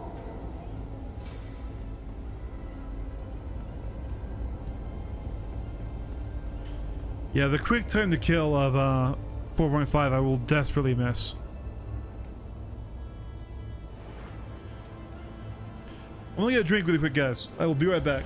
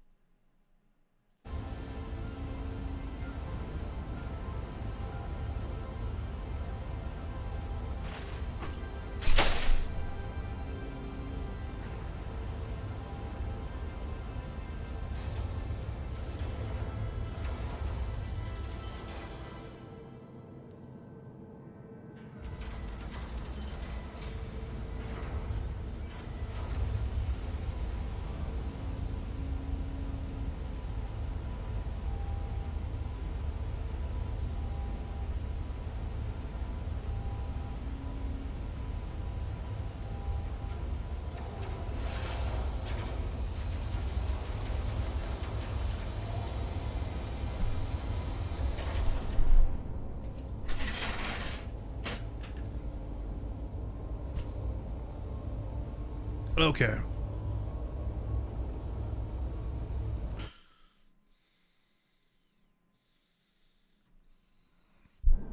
Let's see. There's the Gladdy. My baby girl. My sweet pea. My lovely light fighter. I'm not biased.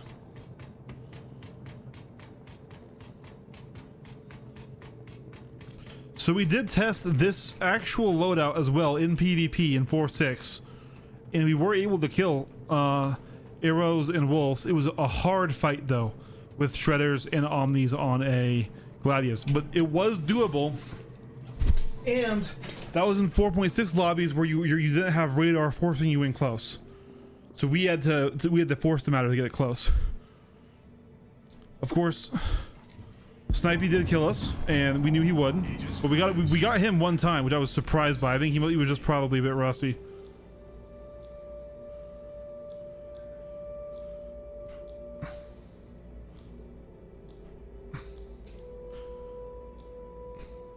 I think that's best we can do for cooling with default.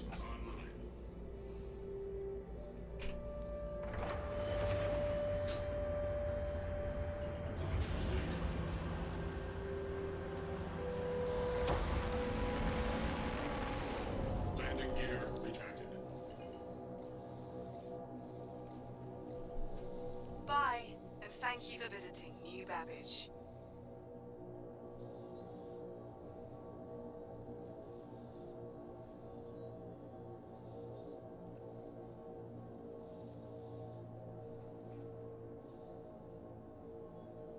How long has this been back in the game? Wait, boarding action in progress. That's a very old mission, guys. And it's been gone for a while, at least it has been. I haven't really been looking at the mercenary tab because I wasn't really running missions before. I am so nostalgic. That was one of the coolest things you could do back in the like 3.15. Go clear out the 890 jump. Only way you would see it back then. We're not gonna do it, but where the hell is scenario 6?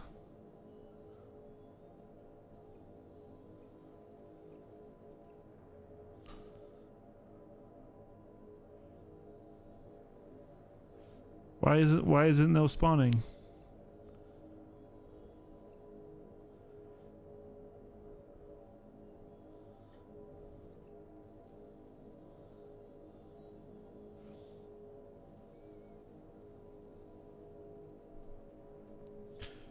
It does, but the PDCs wouldn't be active in this mission. Have you guys seen this mission before? Fuck it. Since we don't have the... So if this is the same old mission, what it would be is it would be an 890 surrounded by two cutlasses, where they had boarded it and they were taking over the ship. You have to go clear out every guy on there, find dead bodies, stop a hack in progress. It was a cool mission. You were running it during Alliance Aid?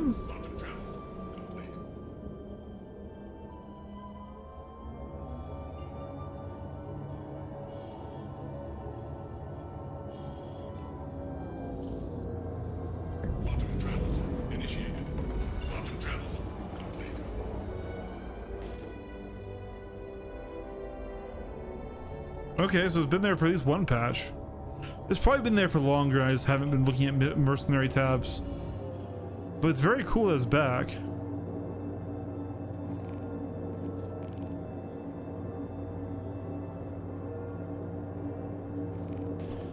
So now, in the old days, there would be 2 cutlasses. Oh. Okay, that's not a cutlass, but you know what? I don't mind ship variety. There's the 2 enemy ships.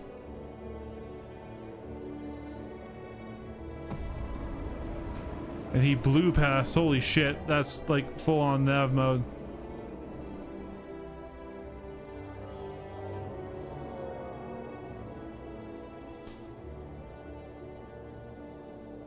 Tana could have carried the troops, I guess, if they were suicidal.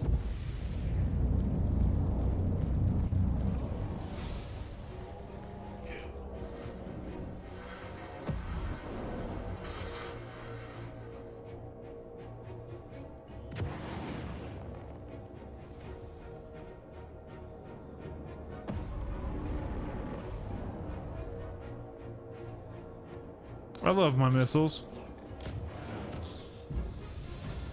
I was not managing the distance well.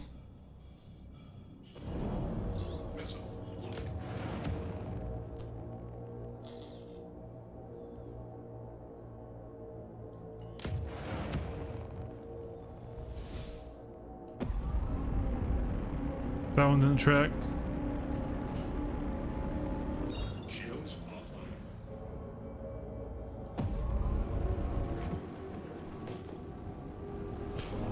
The way this guy's navigating around is almost like he's a fucking player.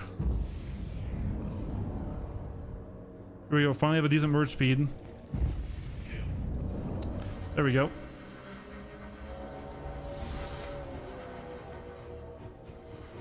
Oh yeah, but the Tana is just basically a starter ship. Like it's below Cuddy level.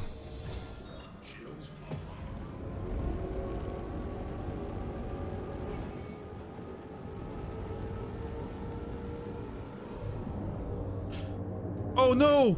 I just realized we don't have a sealed helmet. Oh, we don't have a sealed helmet, chat. Okay.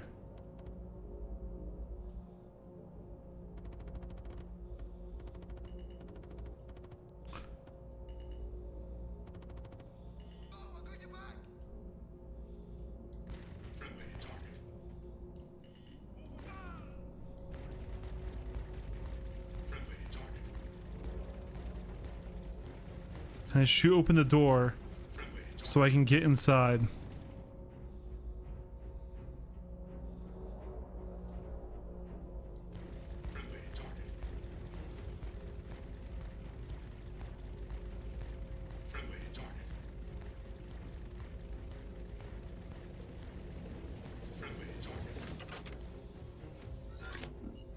I have a pistol.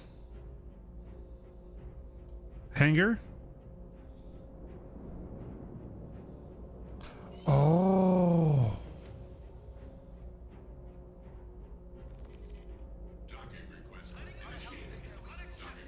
Where the hell they go?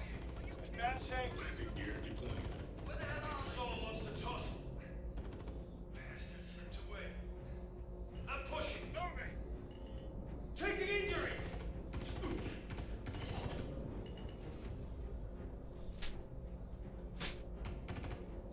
What the hell are you with your name on?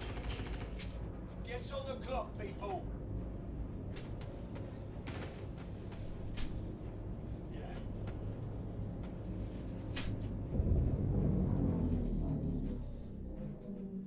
I needed to go a little bit farther down.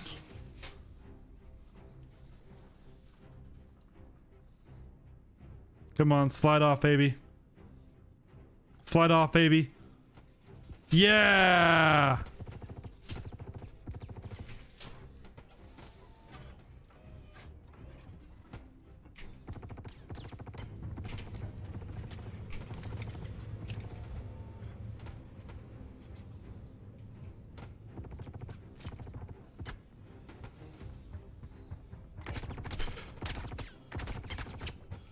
I'm on your side.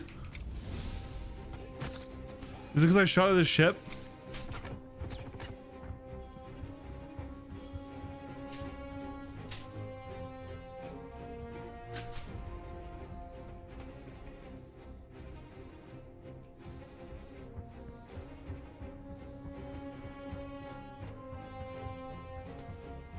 I can't kill him or the mission will film for me.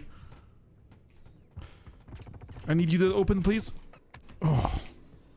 Okay, alright. Well, I wanted to loot some of that armor and some of those guys in there, but we'll do it this way.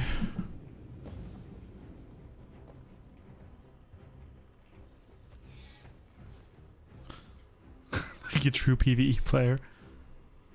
How dare you? How dare you call me such things?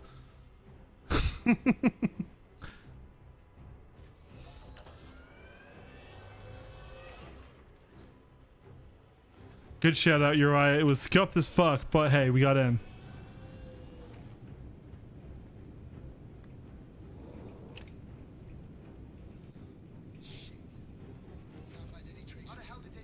Where the hell did they go?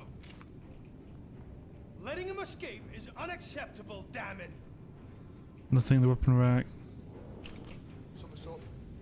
Gotta check it out now. Over. Yeah, we got something here. Yeah, I got ya. Yeah, people sleep on the frickin' arc light. For this exact job, where's my mouse? This covers shit. You got it.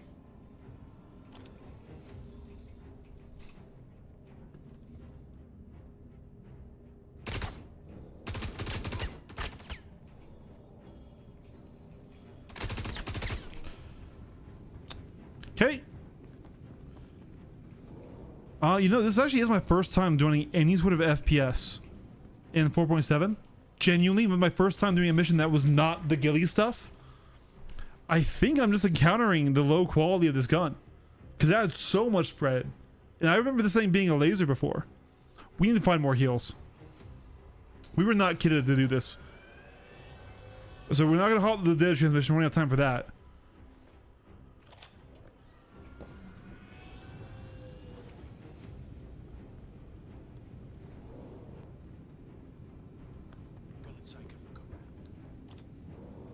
Let's go. Yeah, I got ya.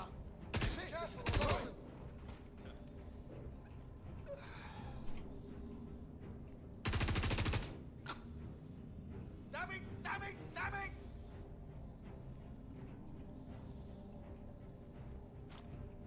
Push it.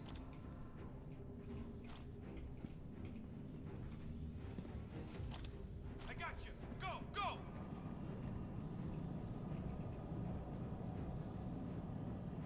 I won't last long here. Move in position.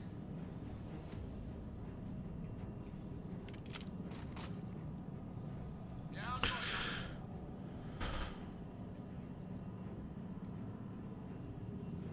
This covers shit.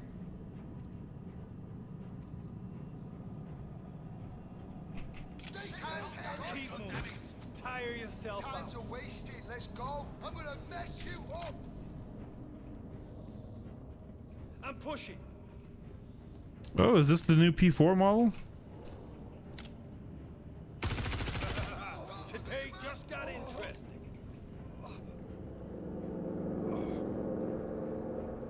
Yeah, you owe me though.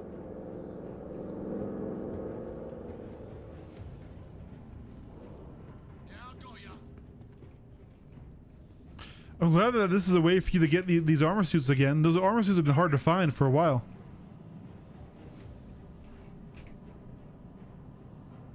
Changing cover. Hold on. All H. Yeah, you owe me though.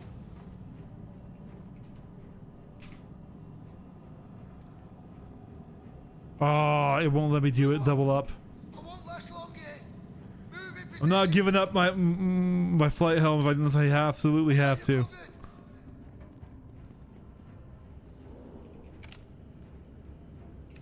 Let's go.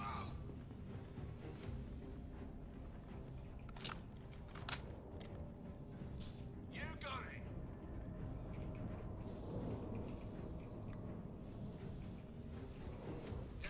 Hey, you guys remember drones? When drones were gonna be a thing? Pepperidge Farm remembers.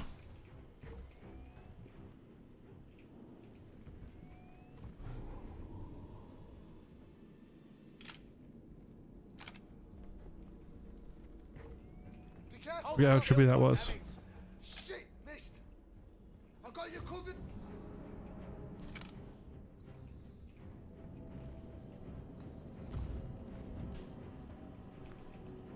These missions are very old, by the way. This is not new content. It's just content that had been removed since the refractor. One down. Oh, you didn't die? He started the animation. He phased me out. All right, well, that's okay.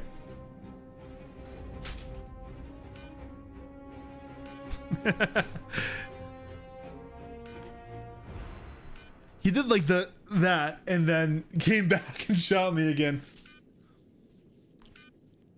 It's okay. We were absolutely not in mission clearing gear. We were in role play gear. But you know, in the future when you can only wear fight suits and you can't have rifles outside of the weapon rack of your ship, that's gonna be what it's like, guys. Maybe.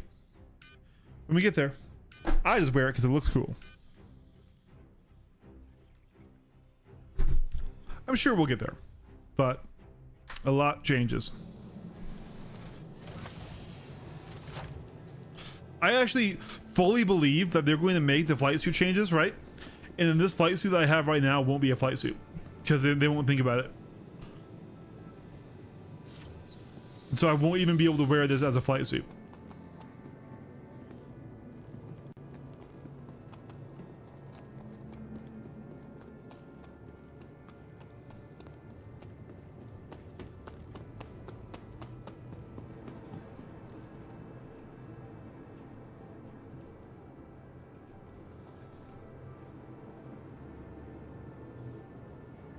Oh, dude, I'm in love with this outfit, man. But that being said, if those changes do come true, which I'm sure they will, like they're talking about them in more recent terms too. I just like to throw shade at CIG. I 100% will not give up any of my fighter performance to wear heavy armor or medium armor or armor in a fighter pilot seat. I will be wearing the flight suit.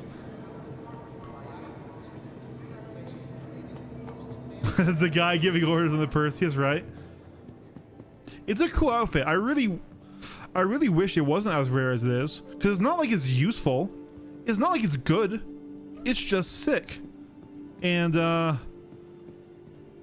you know, I get to say, well, I'm getting ready for when they make the flight suits, what you have to wear. But also, like, you know, it gives value to the dropships in the game, right? Because right now there's no, like, even if there was large scale ground combat for PvP, right? Even if that existed, you wouldn't want to load up 20 Marines on a Valkyrie, right? Because then when that Valkyrie blows up, you're losing 20 men. Right now in the game, you get 20 arrows. I'm not even joking, 20 arrows. Have them go gank anything in the air, and then all of them land, and you get out with your full suit, and then you go. Be on the lookout just in case. I'm gonna do fighter, just because that's what I imagine. You know, You are now approaching station. them saying the G's and stuff will matter more. G's you can control usually, but things like not having radar or stuff like that is kind of a deal breaker. But I'm sure they mean FPS radar and not ship radar, but like still. If there's a military looking racing flight suit and it is genuinely better, then sure, I'll go that route. It's not like I want to use MFD cast anyway, so I don't care about that feature.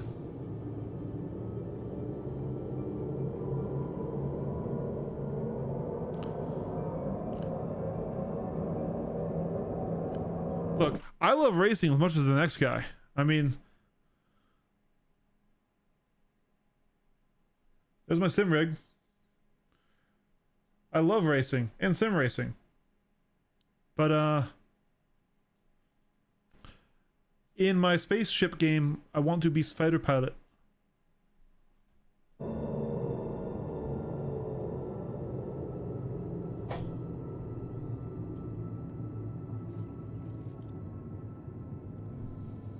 Star Kid and fighter meta someday.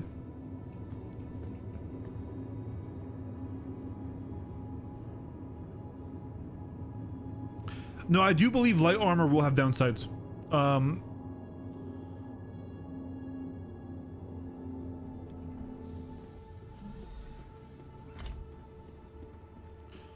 Because they want you to wear flight suits, not light armor, not stealth armor.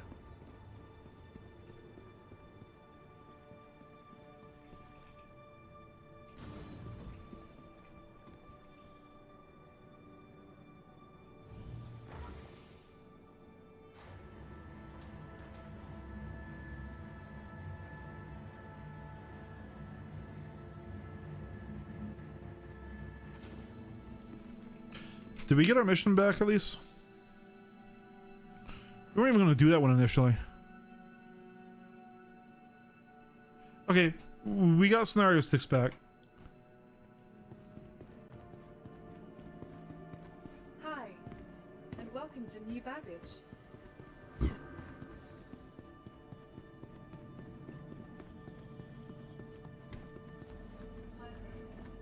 The Empire's leader in cutting-edge technology. Where creative innovation meets innovative creativity. Welcome to the ASOP Vehicle Retrieval System. Your insurance claim has been sent. Please visit us again. Remember, Here's the thing. Armor is good. The radar changes, absolutely fantastic. I'm actually in love with the radar changes. I want to make that clear. Capital city of Microtech. Where creative in But I want them to remove armor damage mitigation on fighters. I think it's best for the balance if medium and most heavies, besides the super heavies, like the MX, the Guardian, the Vanguard, right, don't have armor mitigation. I'm not saying remove armor values, but they shouldn't have mitigation. I want the CFs to be the premier fighter weapon, like anti-fighter weapons, and I want them to be good against fighters, and that includes heavy fighters, right? Now the ships with their entire personalities, I'm a big armored tank like the Guardian, like the Vanguard, cool. The Vanguard, both of those ships have interiors and they're meant to be ran separate from a large fleet, right? They're supposed to be long range, independent operating ships. They can have armor management. But I really don't like that the Hornet Ghost is immune to PDC fire. It just makes it so good. Is it a slap in the dick for Polaris owners and Perseus owners and Idris owners? Yeah, and sure, we want to stop the solo capship meta, but I just don't like it. And I don't like that CFs can't damage medium any heavy fighter. Sorry, mediums they can't damage. But in wave 1, when the CFs could damage anything up to a below a caterpillar, I thought that would have been perfect balance, because then you would have been encouraging fighters to take fighter weapons, and then they wouldn't be able to bleed into damaging other parts of the ship. Now we're just encouraged to take generalist loadouts. Vehicle retrieval system. Your insurance claim has been. Your vehicle has been moved to us.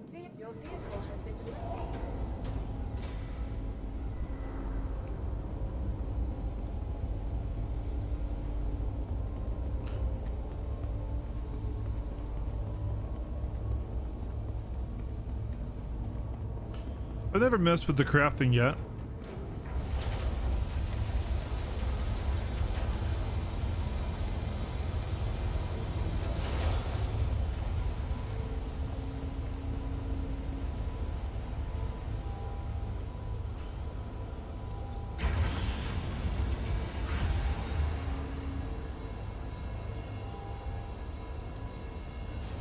I just want the time to kill on fighters to go back to where it was like 4.3.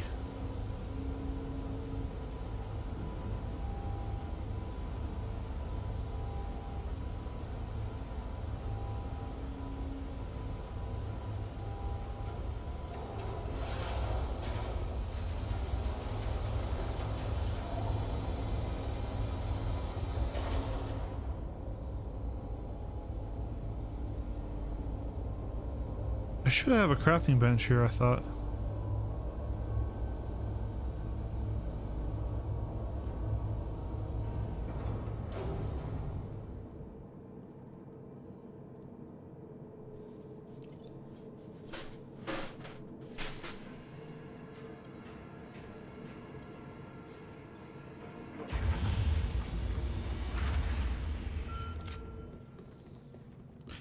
Yeah, but then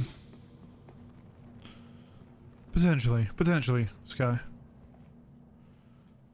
What does it do against the constellation, though?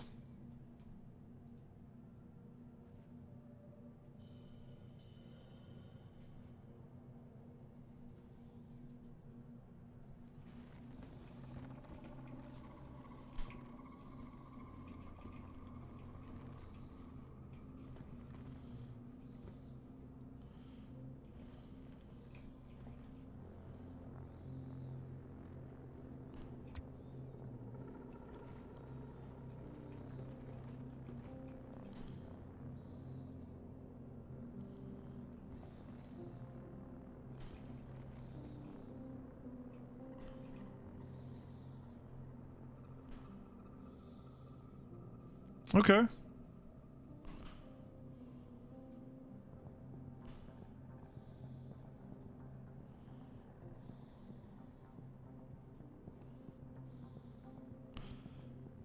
And I could use that to craft magazines. Okay. I kind of wish it gave me an arc light battery.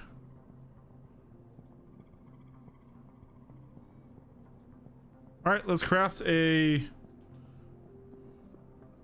machine grid.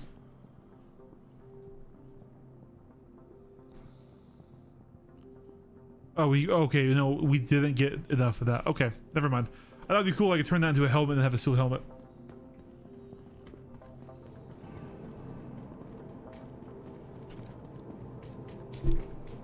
I don't see myself doing a lot of the crafting.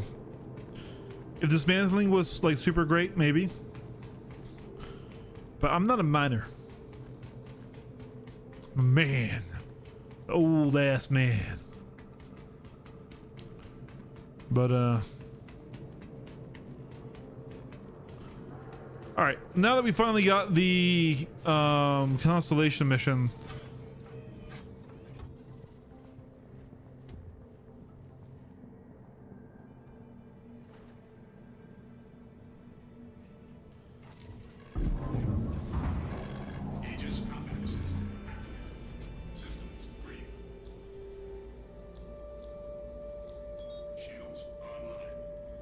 I think I needed to keep one pip in there if I remember correctly.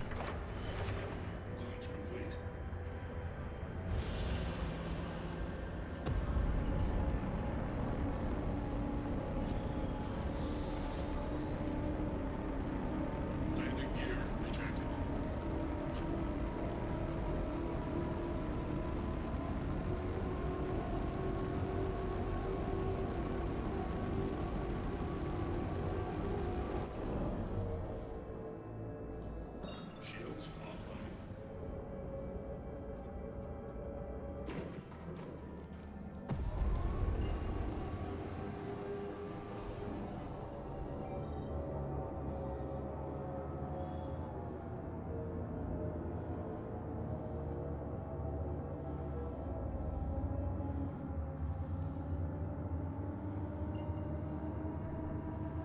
That's the wrong mission.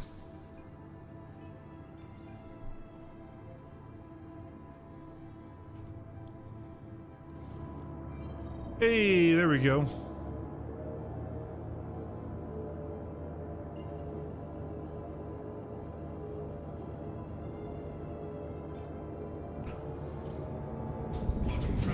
Well, if a full CF Hornet can effectively get the shields down quick enough, then getting through to the turrets before doesn't matter, but it's just how long shields take to kill now. Shields are just a huge pain in the dick now.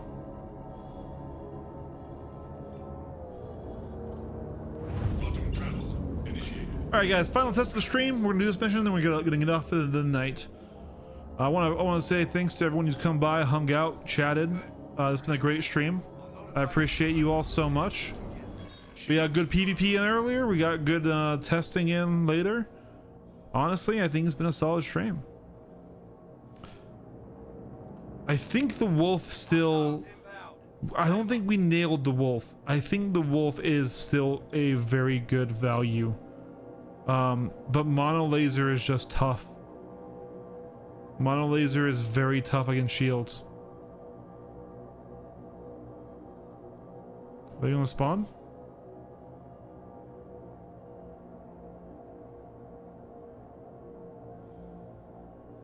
Ships? Oh, please don't tell me that it's a broken mission.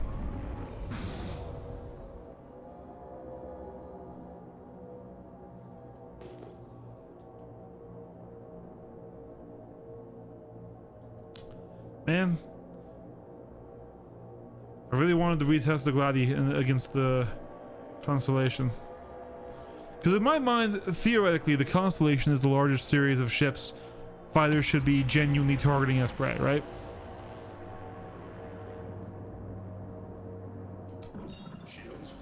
Yeah, we'll do that.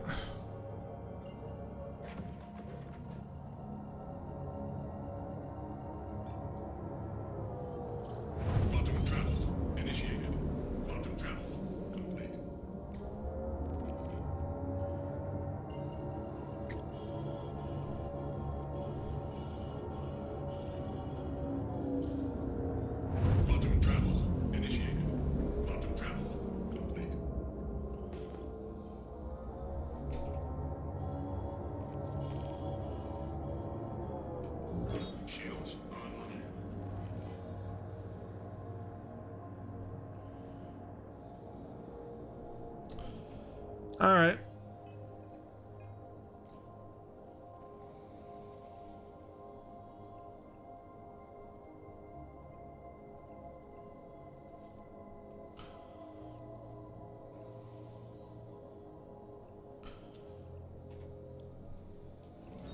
Nice to see you again, Rook.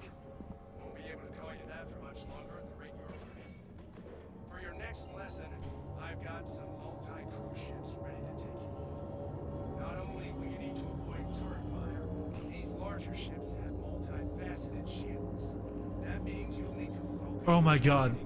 Please just let me jump to either of them. I don't care which one, just let me jump. All right. Thank you.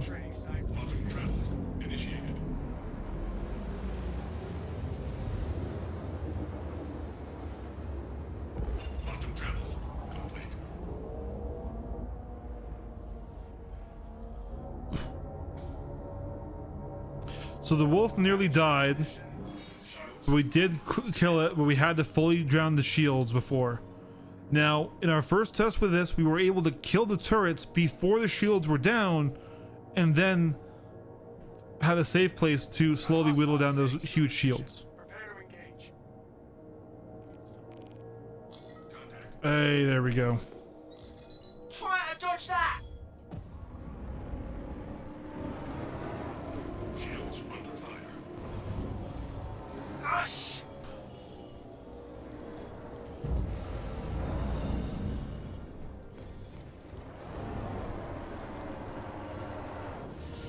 You bastards!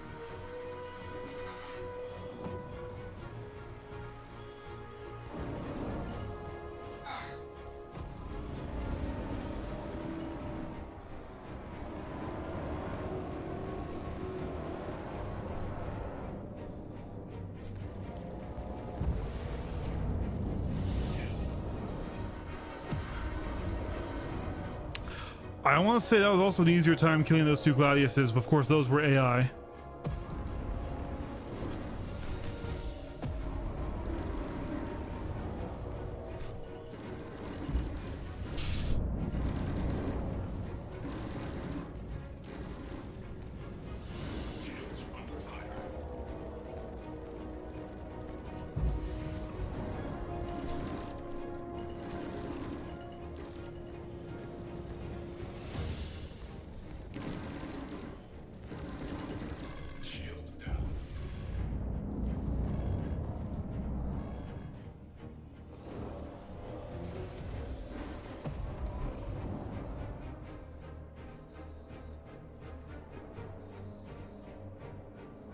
Our recharge is gonna be slower because we don't have full power.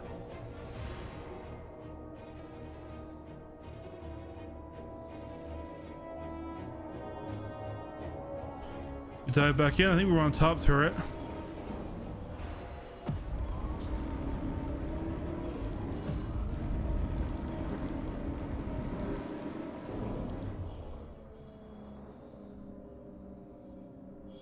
I think so.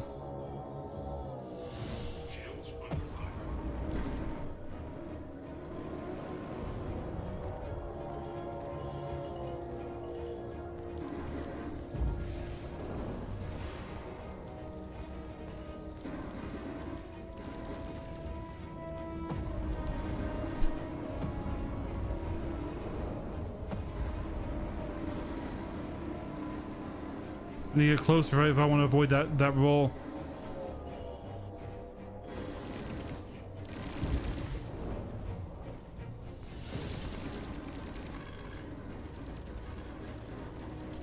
I think they've changed something. I think turrets get armor now. I swear we would have we had killed this already in the first test.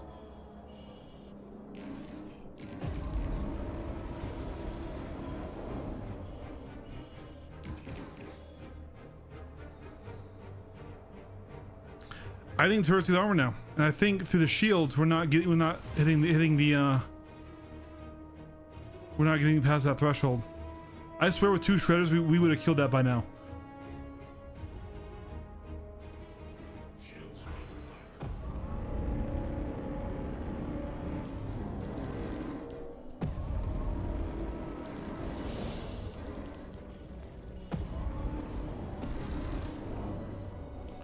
God, I fucking hate precision mode so much.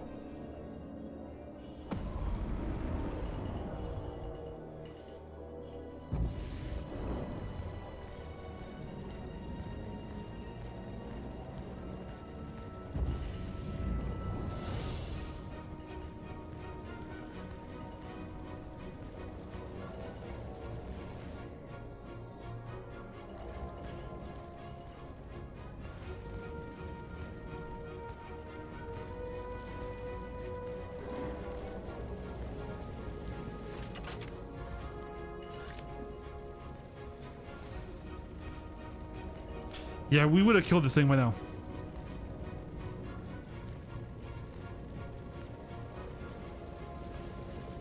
So now we're through shields, right?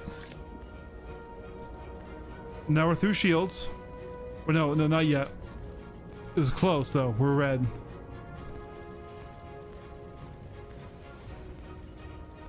Now we're through.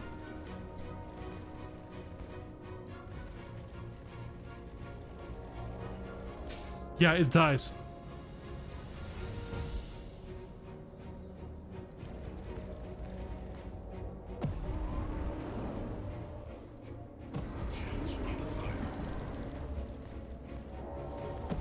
This one we haven't started on, so this will be fresh health, right?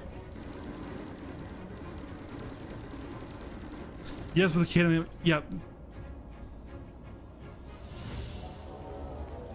Either shields get armor, or you can't damage turrets. Sorry, either turrets get armor, or you can't damage turrets through shields anymore. That is a change.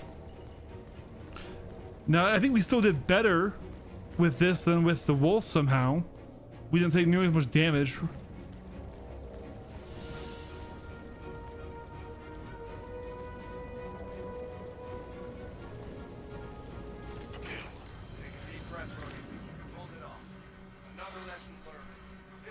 yours. Celebrate. And I'll see you when you're ready for the next one.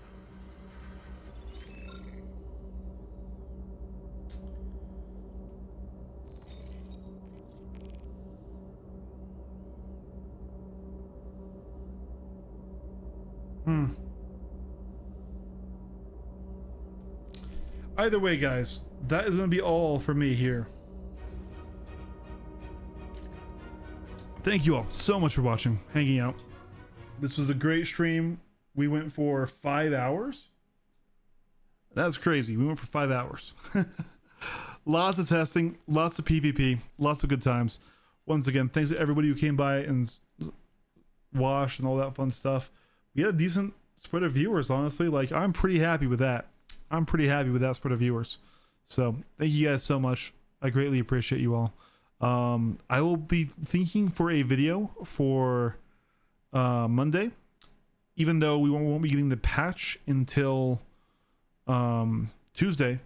I think the video is going to be on the Wolf. I need to test it more, but I do think the Wolf might be the best air superiority dogfight, fighter to fighter platform, because it can have its best weaponry to fight fighters and still apply damage in a team fight to a larger ship, right? Whereas if your Gladius wants to do that, then it can't bring its best anti-fighter weaponry. It has to bring that compromise, that mixed build. I do need to retest the Polaris now with shields up, and see whether or not we can kill PDCs with the Ghost. So that will be a test I will also do. But yeah, thanks for watching, guys. Thanks for hanging out. I will catch you all next time. Peace.